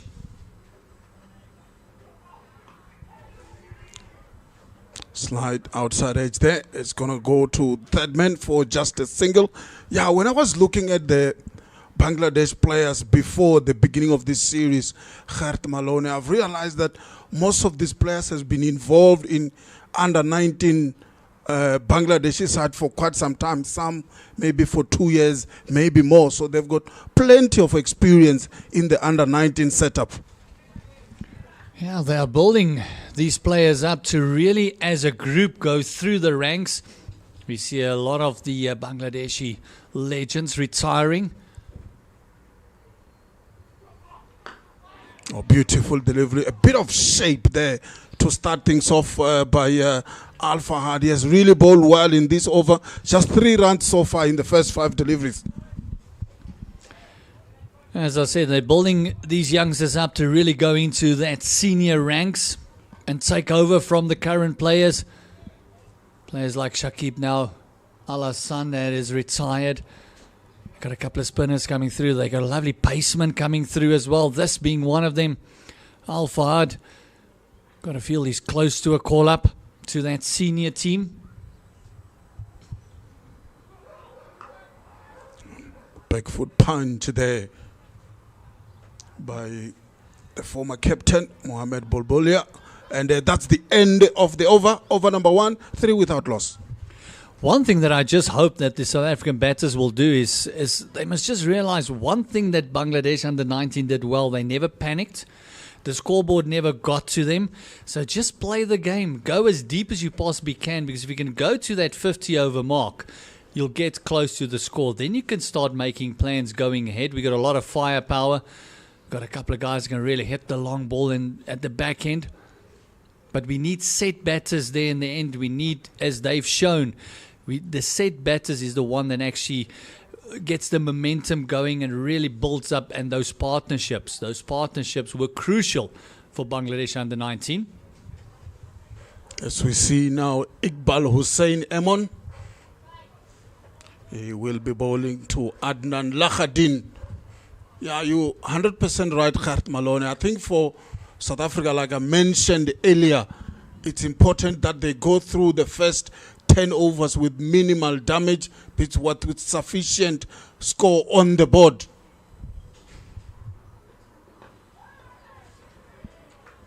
And then what that will do is it gives the middle order an opportunity to come in and bat with ease without pressure, and then from there they can be able to chase the 265 runs set earlier by the Bangladeshi side. This is one of those bowlers, Iman, that actually caused a lot of damage for us in the previous match for the South African under-19s. He picked up 3 wickets, 3 for 26 in his 7.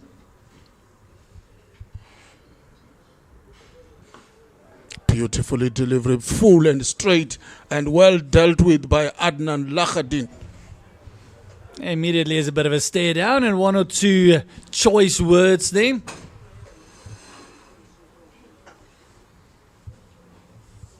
Adnan Lakhadin, a pretty big fellow himself.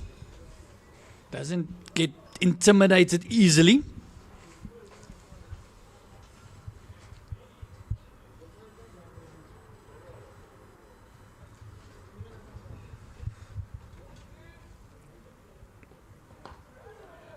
Again, another good delivery right at the stumps by Iqbal Hussein Emon. This is fantastic start by Bangladeshi side. The bowlers have been right on the money from the word go. They have set 265, which is a very good total in this pitch, Gert Maloney. We saw South Africa struggling in the first ODI, not even reaching 200 when they were batting in the second innings. Yeah, they only lasted 33 overs.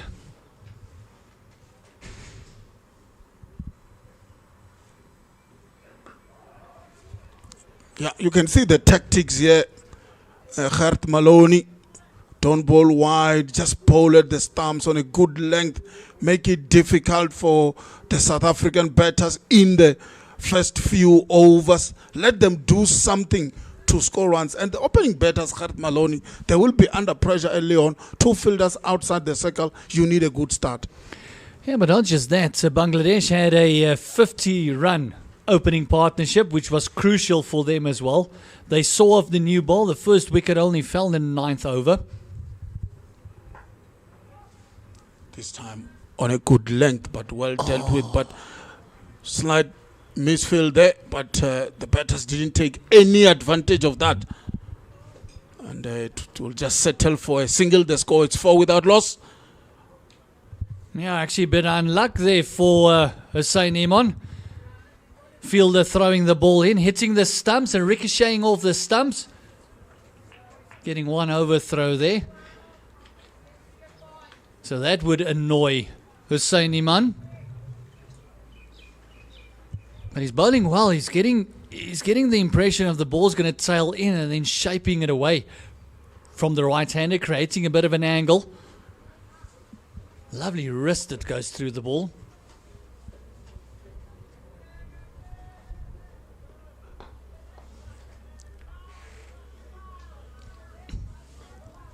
Full toss there, not dealt with by Bulbelia. Should have done more with that one, but survives another over. 2 overs gone, and is 4 without loss. Yeah, 4 without loss indeed. The required run rate, Gert Maloney, is not that of a big problem, just 5.4 to the over.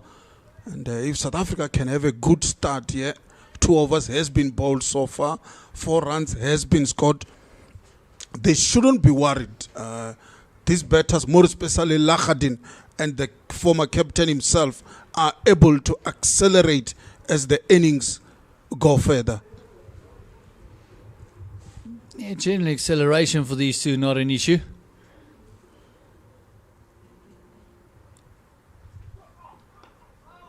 Just tucked around the corner, thinking of the second, and they will come back for the easy 2 there, Gert Maloney.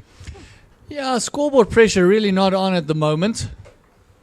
Requirement is 262 to win of 287 deliveries. So it's get them, less runs than balls remaining. So important for the South Africans just to keep the scoreboard ticking over, making sure that you just stay with the required rate.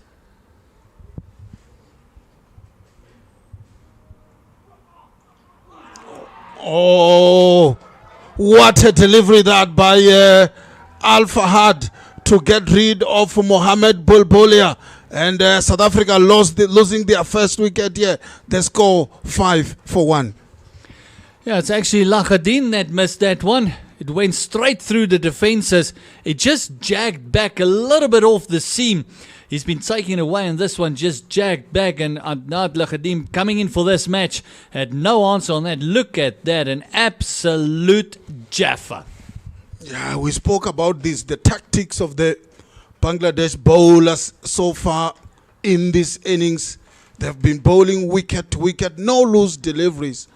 And this time around, what a pitch of a delivery to get rid of Mohamed Lahadin. Yeah, we saw in the first match as well, about 6 overs for only 19 runs. 2 maidens in an ODI. Fantastic bowling. And now already he's picked up the first wicket for Bangladesh under 19. And again, is this going to be a repeat of what happened in the first match, where the top order is not going to be up to standard with this new ball? Fantastic bowling, a lovely shape there. As we see Arman Manak making his way to the crease.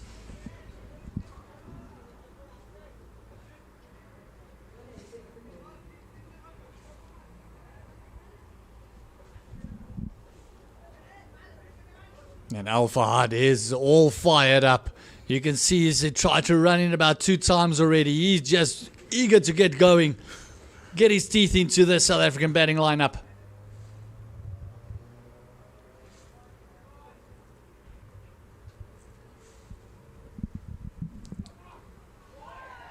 Just look at that delivery and how it take off to the wicket keeper there. Good line, good length, and good carry to the wicket keeper also. Beautiful stuff by Al Fawad bowling from the commentary box end.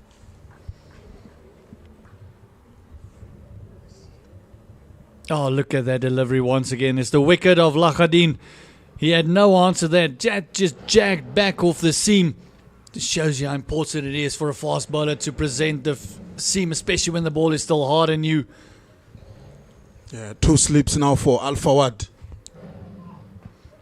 Oh, getting the outside part of the bat and squeezing it through for the 1. Just get off the mark. Arman Manak. In the previous match, he got bowled by Hussein Imon, bowling from the other end. Scoring 3 runs, 7 deliveries. 2 more deliveries to go in this, the 3rd over. South Africa under 19, 7 for 1.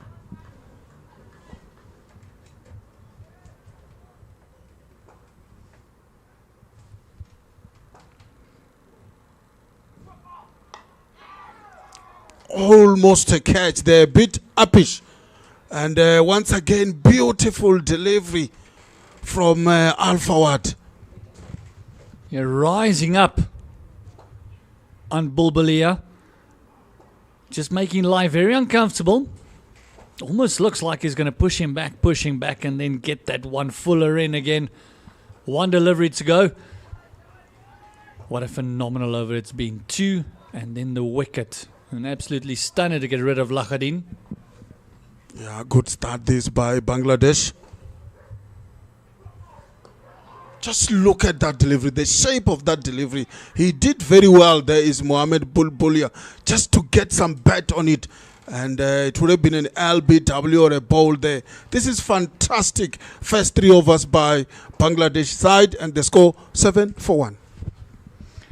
Yeah, all the pressure is on the South African batters. And no doubt that the Bangladeshis will let them know that you couldn't chase it down in the first game. You're not going to do it again.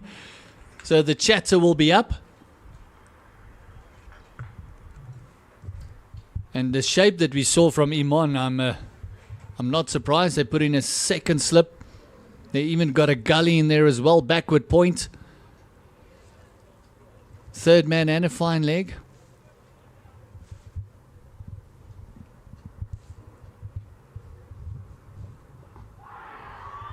Big appeal given. That's the second wicket for Bangladesh, and this time is Mohamed Bulbulia gone for 2. Beautiful delivery by Iqbal Hussain Iman to get the second wicket for Bangladesh.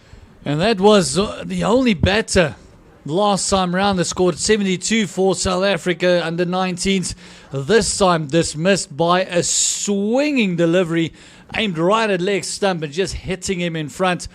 It just to be LBW. It looked like it was swinging back in. It might have pitched just on leg stump. Good decision, would have crashed into leg stump there. So South Africa under 19 in all sorts of trouble. 8 for the loss of 2. Yeah, all sorts of trouble indeed. What a beautiful delivery that to end the innings of Mohamed Bulbulia. And if that delivery, some might think maybe it just went on straight and missed leg stump. But because it's a swing bowler, he is able to jack it back, maybe crash onto that leg stump or middle stump. But once again, bowling wicket to wicket, that has been the strategy for Bangladesh to start things off in this innings. New batter Jason Rolls coming in, left-hander batted. Look at that average, 45 with 132 strike rate in his 6 games. Highest score of 94. Oh, captain for today is going to face the music, and we already saw the Bangladeshis crowded around him saying, "Come now, captain's knock, here we go. It's all up to you, skipper."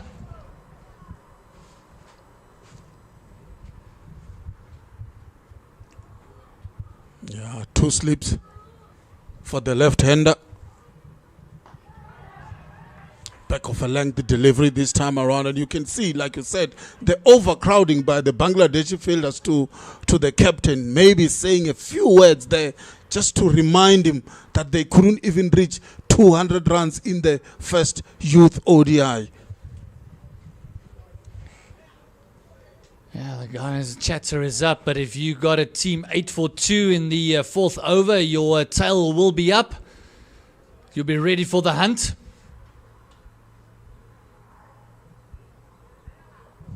So far, Bangladesh bowlers has been fantastic with the ball. No loose deliveries from the word go. We haven't seen any shot of anger from the South Africa batters so far. Well played by the captain. And they will come back for the second. Good running between these two. One thing we can expect between these two especially is going to be running between the wickets. They are both very, very quick. They're very confident in their running as well. So the captain is off the mark.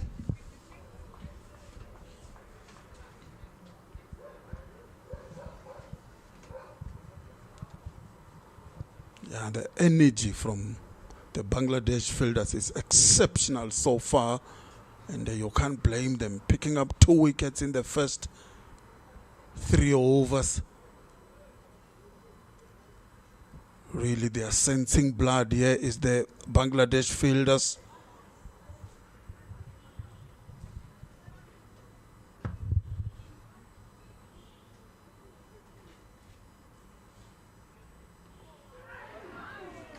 Once again, another beautiful delivery. Even Iqbal is saying him on, trying to get into the captain Jason Rolls' head.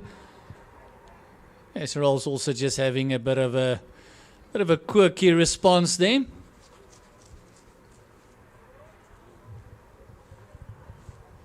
A lot of chats out there. Bangladesh really getting into this innings. Loving the work by the two fast bowlers.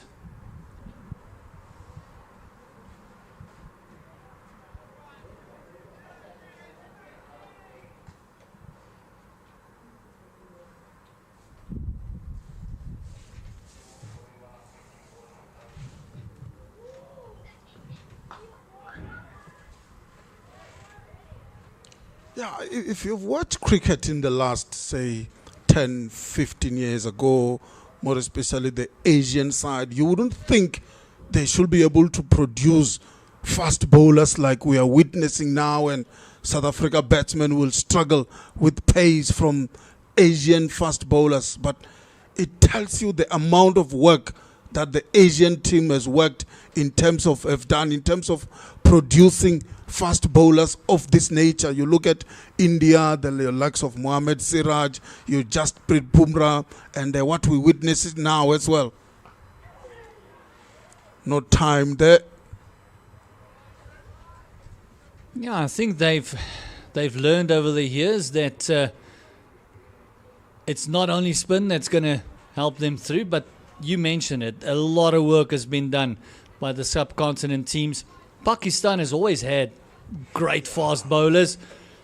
I mean, you go back to the likes when the 22, 23-year-old Wasim Akram was going strong.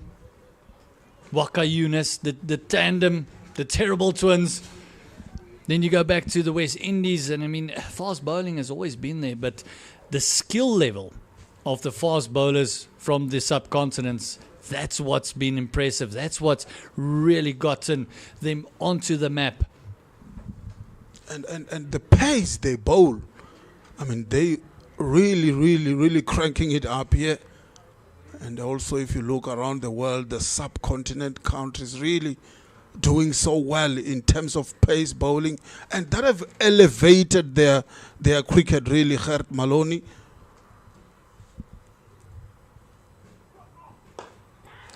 Beautiful delivery and a beautiful shot, well timed for 4. Lovely shot, showing full face of the bat, and Arman Manak striking the first boundary for the South African under-19s. Look at that, just full face on the rise. Lovely shot, lovely cricket. South African supporters would want to see more of that.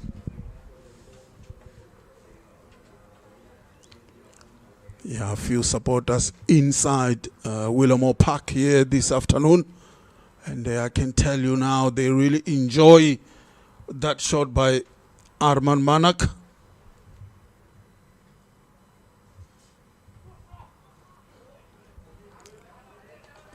This one a bit shorter by Al Fahad, and Arman Manak was not interested in that delivery.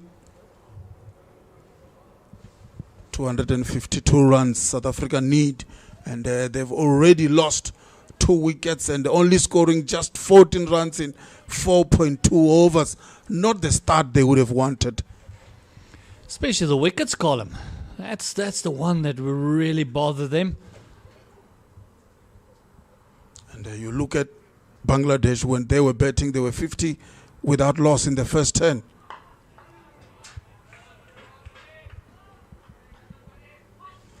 That's kind of why I'm saying it's not really the runs that I think will bother them. It's more the wickets column, because they only need to go about 5.5 to the over. So even if they have a bit of a slow start, a bit of a sluggish start, they can catch up.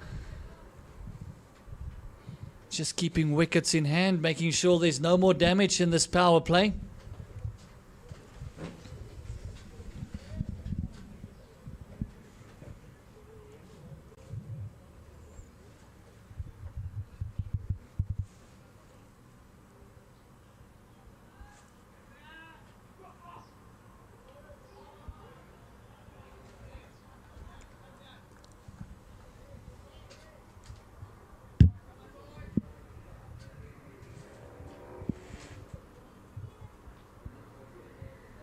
Yeah, and if you are these two batsmen for South Africa, you should be worried. You are inside the power play. You need to try and consolidate a little bit, not to lose another wicket. You don't want to be 25 for 3 at this stage. So they really need to think and have a strategy on how they should be going in this innings. Beautiful delivery once again by Al Fawad, no run. I think just seeing off the new ball, we saw it's moving around, nipping around a tad. So it's very important just to see off the new ball. Make sure that these fast bowlers don't really get their tails up. Just absorb the pressure, take it off the rest of the batting lineup. It's up to these two to absorb all the pressure and then hopefully get a chance to release from there. Third man and fine leg in the boundary.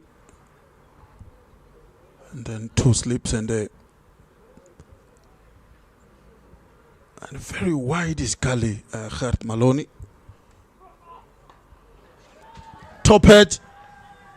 And the wicket keeper calls for it. And it's an easy catch in the end to get rid of Arman Manak for 5. We saw him pull out after the 4-header out of 1 because they got the long leg out there. And with the extra pace and extra bounce of Al Fahad, it was kind of needed once again. But when the ball was short, he just went for it. It's a top edge. And a difficult catch in the end. You could see the keeper running backwards the entire time. Look at him backtrack, calling off everyone, and then taking a very good catch with this swirling wind. And South Africa under 19 in all sorts of trouble, losing their 3rd wicket on 14. Yeah, losing their 3rd wicket. I guess Ken Boland, I think for me, that's a gift to Bangladesh side, that wicket of Manak. You mentioned earlier that they need to try and see off the new ball. Now they've lost their 3rd, 14 for 3. Not the ideal start for South Africa, and you expected a player of Manak's caliber to see off the new ball, try to push the game forward for South Africa a little bit and give you the middle order an opportunity to come in maybe in the 20, maybe 30 overs or so. But right now, they've lost 3 wickets, as we see. Vihan Pretorius, the younger brother of Luandre Pretorius, coming in to bat for South Africa. Yeah, you mentioned not the ideal start. I think losing 1 or 2 is not the ideal start. Losing 3 within a couple of overs, that's a disastrous start.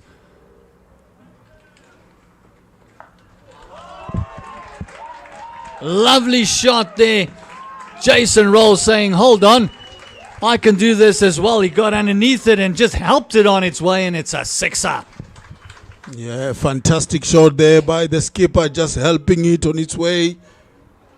And the skipper there saying to us, Gert Maloney, consolidation for what? I can really, if it's there to be hit, I will hit it. And that's what he does there. And South Africa now 20 for 3. Yeah, that whole slip Gordon actually applauded, but it was more of a let's go again, let's see if he can do it again moment. That was a nice big one. Got right underneath it. Used the extra pace and it went a long way.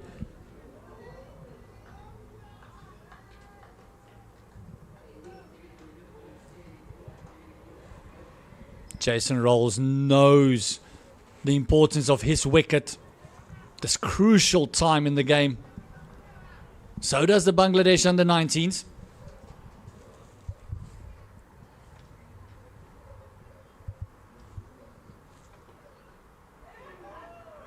Again, wanted to attempt a pull stroke there, but missed that one completely. Same delivery, went for the same shot, just not executing it.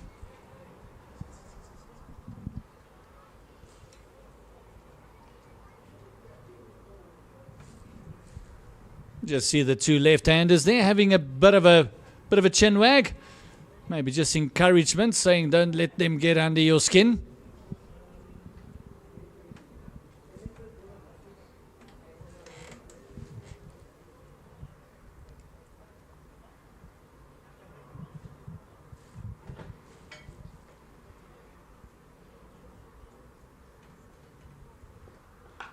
Driven, but straight to the fielder. Don't think that Iman will mind that too much. He's swinging it back into the left-hander. Just got the length a tad wrong there. Maybe a meter or so shorter. He might have gone through the gate there. So very much attacking is the Bangladesh under-19s.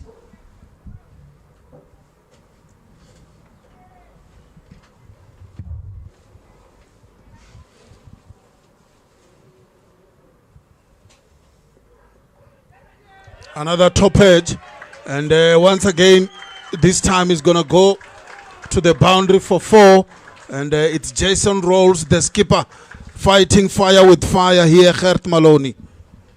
Yeah, Jason Rolls looking like a happy hooker. Anything short, he'll go at it. Just taking eye off the ball a little bit then. One bounce and clutters into the advertising boards.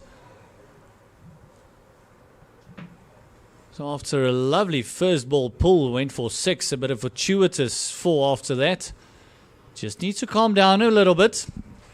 Yeah, I wanted to ask if you think this is the right way to go about it, but if you say let him calm down, I guess should take it easy a little bit.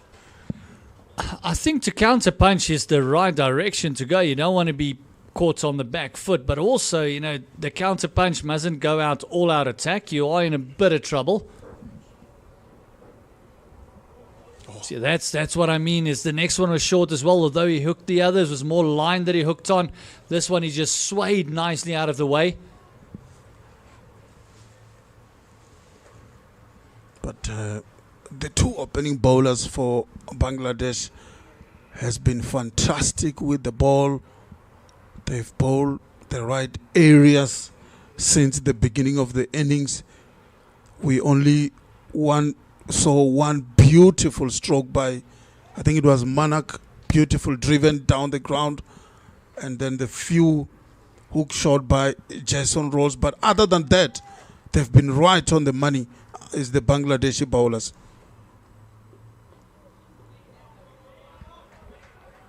A lovely unique leave there by Jason Rolls to end off the 6th over. Abdullah Iman, Iqbal Iman, just trying to have a little bit of a conversation there. Maybe invite him to dinner. Yeah, looks like a lot of conversations is happening down there in the middle between the Bangladesh fielders and South African batters. As long as it's not over the top, that's okay. And you can't blame the Bangladesh. I mean, they've been fantastic with the ball. The fielding has been good. The bowling has been exceptional. They managed to pick up 3 key wickets in the first 6 overs.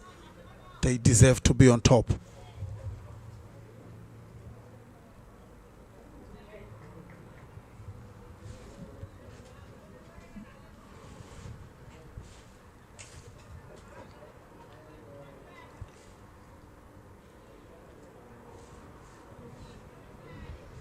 Just pulling out, not feeling it. Maybe the glove work there.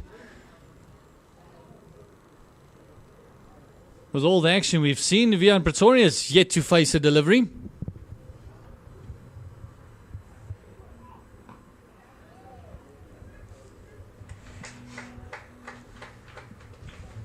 Didn't seem to know much about that one.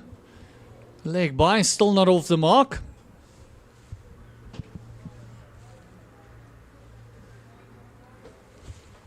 Do you think Gert Maloney, with his older brother Luandra doing so well for the Proteas, there might be some kind of pressure on Vihan to do well as well and copy his brother?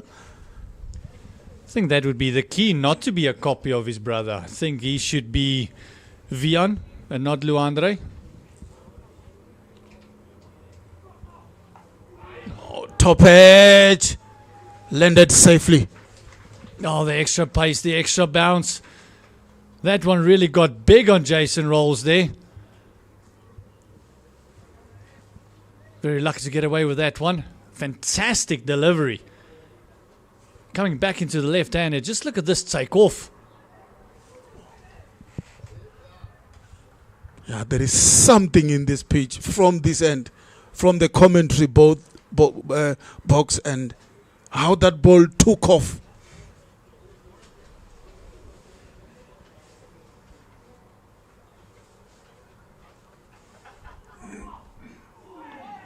Another beauty.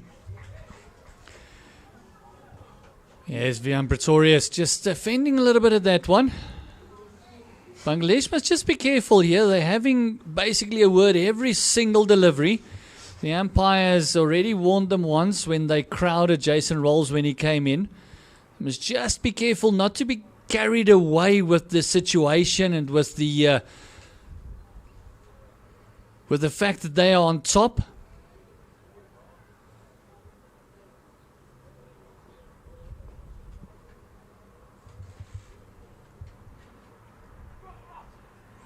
Down the leg side this time, and it will be called a wide. Yeah, it just looked like it was falling away there, but I think he was going for that miracle in swing to the left-hander.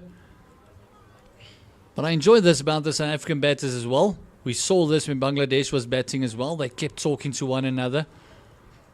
Stay in your bubble. Don't let them come into your space.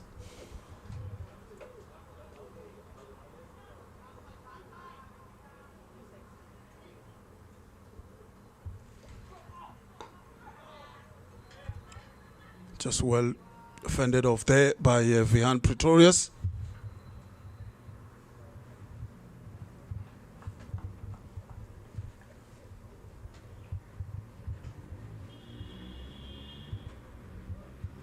(27) for loss of 3, closing in on the 7th over.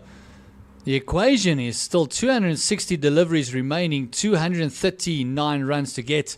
Only 7 wickets in hand. Required rate 5.5.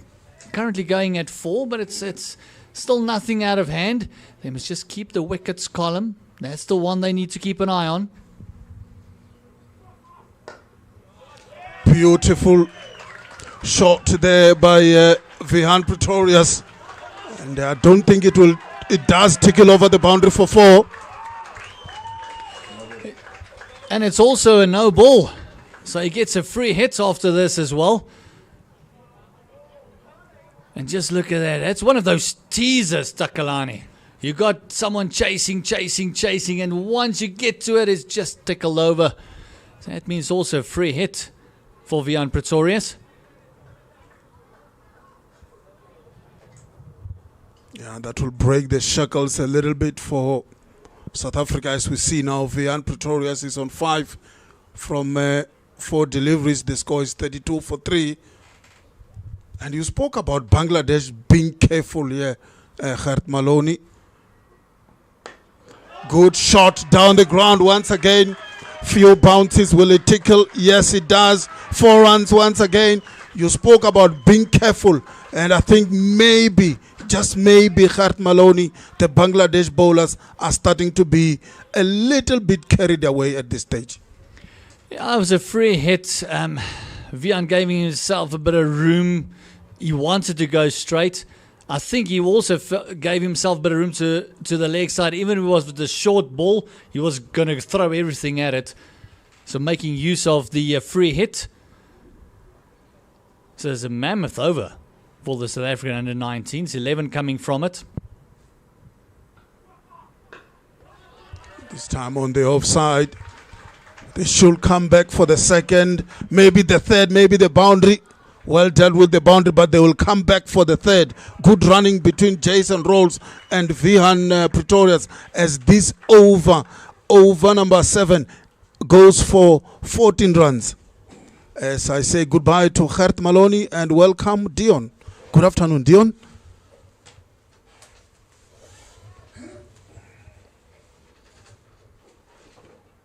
Thank you, Takalani. Just getting myself set up here. Oh, it's been an exciting start, depending which way you look at it. Wickets, runs, and South Africa still under pressure. We need a big partnership here to get us back into this game. These guys probably need to bat until the 30th, 35th over and have a good partnership for South Africa to feel like they can challenge. But this Bangladesh bowling attack so far has been impressive. Yeah, they've been impressive in the first 4 overs, the way they start the innings. But as you can see now, Jason Rolls, the captain of South Africa, grabbing the horn by its bull here, Dion, trying to accelerate inside the power play and give South Africa an opportunity. But the key thing for me, Dion, is that they shouldn't lose a wicket from here. No, definitely not. I also think it's not been maybe a deliberate thing. It's when there is extra pace, it sort of pulls you into certain shots and you want to fight fire with fire. But there have been some really good shots, and it's been a nice start from Vihan Pretorius as well. Yeah, as we see change in bowling, Azizul Hakim. That one goes on with the arm. And then Vihan Pretorius just leave that one alone. But a bit of excitement from the Bangladeshi bowlers.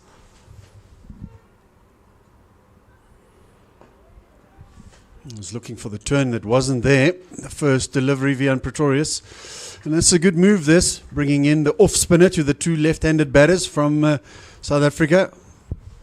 And we know historically South Africa young batsmen, they do struggle with spin early on in their career.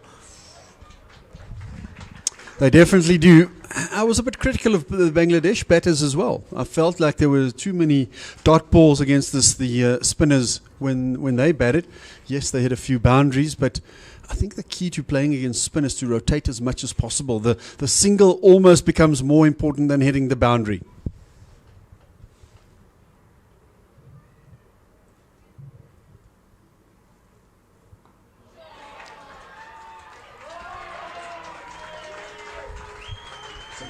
It's gone for 6 runs. Jason Rolls. I thought he was going to hit it to the leg side. But yeah, like we said, he's fighting fire with fire. Yeah, it's the captain. It's nice. The sweep slog. It's gone far enough. And it's gone quickly as well. And it's good to see. There's a good support base here from parents from the under-19 team, and they're enjoying it. And they're getting into the game too. They know this is it's a crucial game, this. If you lose this one, the series is gone. Down the ground this time around. And it goes all the way. It's 4 runs rather. 1 bounce 4. Looked like it might have gone for 6, but obviously the umpire has decided it's only 4. Bangladesh fielders are still having a little chat here. It's excellent batting. Dead straight. It's always the safest place to hit it.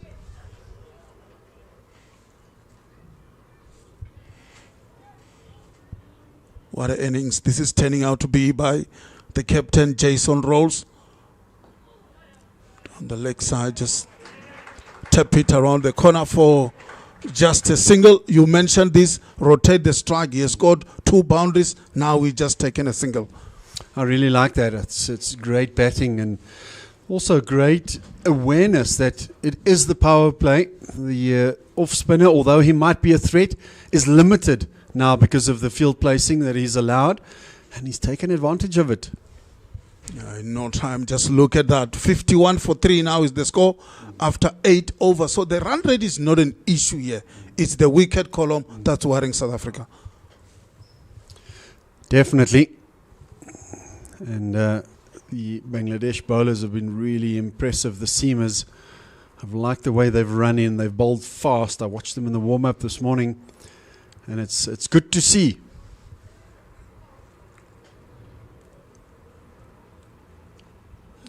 Bangladesh now only have one slip to the left-hander. Oh, what a delivery. What a pace on that delivery. Good line, good length, just what you need from your fast bowler at this stage. And this has been impressive from Bangladesh throughout their pipeline now, as they're producing more and more fast bowlers. You know, despite having wickets that aren't conducive to fast bowling, they're still getting guys that want to run in and bowl fast. And we know if you want to be successful at the international level, you have to be fast. Unless you're a Vernon Philander, of course.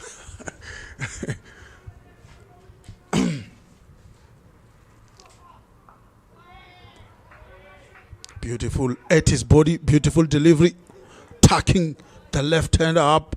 And I love the thinking of the Bangladeshi bowlers. They seem to understand what kind of deliveries they are bowling to which batsman. And that's been the big difference also, is that the Bangladesh bowlers obviously have gotten the early wickets. We didn't get the early wickets. And that always puts a batting lineup under pressure. So I feel the South African bowlers can learn from this. You've got to run in, bowl with more intent, be aggressive.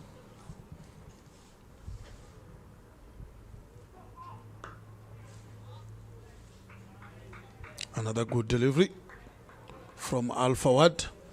Score remains 51 for 3. Jason Rolls is on 24, and then Vihan Pretorius, he is on 12.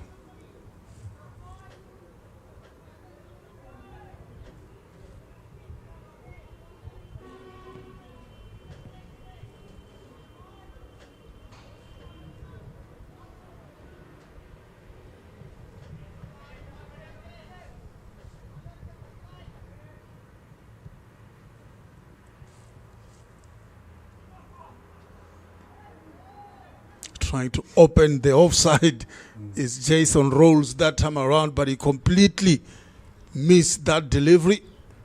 And I think it boils down to what we spoke about earlier. No loose deliveries. He's so strong square of the wicket.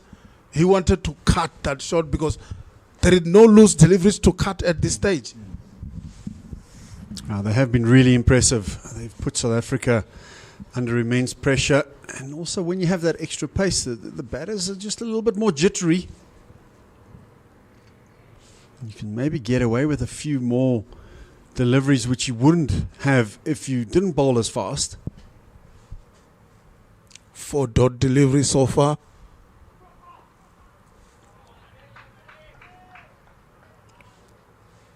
Another, once again, some few words from the fast bowler, Al Fawad, to the captain, just reminding him of the total he's chasing. Just making sure he's still okay. Just to remind him the run rate might start to creep up a little bit. South Africa still need 215 runs to win. The required run rate is 5.2, but the scoring rate is good for South Africa. So if they can just maintain it there at 6 runs to the over. And if the bowler bowls a beautiful delivery like that, you just leave it. As we see, the first maiden over of this inning so far, 51 for 3 is the score. Good batting there by Jason Rolls, knowing that Al Fahad is probably the major threat, and allowing him to bowl that maiden. Because he knows if you lose another wicket now, South Africa will really, really be under pressure. We do have a few more guys to come that can bat, but ideally you don't want them to bat for too long. Yeah, I think you were spot on earlier on when you mentioned that this partnership should be able to take South Africa maybe to that 25, maybe 30 over mark. And with the rate they are scoring in, and if these two can do that, that will give South Africa an opportunity to chase this total.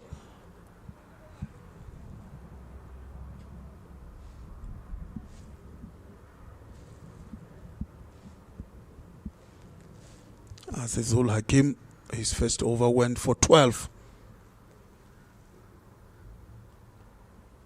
using his feet and completely missed that one. And that's the end of Vihan Pretorius as he's being stumped by the wicket keeper. The idea was good. The execution wasn't good. He's knows it's a risk when you go down the wicket to the ball turning away from you. Yeah, you want to put the bowler under pressure. But unfortunately for him, this time the execution just wasn't as good as it should have been. And another wicket for Bangladesh. Yeah, I think you're right. The idea was great from Vihan Pretorius not to try and let the spinner settle early on in his bowling spell, but completely missed that one, and the wicket keeper doing fantastic work to send him back to the hut. South Africa losing their 4th wicket as we see now the new batter in. That's Kamokhelo Phiri, the wicket keeper.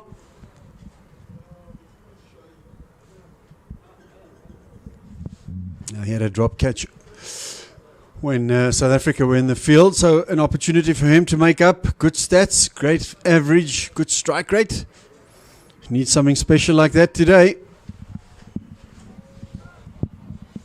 Yeah, that highest score of 73 will do for South Africa. If he can reach that together with his captain, that will be fantastic work. But South Africa in all sorts of bother at this stage. They've lost 4 wickets. And Bangladesh side really on the charge here this afternoon. Here at a beautiful, beautiful day, beautiful stadium, the Willowmoore Park here in Benoni.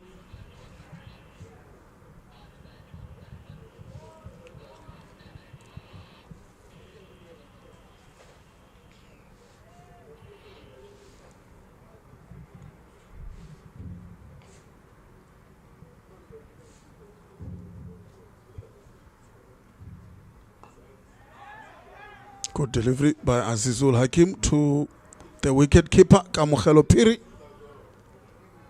And I guess that maiden over did create some pressure to the 2 batters for South Africa. That's when Vihan Pretorius thought of using his feet.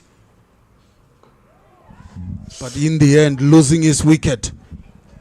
Yeah, without a doubt. And I think the other thing that played a role was in the first over, the ball didn't really turn. So he maybe assumed it won't turn, but the one he missed just spun enough to beat that outside edge.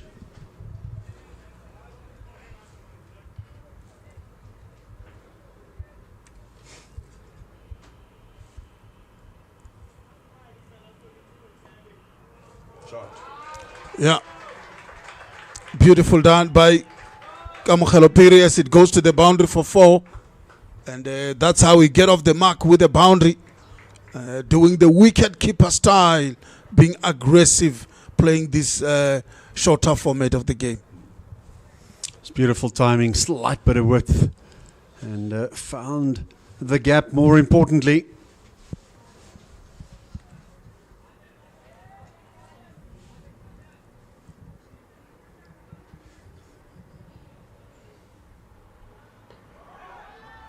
Hitting the splice of the bat there. Azizul Hakim coming back strongly after his first over went for 12. Wanted a single there is Kamokhelo Phiri, but quickly turned down by the captain.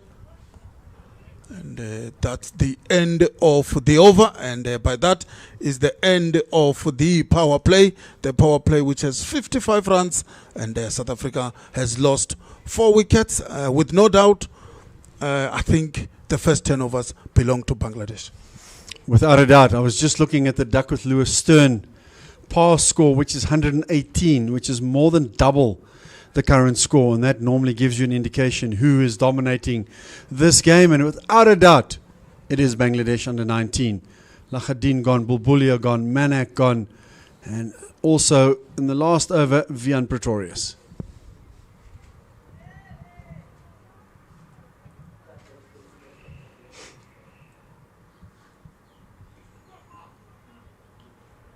Called wide this time around.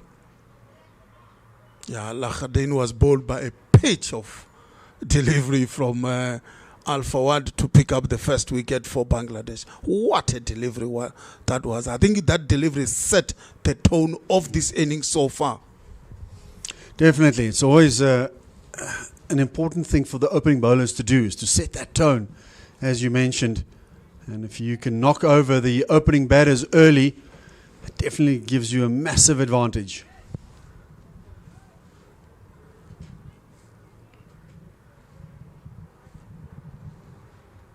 Al Fawad has bowled 5 overs on the trot so far.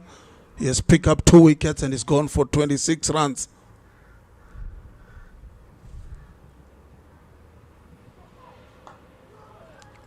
Just look at where that ball hit the bat, high up.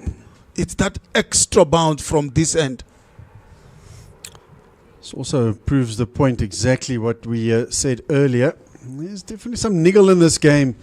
Umpires chatting to the Bangladesh fielders. They seem to be crowding the bats every time after a delivery.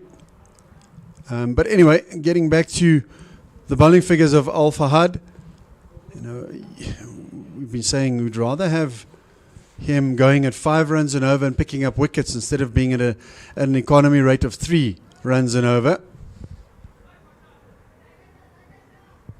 Umpires having a chat to the Bangladesh under-19 captain and just saying to him, let's just play a little bit more in the spirit of the game. It's all good and well to be aggressive, but there are certain limits.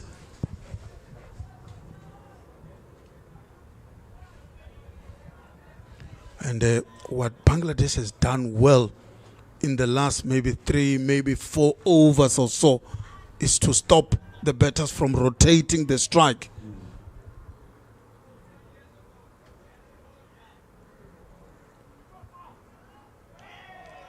Once again, bowling across the left-hander on a good length and having a few words once again is Al Fawad.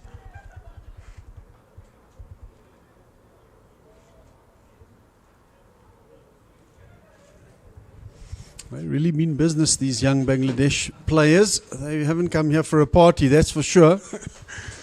They are not on holiday in South Africa. They are really here to play, and oh boy, they are doing it so well so far.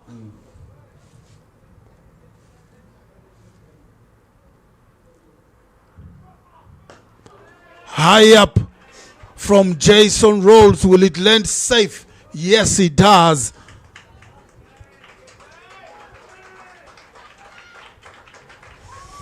We spoke about it earlier also, just the difference in experience for the Bangladesh players, where some of them have played first-class cricket. They've played against and with men for a longer period of time than most of our under-19 boys have.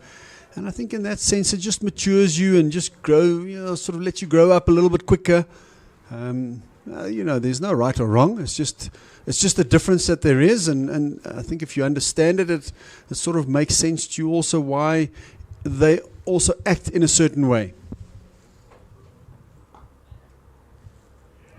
Tuck down the leg side for a single. Like you're right, maybe some of them as being on the receiving end of this aggressive nature when they are playing first-class cricket back in their country, and they are showing it here that they know a thing or two about it.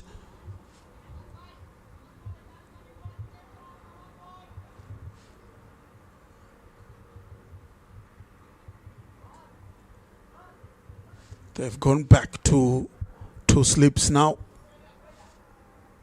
And so they should. You want to take wickets.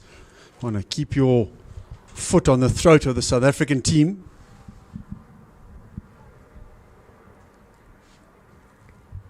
But Al Fawad has been exceptional with the ball.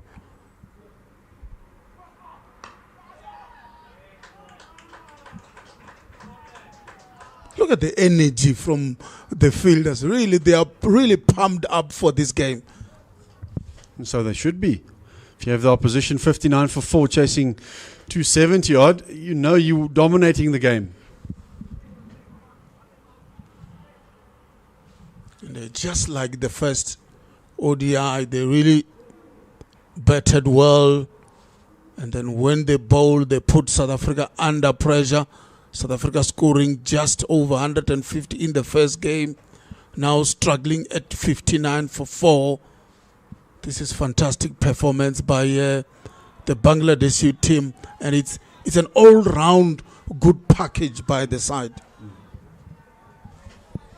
Oh, we don't know what the total would have been if South Africa had taken all their chances. There were a few catches dropped, and obviously a few other little run-out opportunities that was missed. So the score could have been way different, but it is what it is now, and there's lots of work to do for the remaining batters. And at this level, Dion, you expect the fielders to take their catches. You spoke about the wicketkeeper dropping a catch. You expect those catches to be taken. Some of these players should be playing first-class cricket, so you expect the level to be a bit higher than maybe it has been shown here today. And for Bangladesh, they really shown that they've got some first-class experience. Some of these youngsters I mentioned earlier with Gert Maloney, that they've played plenty of under-19 international under-19 cricket, so they've got so much experience, maybe much better than South Africa, to be said. Yeah, but unfortunately for the South African players, you only gain that experience by playing. Sure, fair enough. Experience is not bought at the local supermarket. Good shot. Should go all the way. Yes, it does. A bit of a full toss by Azizul Hakim, and it got the treatment it deserved by the skipper as he moved to 31 from 26 deliveries. So the kind of delivery that you expect to put away, and that's exactly what he's done.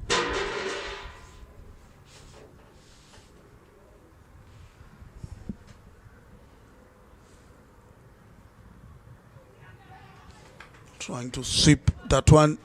Should settle for 1. Given his leg buys, there was a shout of catch it. According to the umpire, no bat involved. Yeah, I like how Jason Rolls, the captain, is playing his innings here. If he score a boundary, he's always willing to score a 1 or 2, just to try and keep rotating the strike.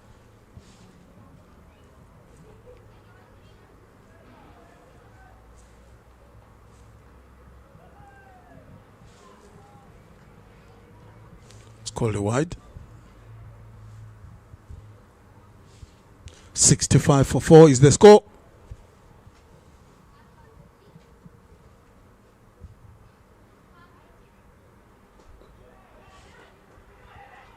Quick single.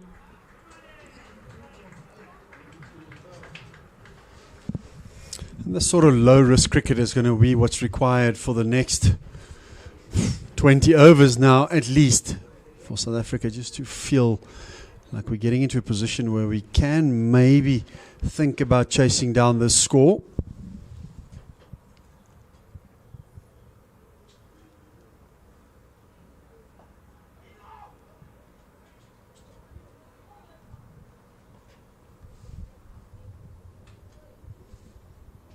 Yeah, it's all about giving yourself a chance and understanding where the game is at this stage. Some reverse sweep there. And by that, you give yourself an opportunity to be there at the end.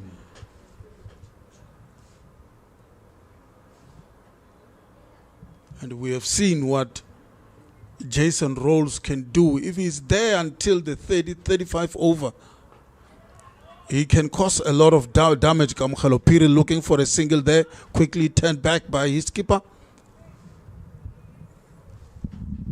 And that's the end of over number 12. The score is 67 for 4.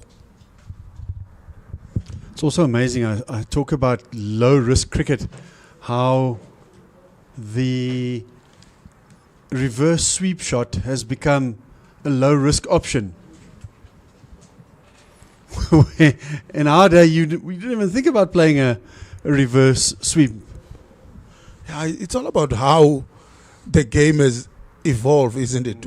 Earlier on we were speaking about subcontinent countries being able to produce quality fast bowlers.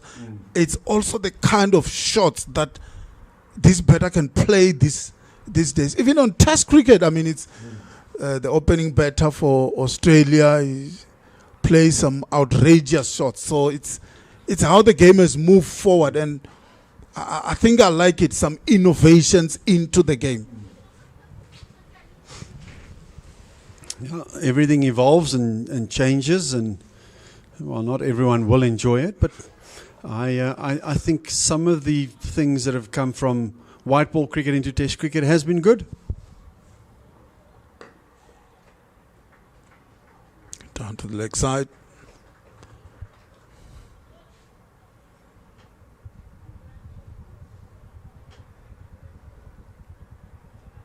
Yeah, I agree, and we speaking about how it improved the competition between the bat and the ball. You see now bowlers picking up more wickets. You see now the batters, even in Test cricket, having a high up strike rate in Test cricket. Teams scoring at 4 runs to the over in Test cricket. So those improvements are improving the game. Oh, what a beautiful delivery, that looking for a Yorker, but well dealt with by Kamukhelo Phiri.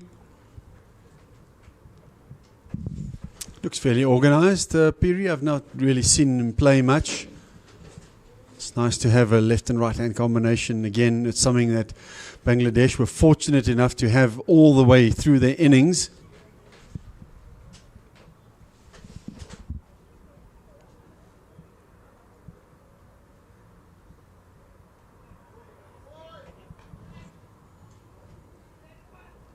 Iqbal Hussain Emon has changed the ends.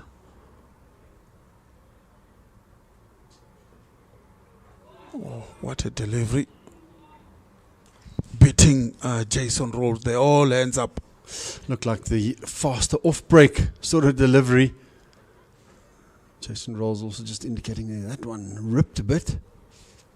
Great variation. You've got to also keep in mind that this is probably closer to a Bangladesh type of surface than it is a normal South African surface. This time of the year, you don't expect anything different. So it's also good for our boys, I think, to play on something that's a bit more subcontinent-like. Good shot. Jason Rolls, the captain. Few bounces. It's not going to go to the boundary. Maybe they should have run maybe 3 there. Maybe they thought it will go over the boundary.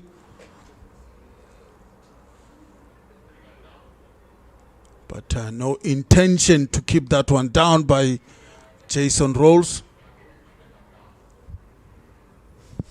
Does seem to like to give himself a little bit of room on the towards the leg side to open up the offside and access the offside.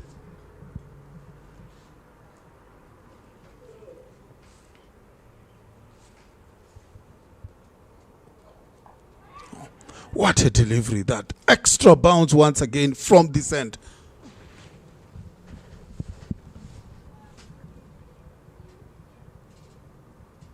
But Jason Rolls in the end was able to just ride that bounce. But once again, this is exceptional bowling by Iqbal Hussain Emon after he changed the end. There is definitely something from the commentary box end.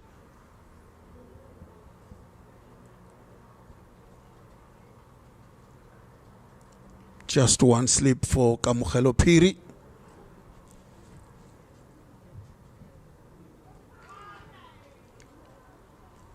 Big appeal there.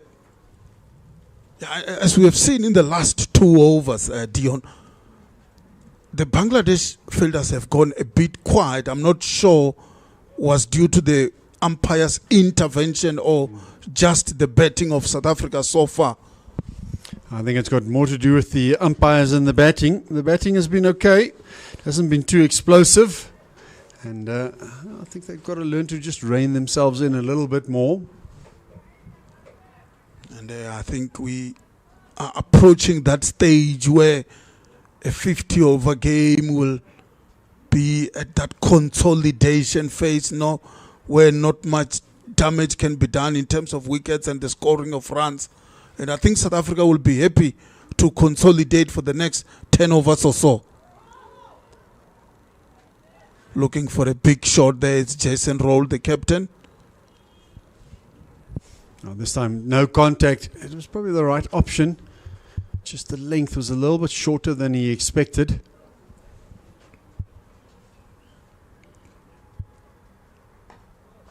Opening up the offside once again is the captain for a single.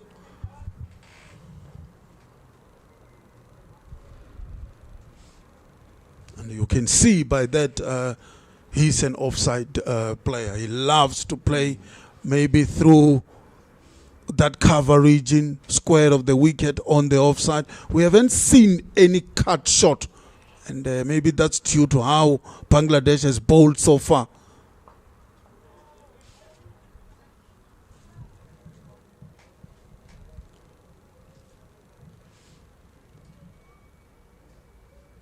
But he looks like a player who prefers to score on the offside.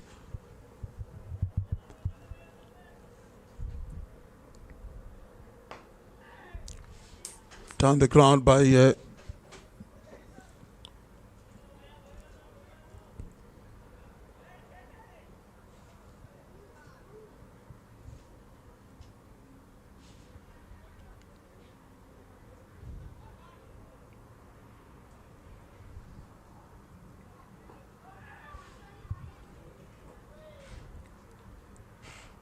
so far good bowling by Azizul Hakim.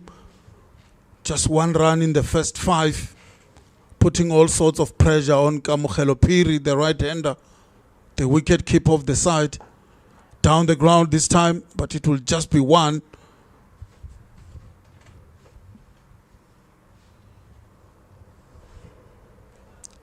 So that will be 2 runs to end the 14th over. The score is 74 for 4.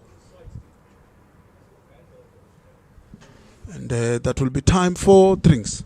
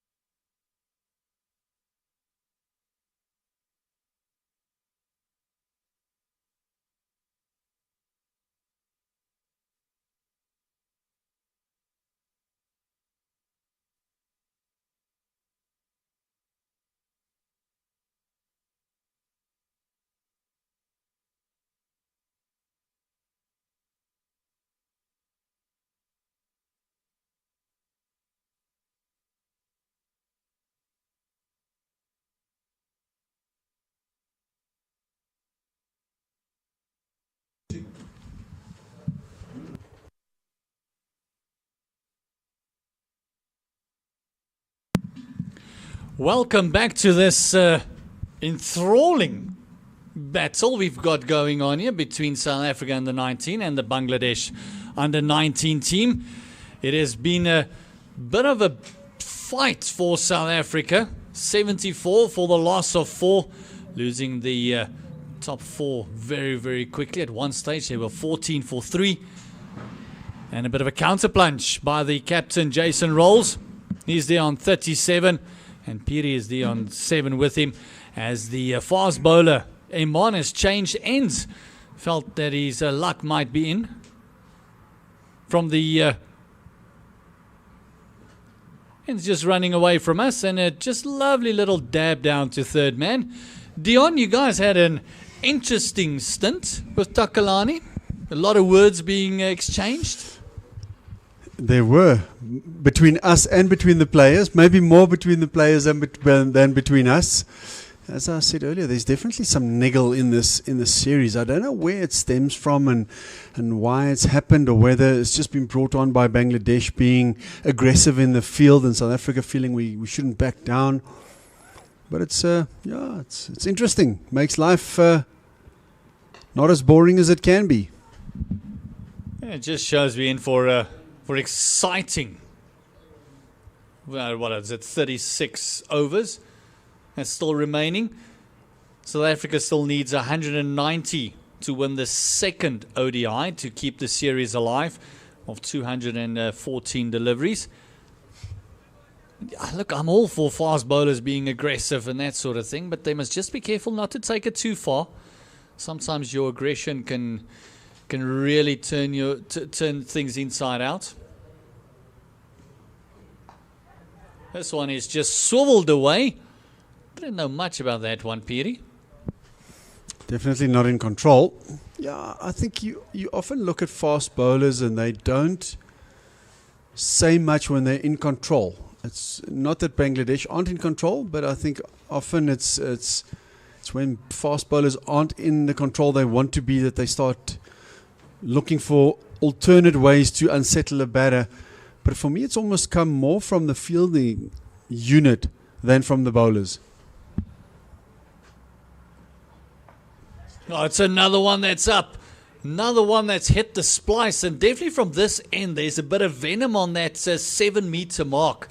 It's just the second one that Jason Rolls has gotten that's just hit him right on the maker's name.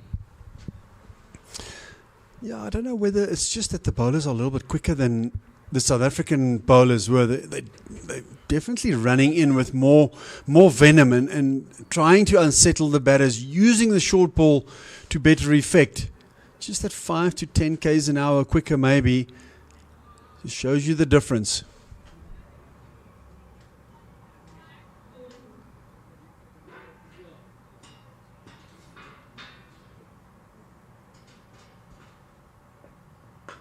Oh, this is a lovely drive through the offside. And that's the answer to a fantastic delivery. The next one on the up. It's a 4 for Jason Rolls.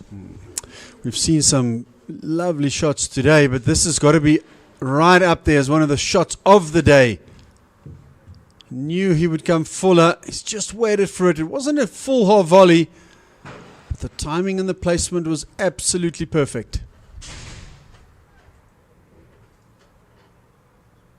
Lovely shot. Lovely counter punch by Jason Rolls. 42 off 38. And look at that shot again. Absolute pure timing. Didn't try and overhit it. Just leant into it. Lovely shot.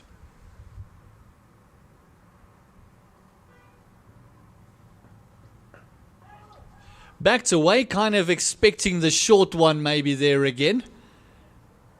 And a good double bluff there by Iqbal Hussain Iman. Fifth over gone. He's gone for 25, but he's picked up a wicket. South Africa under 1981 for loss of 4, still requiring 185 to win.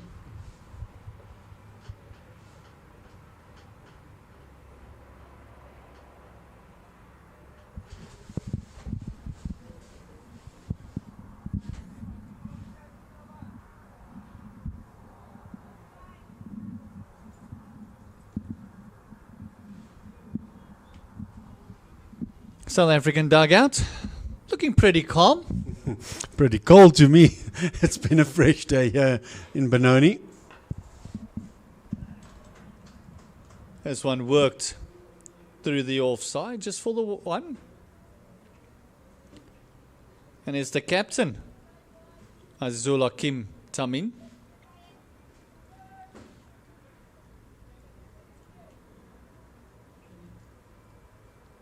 Been very animated with his field placing.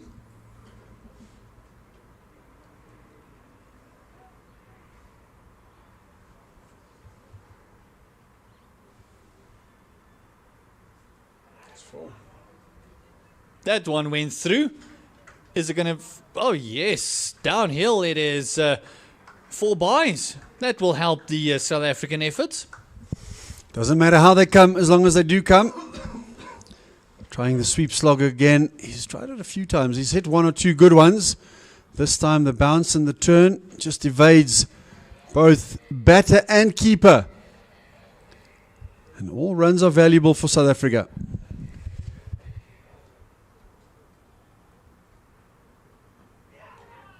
The Bangladeshi spinner this far getting a little bit more turn than what the South Africans got.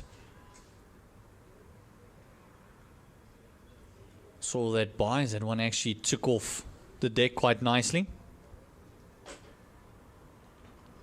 Reverse once again, and it's another forfer. Definitely unsettling the right armour. Moving on to 46. I like what I see from Jason Rolls. He seems to be a bit of a fighter, and that's what you want. You want guys that can step up when the pressure is there and are prepared to take on the fast bowlers, try and put sort of pressure back onto them, fight fire with fire, and put their hand up when the pressure situations are on.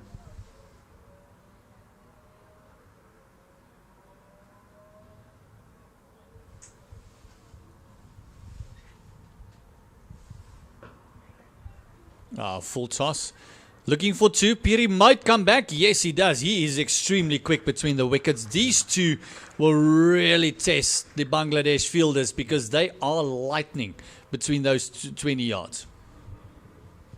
Also, when you run like that, you put pressure on the fielders. There's just a slight little knock on, and that allows you to come back for the second even easier.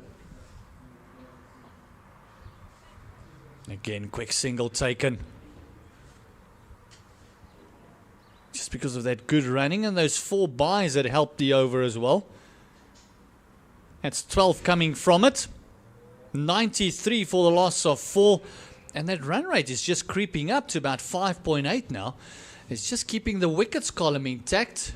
And they might be in for a decent shout here, South Africa under 19. To see how this partnership has impacted the match so far, partnership is 42.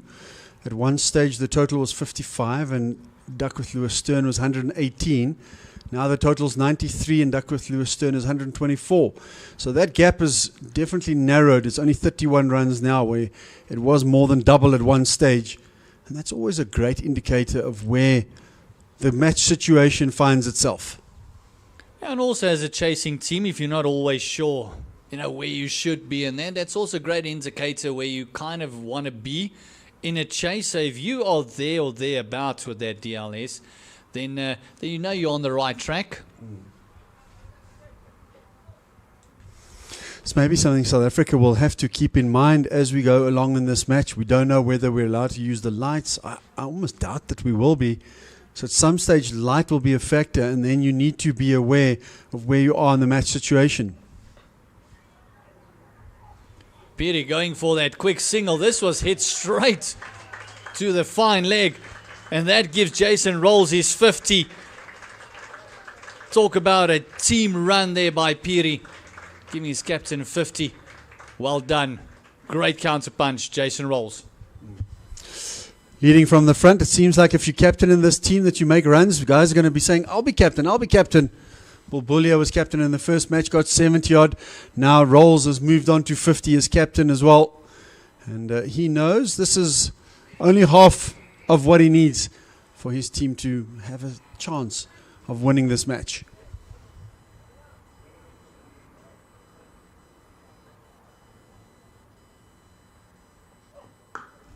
Oh, Piri has smeared that through the offside. That is a massive boundary out there. It's about an 80-meter hit.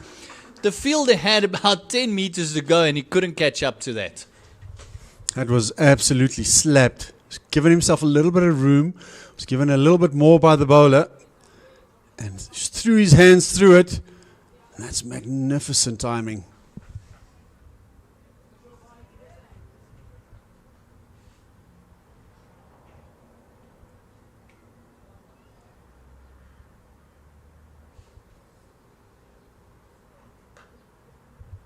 Great cricket, intelligent cricket by Piri. After a magnificent boundary, just get the single. 6 from the over, halfway through the over. That means you're already on the run rate. Takes a lot of pressure off. Our new bowler also under pressure all of a sudden. You've gone for 6 in your first 3 deliveries. When all the pressure's been built up by the other seamers and the off spinner.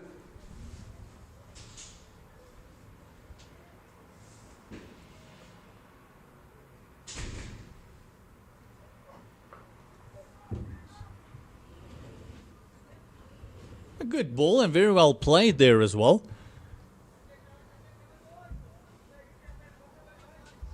Sanjeev Muzumdar, right armer, not as brisk as the other pace bowlers. It's more medium pace. Only seems medium pace because you're sitting here, not standing in front of the stumps. Trust me.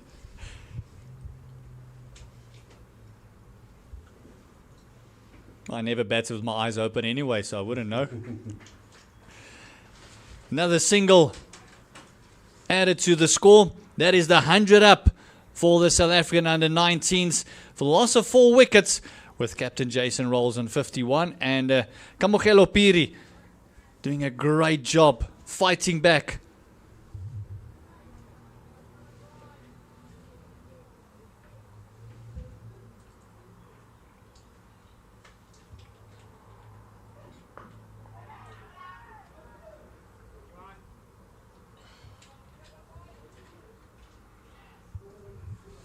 End of his first over. Mozumdar was hitting 7 runs in that over, bringing the 100 up for South Africa as well. Jason Rolls is 50, coming from 45. He had one mammoth 6 that he hit that cleared the fence, or shall I say the roofs, pretty handsomely. We've seen a couple of biggies, but that was big. We cleared the fence, the roofs, everything. Almost went into the next province. We have been fortunate to see a few big 6s today, which is exciting. People always like seeing the ball fly all over. Now we do have a bit of a crowd in. A couple of the guys here from Benoni doesn't mind the cold. We had 1 or 2 families having a braai down earlier on as well. They were the ones who were teasing us with the smell of braais. I have to admit that it is the parent group from the South African team, and I was invited to have a little, actually not a little choppy, it was quite a big choppy, and they were delicious. There, oh, that's an outside edge. It's the big wicket of Jason Rolls. He's standing there in disbelief. There was no doubt in the mind of the Bangladeshis. You can see the way he's walking off. He cannot believe it was given out. Yeah, well, did he feel like he hit his pad? The way the Bangladesh team appealed, it just seemed natural to me. I think often you can gauge by how they appeal. Well, it's nothing other than bat there, I'm pretty sure. That disbelief might be the extra bounce that all of a sudden got him there. So that's a big wicket of Jason Rolls. Just like looks like they're settling the boat and really putting a partnership together. Nonetheless, a fantastic innings by the captain. And now Piri becomes the man that must stick around. I think his reaction was also more disappointment than anything else. You've done the hard work. You've got to 50. You're playing nicely. It's never easy to bat. Well, once in a blue moon. But he would have felt like this was an opportunity for me really to get a big score. Paul James, the man who had an absolute blinder in the field, was a phenomenal. He was everywhere, from points right up to mid-wicket to mid-on. And also had a pretty decent day with the ball as well. Just look at his career there. Average of only 23, only in his 7th match. But a striker of 102. He can give it a good whack. Busy player. You expect him to come in and do more or less the same job here.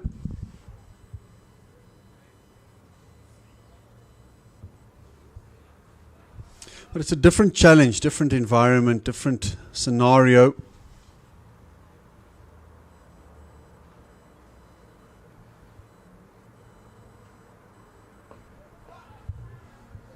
Also, just see how clever the captain is there. Azizul Hakim Tamim. He just waited an extra second or two. Let him wait for the ball. And then I'll bowl it at you. Getting off the mark. Lovely shot of the back foot. Half the team back in the hut for 101. Flashbacks must start already for the South Africans, because they got bowled out for 150 in the first game. Case of deja vu, that's for sure.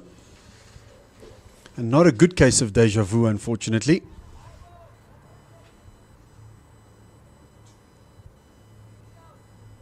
Got to feel this is the partnership that's got to take them deep.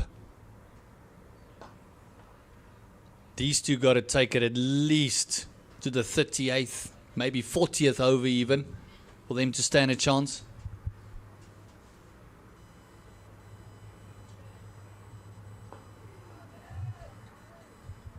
Playing back to extremely full one there was Piri.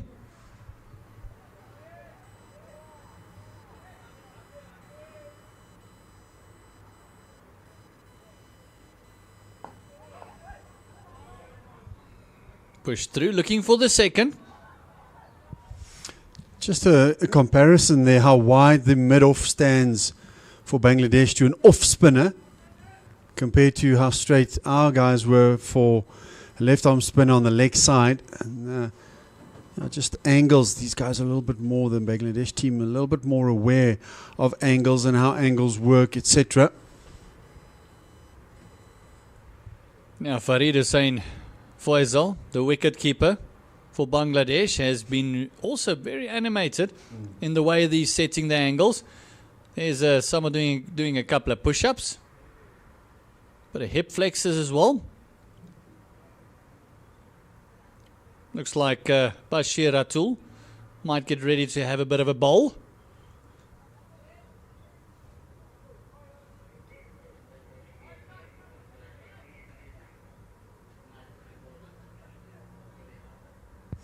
It's a well-oiled team, this Bangladesh under-19 team. You've got to give them credit. I watched them in the warm-ups and they've been impressive, bat and ball in the field. This one is whipped away over backward point. It's another 4 for Piri. Anything wide and he can play through the offside. He doesn't mind throwing his hands at it. It's the nice thing when there is pace. You know, you can use the pace if it's not in the right areas. It's exactly what Piri's done here. And also he was very intent there, up and over. Oh, we've seen 2 shots on the offside now from him that have been as good as any played today.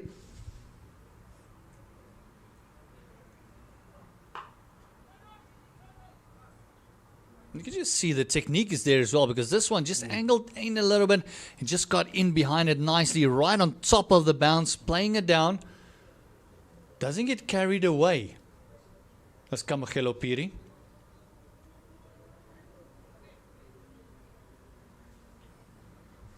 Still feel though, you look at our players, yeah, they may be intimidated a bit by the pace early on, but just the way the Bangladesh batters constructed the innings.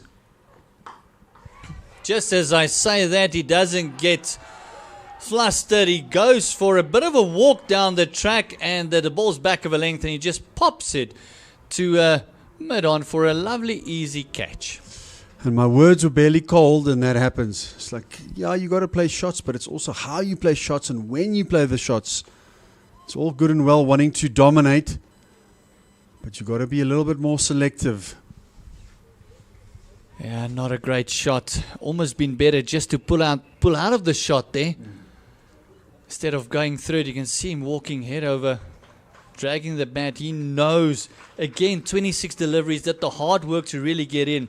See him just walking down, and then the ball just got big on him. And that just proves he's not quite as military medium pace as you thought he was. Yeah, I must admit, I'll apologize to him a bit later. I think he's one of those bowlers that you don't really see coming on because he's a bit skittish, where the other two is actually hitting the deck nice and hard. I remember the guy that I played against many, many, many years ago who was like that, who didn't look as quick, but when you faced him, he was like, whoa, that's gone a bit quicker than I thought. Was Muhammad Akram from Pakistan. Tall, lanky guy, and he just sort of looked like he ambled in and had a really fast arm action, actually. Corne Botha coming in. Only in the one match, scored 8 runs, so nothing much to read there. Had a decent day with the ball, very unlucky. He was a recipient of 2 drop catches of his bowling, and both of them going for runs as well.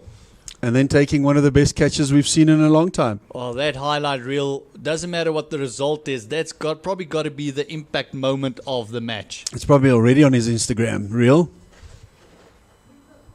If it's not, his family needs to get a fine. How to tell you're a cricketer without telling me you're a cricketer? Fines meetings, as you just mentioned.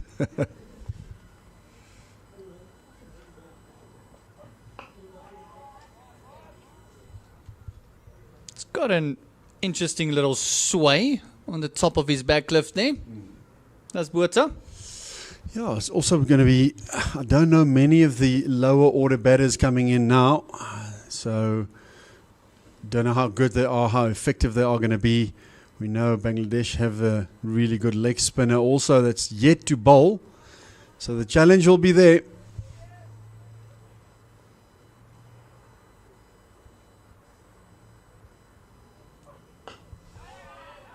Ooh, no, oh my word. So lucky that went through. If that was a clean pickup, a keeper could have just run in and caught and got it. It just shows a bit of nerves there in the South African camp. Yeah, a bit of inexperience, obviously, at this level, and just a pressure situation. But the thing for me that's worrying is, in the previous match, South Africa batted for just over 30 overs. Now we've had 18 overs. You're already 6 down. So I speak again about constructing of an innings. It's not happening.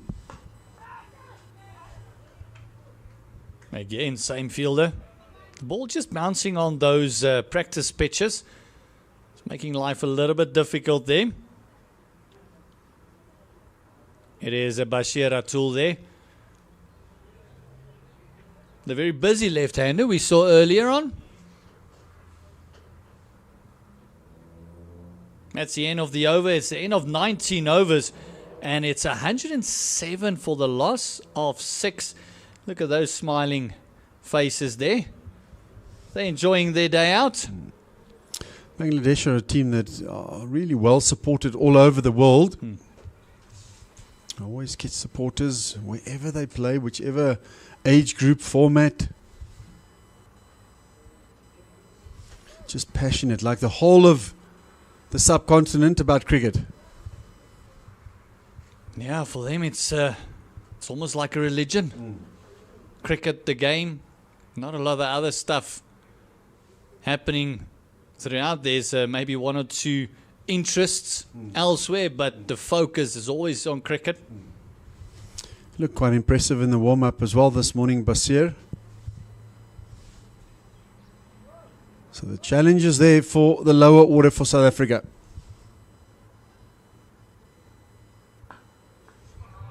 Oh, this one has been wristed away to the offside.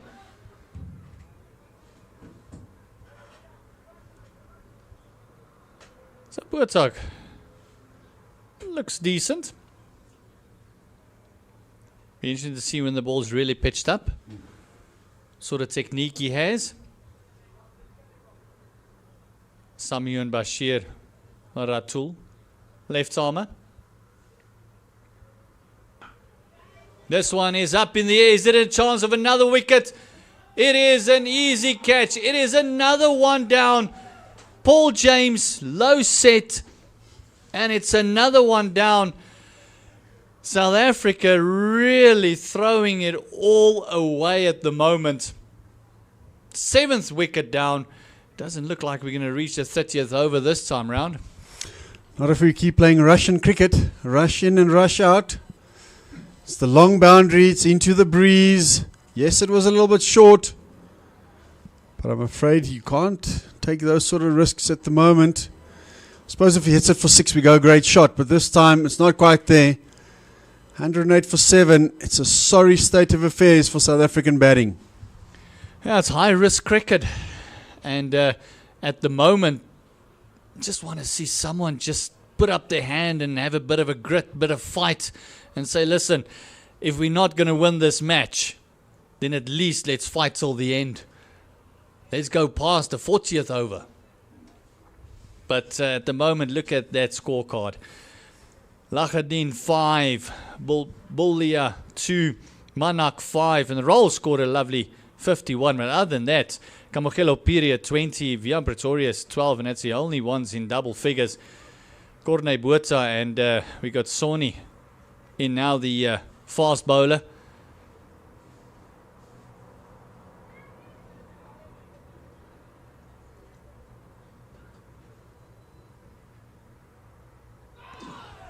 It's not Sony that's in. It is Kachini. He's number 74. I thought he would bat before the rest, because he does bat higher up for Southwestern Districts. My apologies. Yeah, it is Kachini. I thought that Sony might have been in a sauna there. Shrunk down a little bit.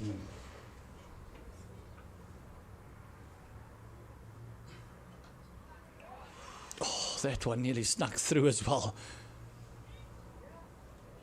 That's all you need, is your spinner's tail up now as well. Picking up an early wicket.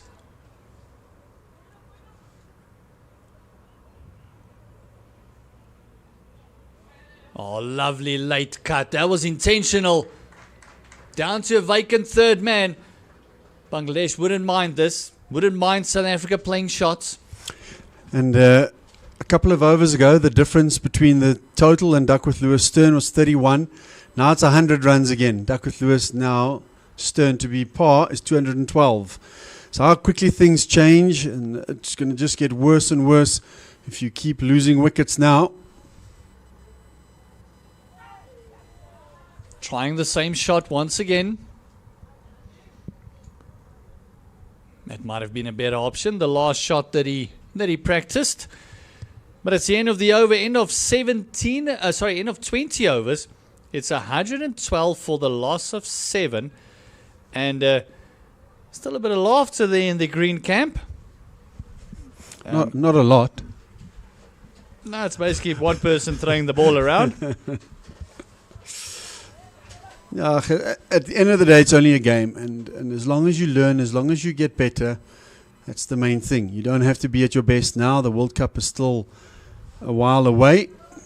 So I think it's a process for South Africa, trying to find the right players, the right combinations, and also giving the players enough exposure and experience.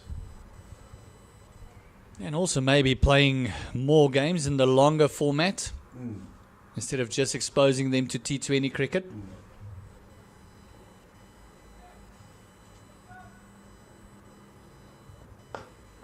What a lovely shot there by Botha. Did that go all the way? Yes, it did. Lovely straight shot on the up. That is a serious cricket shot. It's the first time I've seen him play, but he's been impressive. He bowled better than his figure suggested, took that magnificent catch, and that's also one of the shots of the day. And even hold the pose there. Lovely shot. I think that surprised a few of the Bangladeshis even. Now he pulls it. It's going to be another boundary. It's 1 bounce 4. Predictable from the fast bowler. I'm coming at you. I'm going to see if you can play the short one too, and he certainly can. It's nice that he's showing some fight, but we know, once again, it's not just about hitting boundaries. It's now about playing the match scenario as well. If you're going to counter punch, make sure you still play clever cricket. The field is set now for that one. They've got mid on, a long on the fence. Then they've also got deep mid wicket.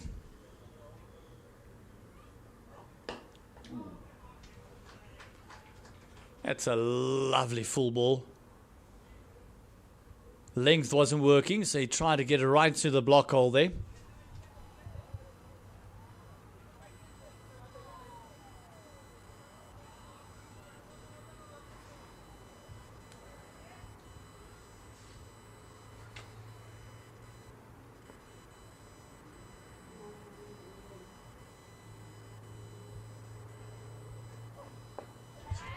Oh, this one just got chipped.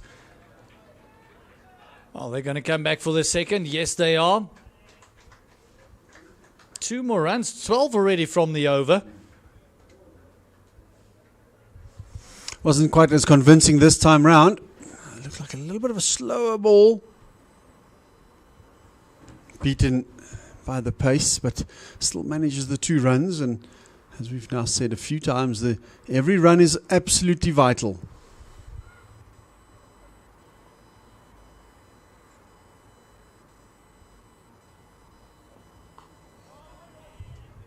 And I think it's one of those scenarios where if you're going to lose the match, let's do better than we did the previous one.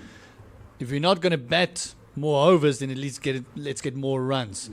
So set yourself small targets and say team target now in the scenario that we're in is this. And then you can build from there. And if you can start beating your own targets and setting your own targets, then you're really winning small battles.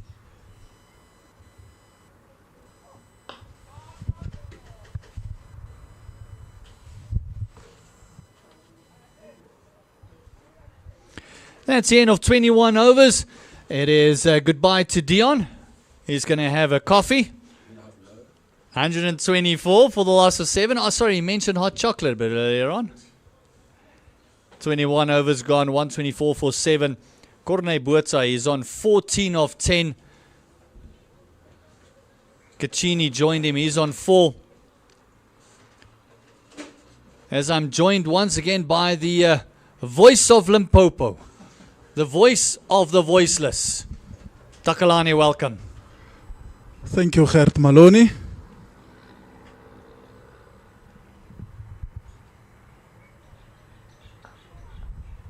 The spinner Bashir continues. He picks up the wicket. He went for 5 runs, but I mean 1 for 5. It doesn't matter what happens. You'll take that. Yeah, I will definitely take that.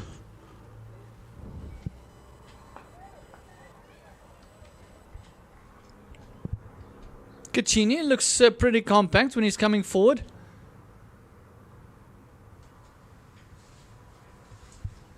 That's a little bit higher for the district team.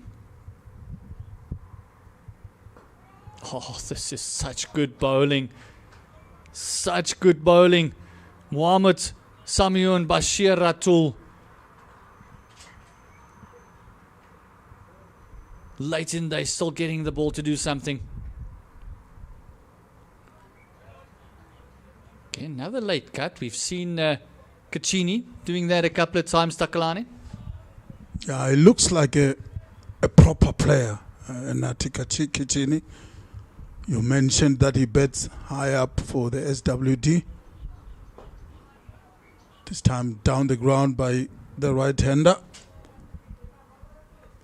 124 for 7 is the score, and that means Bangladesh just need 3 wickets to win the second Youth ODI and take the series.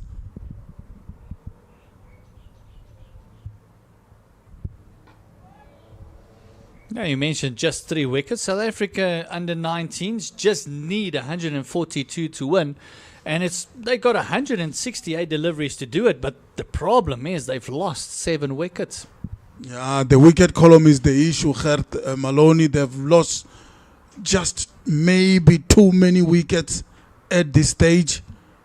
7 wickets to be exact, and still chasing 142, which is higher than they have scored right now. So I guess the probabilities are shifting towards the Bangladeshi side at this stage.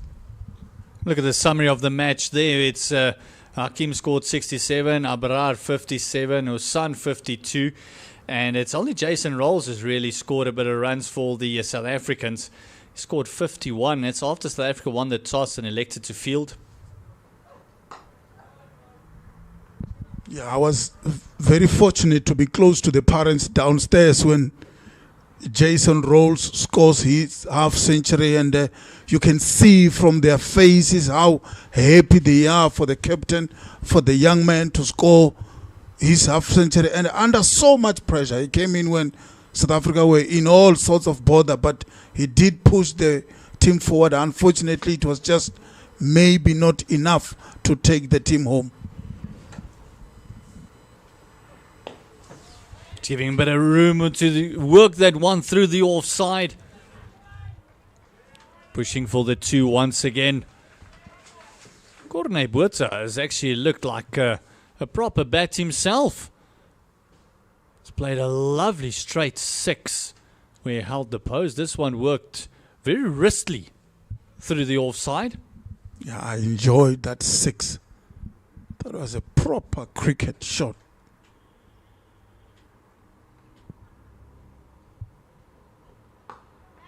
Oh, this one is chipped. Lands safely. It almost looked like he wanted to slap that through the offside and just got him a bit slower than he expected. Yeah, a cry of catch. The cover was interested for a bit, but it was just too wide to his right and couldn't complete a catch. 126 for 7 is the score. This one is whipped through the leg side. Just the one.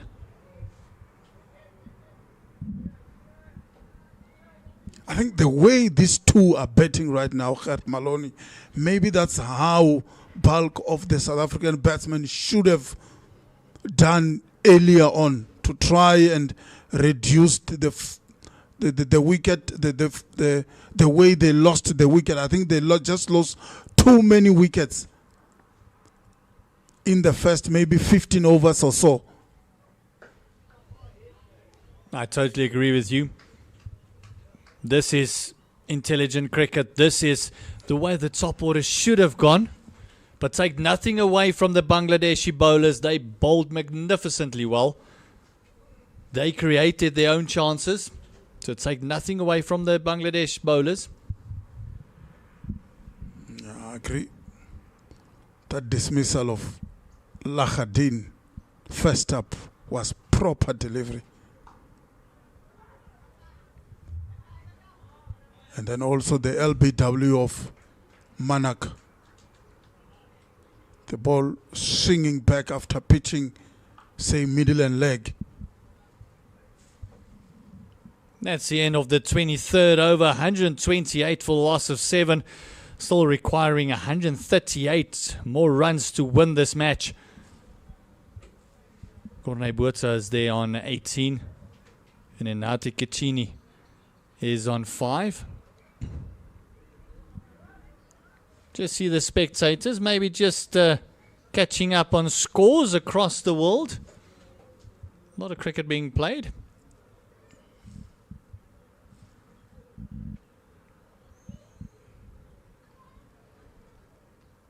And for everyone listening abroad, just I'll get back to my story now. Look at everyone there just in the cold, enjoying the cricket.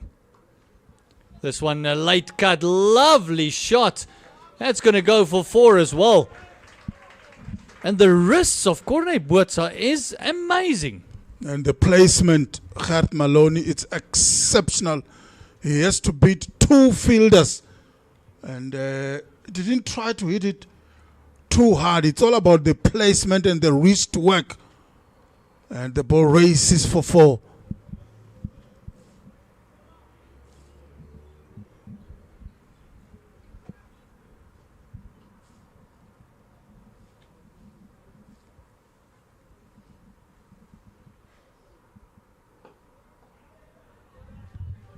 Calling for the two. No, he played it with soft hands. Cacchini is very quick. He came back. So great running. 6 from 2. Exactly what the doctor ordered. Yeah, this is good batting. Good batsmanship by these two. Cornebota and Enati Cacchini. Picking up 2 runs that time around. Rotating the strike.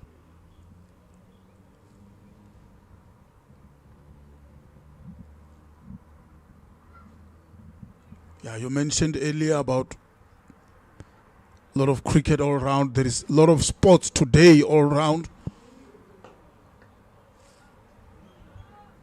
Another single just on the offside. There's a lot of sport globally. There's golf, there's rugby, there's more cricket, there's a bit of soccer going on as well, if I'm not mistaken. Yeah, so for the South African fans, the rugby, 5 o'clock, South Africa versus Georgia. Then you've got South Africa versus New Zealand, that's the under 20. It's the rugby also, where former South African under 19 cricket player Riley Norton will be the captain of the young Springbok later on at 8 o'clock tonight. Oh, going for the big slog sweep. Not connecting and very lucky that it missed the stumps. Then later on, 9 o'clock, it's Banyana up against Senegal. That's the Women AFCON. Oh, beating that backward point once again. This time it's Cacchini that said, hold on, I can play the late cut as well. Beautifully done by Enati Cacchini. Exact same shot as Corne Botha earlier on, and exact same results. Where have they been? This is fantastic batting by these 240-for-7. Yeah, this partnership has gone on to 32 runs. And if you look at the run rate achieved, it's 5.8. They only need to go at 4.8. So run rate, not a problem. 126 required of 156, not a problem. It's the wickets column once again. These two need to go all the way through. Agreed. They have to bat through. One of these two has to bat through, take South Africa home.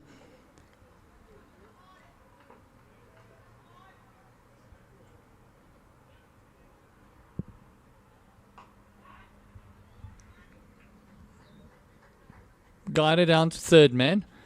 Very happy just to rotate the strike at the moment. Is Botha. But yeah, you mentioned Norton.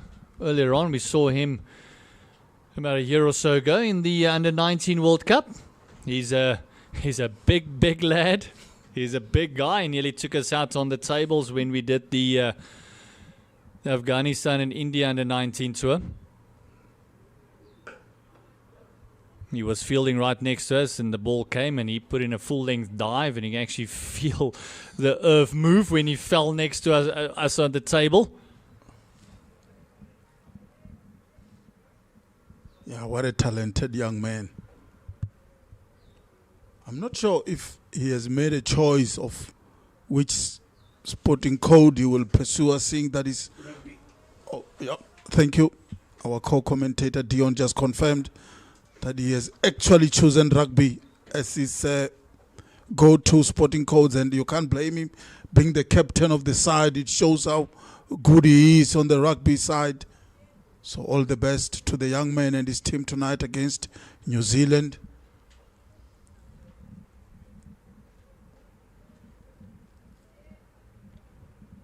Tell you what, the Under-19 team could have used him here. Such a talent. But looking up, looking forward, Madion and myself discussed it earlier on as well, where this is just a building phase. Got to have little victories, little targets that you want to achieve by certain times to really build up to that Under-19 World Cup for next year.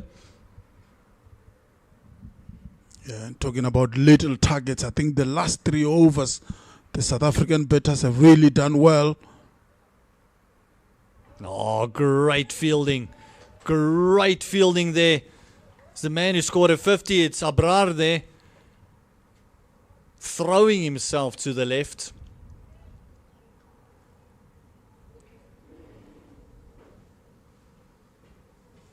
And the Bangladeshis also have just quiet down a little bit. They've just calmed down a tad.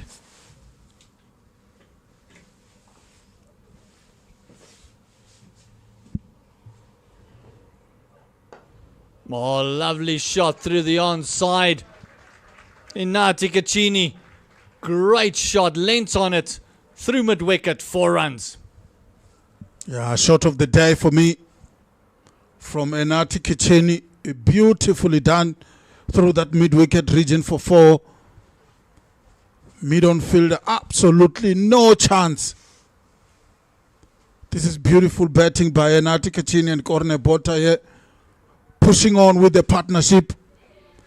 And I think you spoke about the small targets, talking about the team, but I think in this match it's all about the small targets.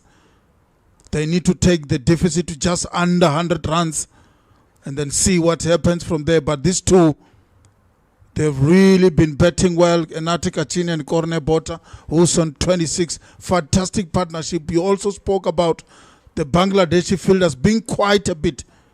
And I think it's due to this partnership. It's starting to frustrate them. Now we see a new bowler coming into the attack. Sadin Islam.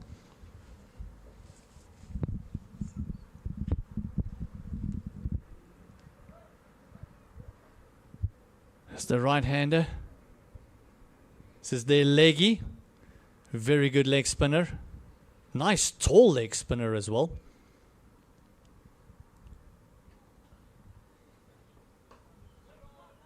What we understand, he's got an amazing wrong one that actually turns into the right-handers.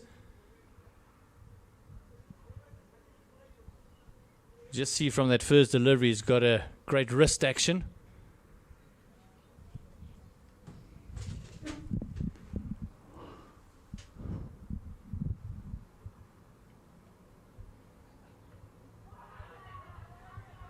Big appeal and given.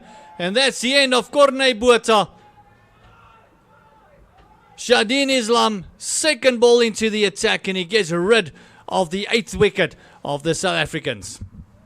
Yeah, I think Corne Bota struggling to pick up Shadin Islam there. Good bowling package this by Bangladesh. We saw the fast bowlers doing the damage, fasting up. Now the spinners coming to play and picking up that crucial wicket. Yeah, beautiful delivery. That didn't pick it up at all. And that's the 8th wicket down for South Africa. 145 for 8. And by that, can you say South Africa's hopes are now gone? Well, JJ Basson coming in. He'll probably want to rectify there. We don't mind being wrong up here. It was a lovely little innings by Corne Bota, 26 of 20. And again, a little discussion that Corne and myself had. Just the 3 matches there. Striker of 150, so he's not going to hang around. The discussion we had is especially about the leg spinner. The lower order has got a tendency not to pick a leg spinner in flight or in variation. Yeah, JJ Basson with those long levers of his. Maybe we gonna be treated for some entertainment here towards the back end of this match. When I was speaking to a friend of mine about JJ Basson, he just say, you know, Marco Jansen is JJ Basson. And we actually said that he's a spitting image, or shall we say a shadow image of Marco Jansen. Tall, lanky, same build.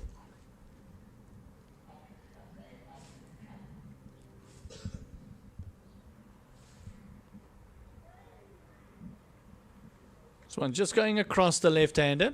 See him just pointing at it. 145 for the loss of 8. Previous match they got bowled out for 150. Then that was in the 33rd over.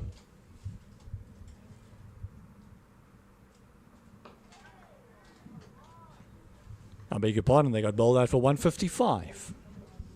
South Africa. So their team target must be, let's just get over that. But yeah, very disappointing outing, 2 games in a row with the bat for the South Africans. But I say this again, take nothing away from these under-19 Bangladesh bowlers. They've bowled brilliantly, and every change that's been made has produced a wicket. And that's a maiden wicket for Shaheen Islam. Yeah, also what impresses me was the field placement. Dion spoke about the angles when they were placing their fielders. It was just so good how they were bowling, how they placed their fielders, and they were able to put South Africa under pressure early on with the ball. The fast bowlers did the damage. And I mean, in this first format of the game, first 10 overs, you're looking at maybe losing 1, maybe as the maximum wicket, but South Africa lost around 3 wickets. And if you're chasing 265, that's a tall order.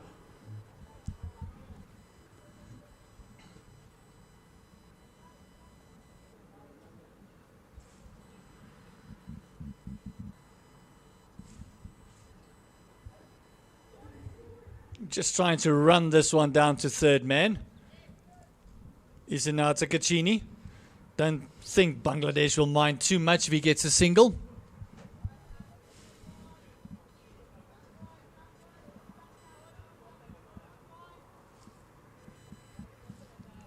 Yeah, but there is signs in this South African batting lineup.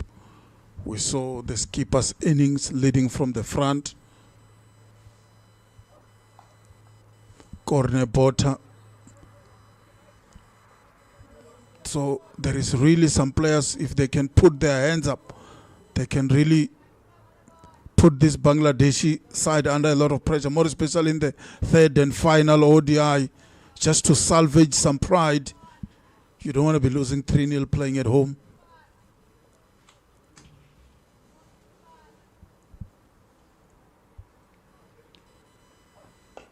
Going for the big shot. It's up in the air. Oh, 2 bounces to the fielder. They're not going to get there. JJ Basson very eager to come back for the second, but only the one. Yeah, and Atika Chini settled very early for a single there. Was not interested in the second run. He didn't even run that single hard. He was just jogging.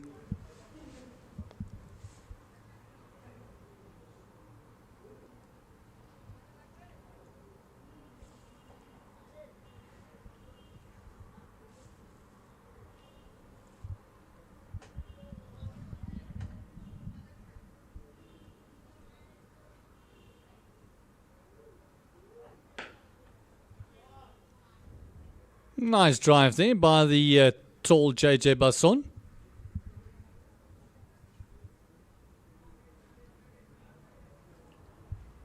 Two deliveries to go in the 27th over. Only 2 more wickets for Bangladesh to clinch this series. Got 2-0 up with 1 to go.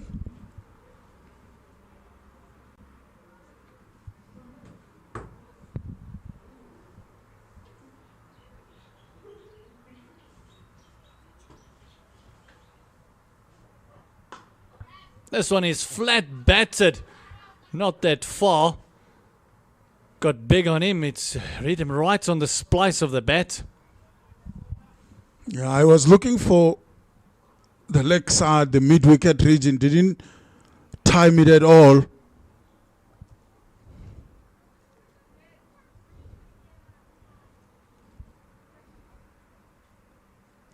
It has really gone very quiet in the middle.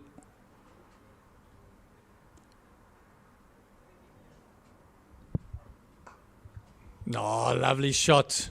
Over backward point. Great work there in the deep as well.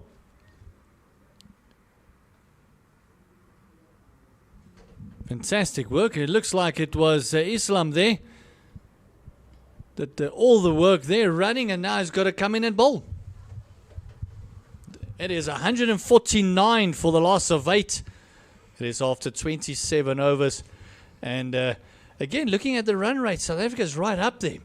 We're keeping up with the run rate. It's the wickets column that's the problem. Yeah, we've been saying this since the beginning of the innings. I don't think 265 was a big total for South Africa to chase, but it's how they lost wicket in clutters that's the problem. More especially first 15 overs. If you're 6 down in this format of the game, you'll always be in trouble. But the run rate is never an issue. You only have 2 wickets now. 2 wickets in hand, and you still need about 117 runs to win the match. So that's a big task.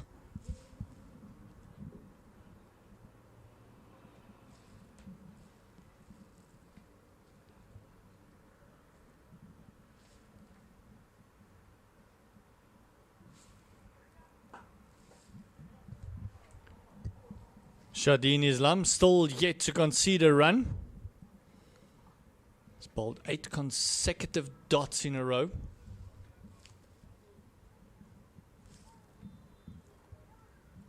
Yeah, a bit skiddy, a bit quicker. Maybe they are struggling to pick him up. Appeal there, but the umpire not interested. Yeah, I think that was a bit of more wishful thinking appeal there. I was hitting him on the boot, outside leg stump. 3 to go. 3 deliveries to go in the 28th.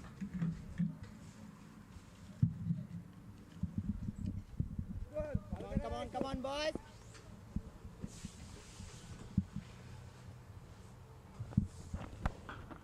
Oh, slog sweep coming around the wicket. And Basson says, hold on, I can reach that. And that's up and over the houses once again. It's all about the long levers from JJ Basson. It was in his zone, in his slot. Just look at that. He fetch it and hits it over the boundary rope. It's a maximum. It takes them over 150. It's 155, exactly where they ended up in the first game. So it looks like they'll pass that score. 155 for the loss of 8. And you can still see the conversation between the two is, if we can stick around, we only need 111. We still got 134 deliveries to get there. Let's see how deep we can take this. Yeah, small total. Go under 100, go under 80, then under 50. Then all of a sudden, the game changes.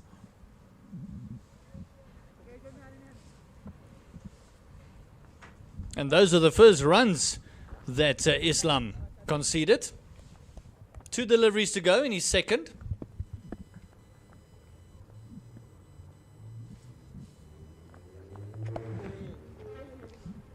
And very good cricket, just a single. 5s and 6s. Look at Basson, he's ready to come back for the second, but it's a bit unfair running because he gives 1 and Kachini needs to give about 3 steps.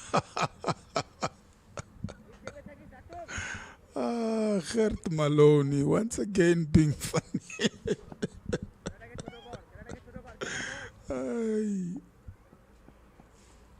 Last ball in the 28th.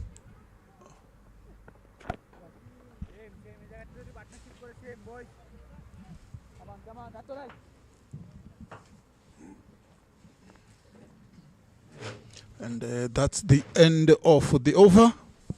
And we'll have commentary change as I'll be joined by Dion and say bye-bye to Gert Maloney.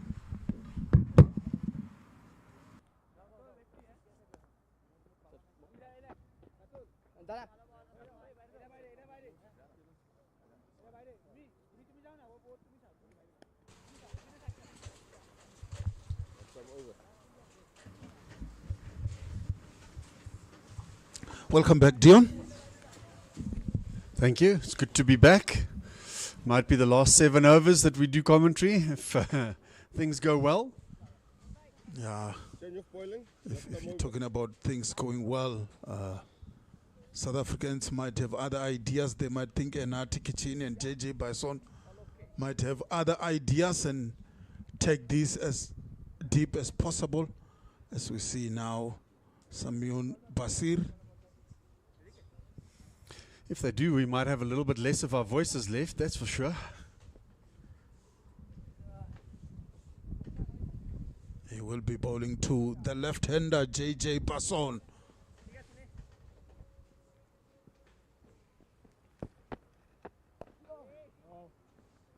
Just turned around the corner.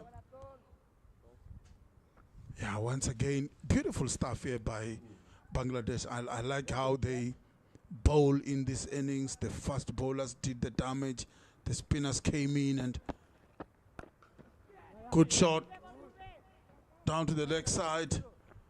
But they will just settle for a single. Yeah, I love how they impose themselves in this innings from the word go. South Africa never had an opportunity to take the game away from Bangladesh. Yes, there were some few lusty blows by the captain, but it was just not enough.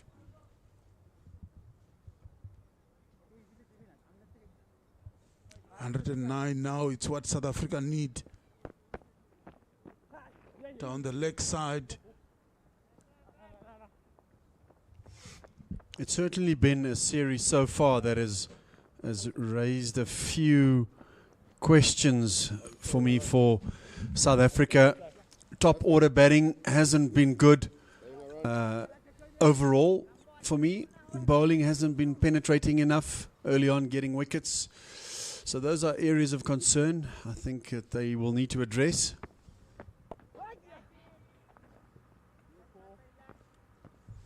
If you seriously want to compete in the World Cup, those are probably key areas. You need to be good with the bat when you start, and you need to take wickets, put opposition on the back foot.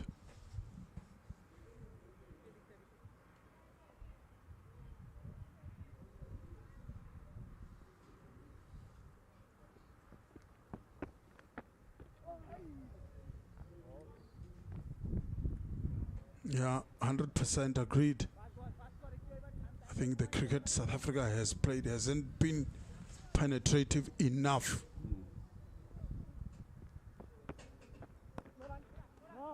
There's been signs here and there with the bat, but on the field we have not been that good with the ball. Also, we have allowed Bangladesh to get away, and I think this series has been a series of first 10 overs. You played well in the first 10, you normally win the game. If you just look at the opposites that we had when we bowled, Bangladesh were basically 60 without loss, and when we batted, we were 3 or 4 down. So that's a big deficit to make up in a game like this.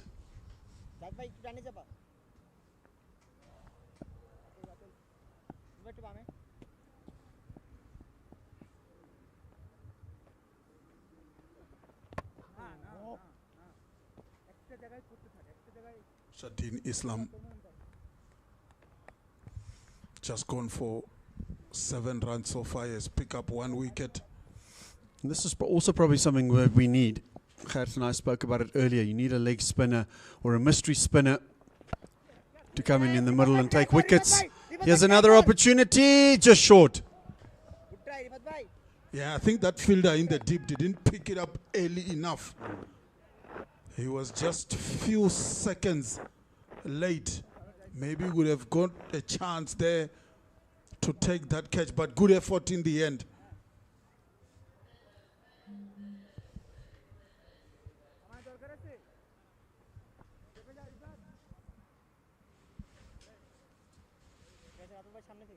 Yeah, I think that's something the production line, the production pipeline might have to think about it. That mystery spinner, I was fortunate enough to work during the 2024 down the ground this time around series between Afghanistan and India and South Africa, and I can tell you now, South African batsmen did struggle against Afghanistan spinner called Gazamfa, who ended up playing for the national side. So that's something that South Africa needs to start to think about it, how we can produce those kind of spinners and how we can make our batters learn how to play those kind of spinners. Without a doubt, I think we've seen the value that they have. Yes, they might go for a few runs, But you need someone that can break open the game in the middle of the innings.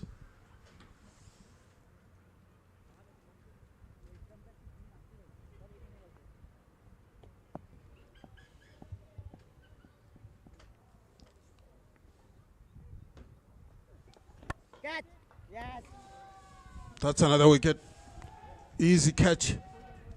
And Atikichin is gone straight to that fielder at cover for an easy catch in the end. South Africa lose their 9th and they score 160 for 9. Yeah, the end is near for South Africa. Unfortunately, it's been a valiant fight by Katsini, but this time just can't find the gap. And Bangladesh have been just so efficient and so good in whatever they've done in this match, and they fully deserve this victory.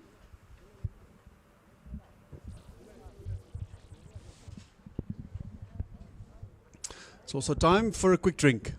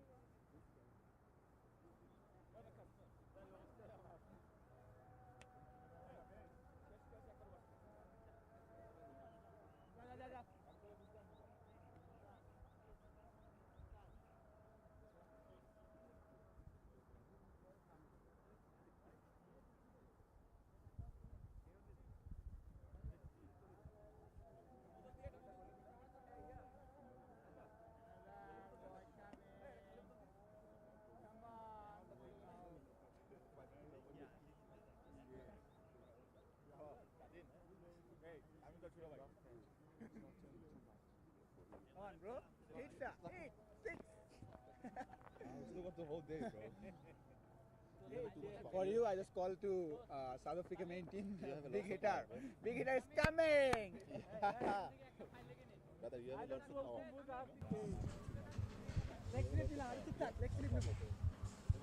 Welcome back from the drinks break. My name is Takaranene Chiaba, and with me I've got Dion as we about to conclude the second Youth ODI between South Africa under-19 and Bangladesh under-19. Bangladesh under-19 won the first Youth ODI and they're about to win the second Youth ODI to clinch the series and be 2-0 ahead.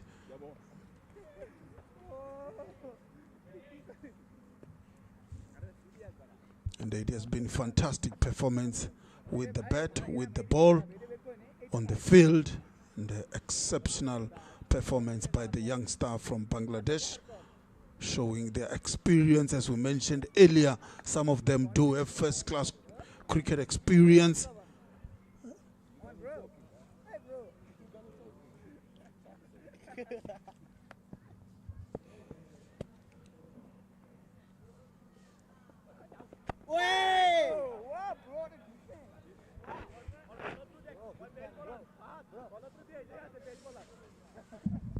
Very chirpy on the field now, Bangladesh, and because they know this game is basically won.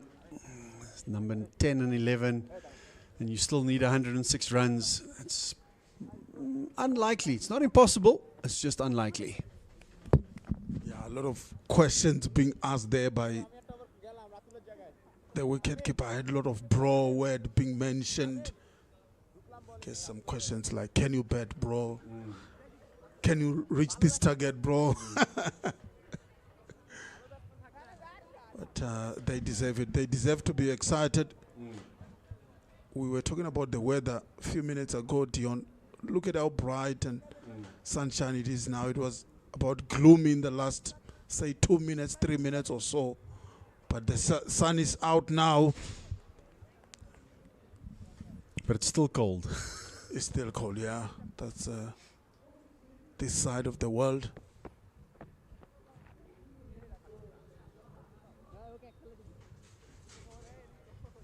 Just 1 wicket away to clinch the victory is Bangladeshi side. 160 for 9. As we saw, the new man in is Sony. And then JJ Basson, the left-hander, the tall left-hander, just plays it on the offside. Looking for 2. He's been looking to take 2s, and his partner is really disappointing. And is that a run out? Yes, it is. And that means that's the game. That's the game between these two sides. And Bangladesh has won the match. JJ Basson was looking for a run there, but Sony didn't support him at all. And that's the end of JJ Basson, meaning that's the end of the match. And Bangladesh has won the second Youth ODI. I'm afraid there was never 2 runs in that one. I think he was a bit optimistic here, JJ Basson. It wasn't the best throw in the world. It didn't need to be because he was so far down. And as easy as you get. And sometimes you expect this when number 10 and 11 are batting. But clinical, efficient by Bangladesh. They deserve this. South Africa, they're going to have to go back to the drawing board and try and find a way to somehow win the last Youth ODI and just have a little bit of honour restored going into what will be a big cricket season in general in South Africa.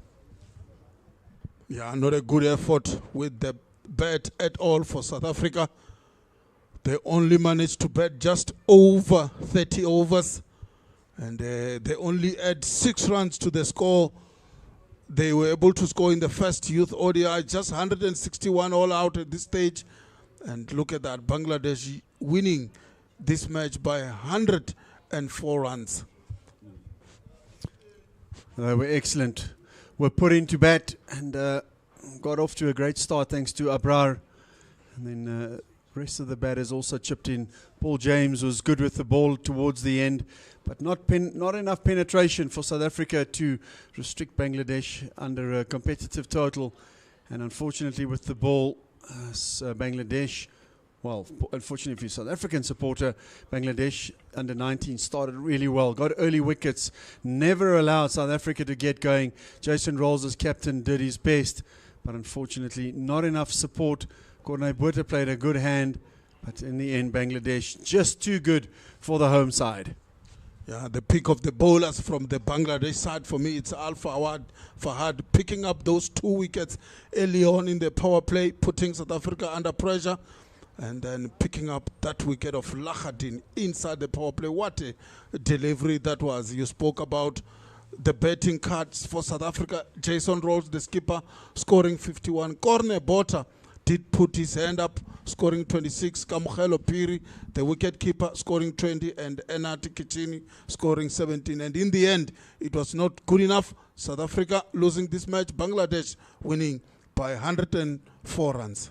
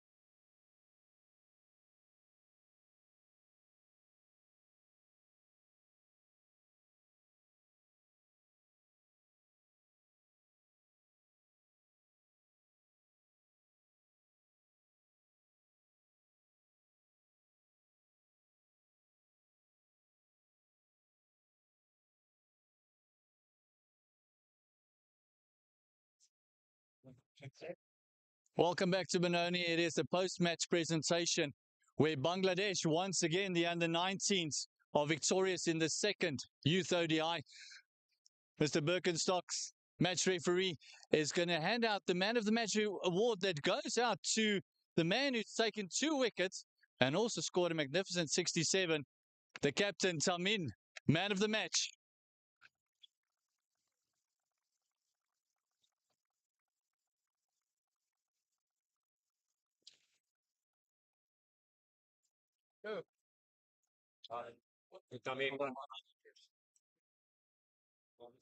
Same time, just to have a chat with the captain, James, Mr. Rolls. Come closer, please. Tough day at the office. You won the toss, elected to field. How do you feel the new ball went for you guys? Definitely, we had a clear plan up front. I think they batted quite well with the overcast conditions, but they batted quite well throughout. And yeah, with our batting, I think there's some key points we can take away. I think the ball started spinning a lot more in the afternoon. I think they capitalized definitely on that. New ball once again did the trick for the Bangladeshis. Looks like we're struggling just a little bit with that new ball, the openers. Yeah, definitely. They're alpha hard, quite tall but bumpy guy. Better today up front. I think we showed a lot more intent, and I think that's going to be our way of playing. And the intent kind of started with you, didn't it? Your first 50 for this tournament? Yeah, I think it was a good knock, but I definitely would want to see the team over. Fantastic. Well done and good luck in the third ODI. Thank you. Now the man of the match and also the captain of Bangladesh. Please come in for a chat. Oh, I just heard something there, Captain. Fantastic, Tamin. It looks like it's the first time that you got that reward. No, it's just first one. Before I just made in this first one. Fantastic. You guys did extremely well. You saw off the new ball. And also, the one thing that put you apart from the South Africans was the partnerships that you built during your batting. I think that time I just coming to ball and wicket taking because they are bearing to hit it off every balls to me and maybe this side Arthur also. So I just think to like dot balls hitting and we are keeping it. Fantastic. Your own innings, you're happy with it? You got a couple of other 50s partners with you as well, but your own innings, you're happy with it? Just not happy too much, but I just happy too because when you score run 50 and you win the match, you know what is the feeling. Winning the match is all is about. Congratulations. You've clinched the victory. One more to go. You excited about that one? Yeah, obviously I'm excited about that. Fantastic. Good luck for the last ODI. Thank you very much. Well done to Bangladesh, clinching the series. They go ahead 2-0. It is Willowmoore Park. It's one more to go on Tuesday. Join us for that last Youth ODI.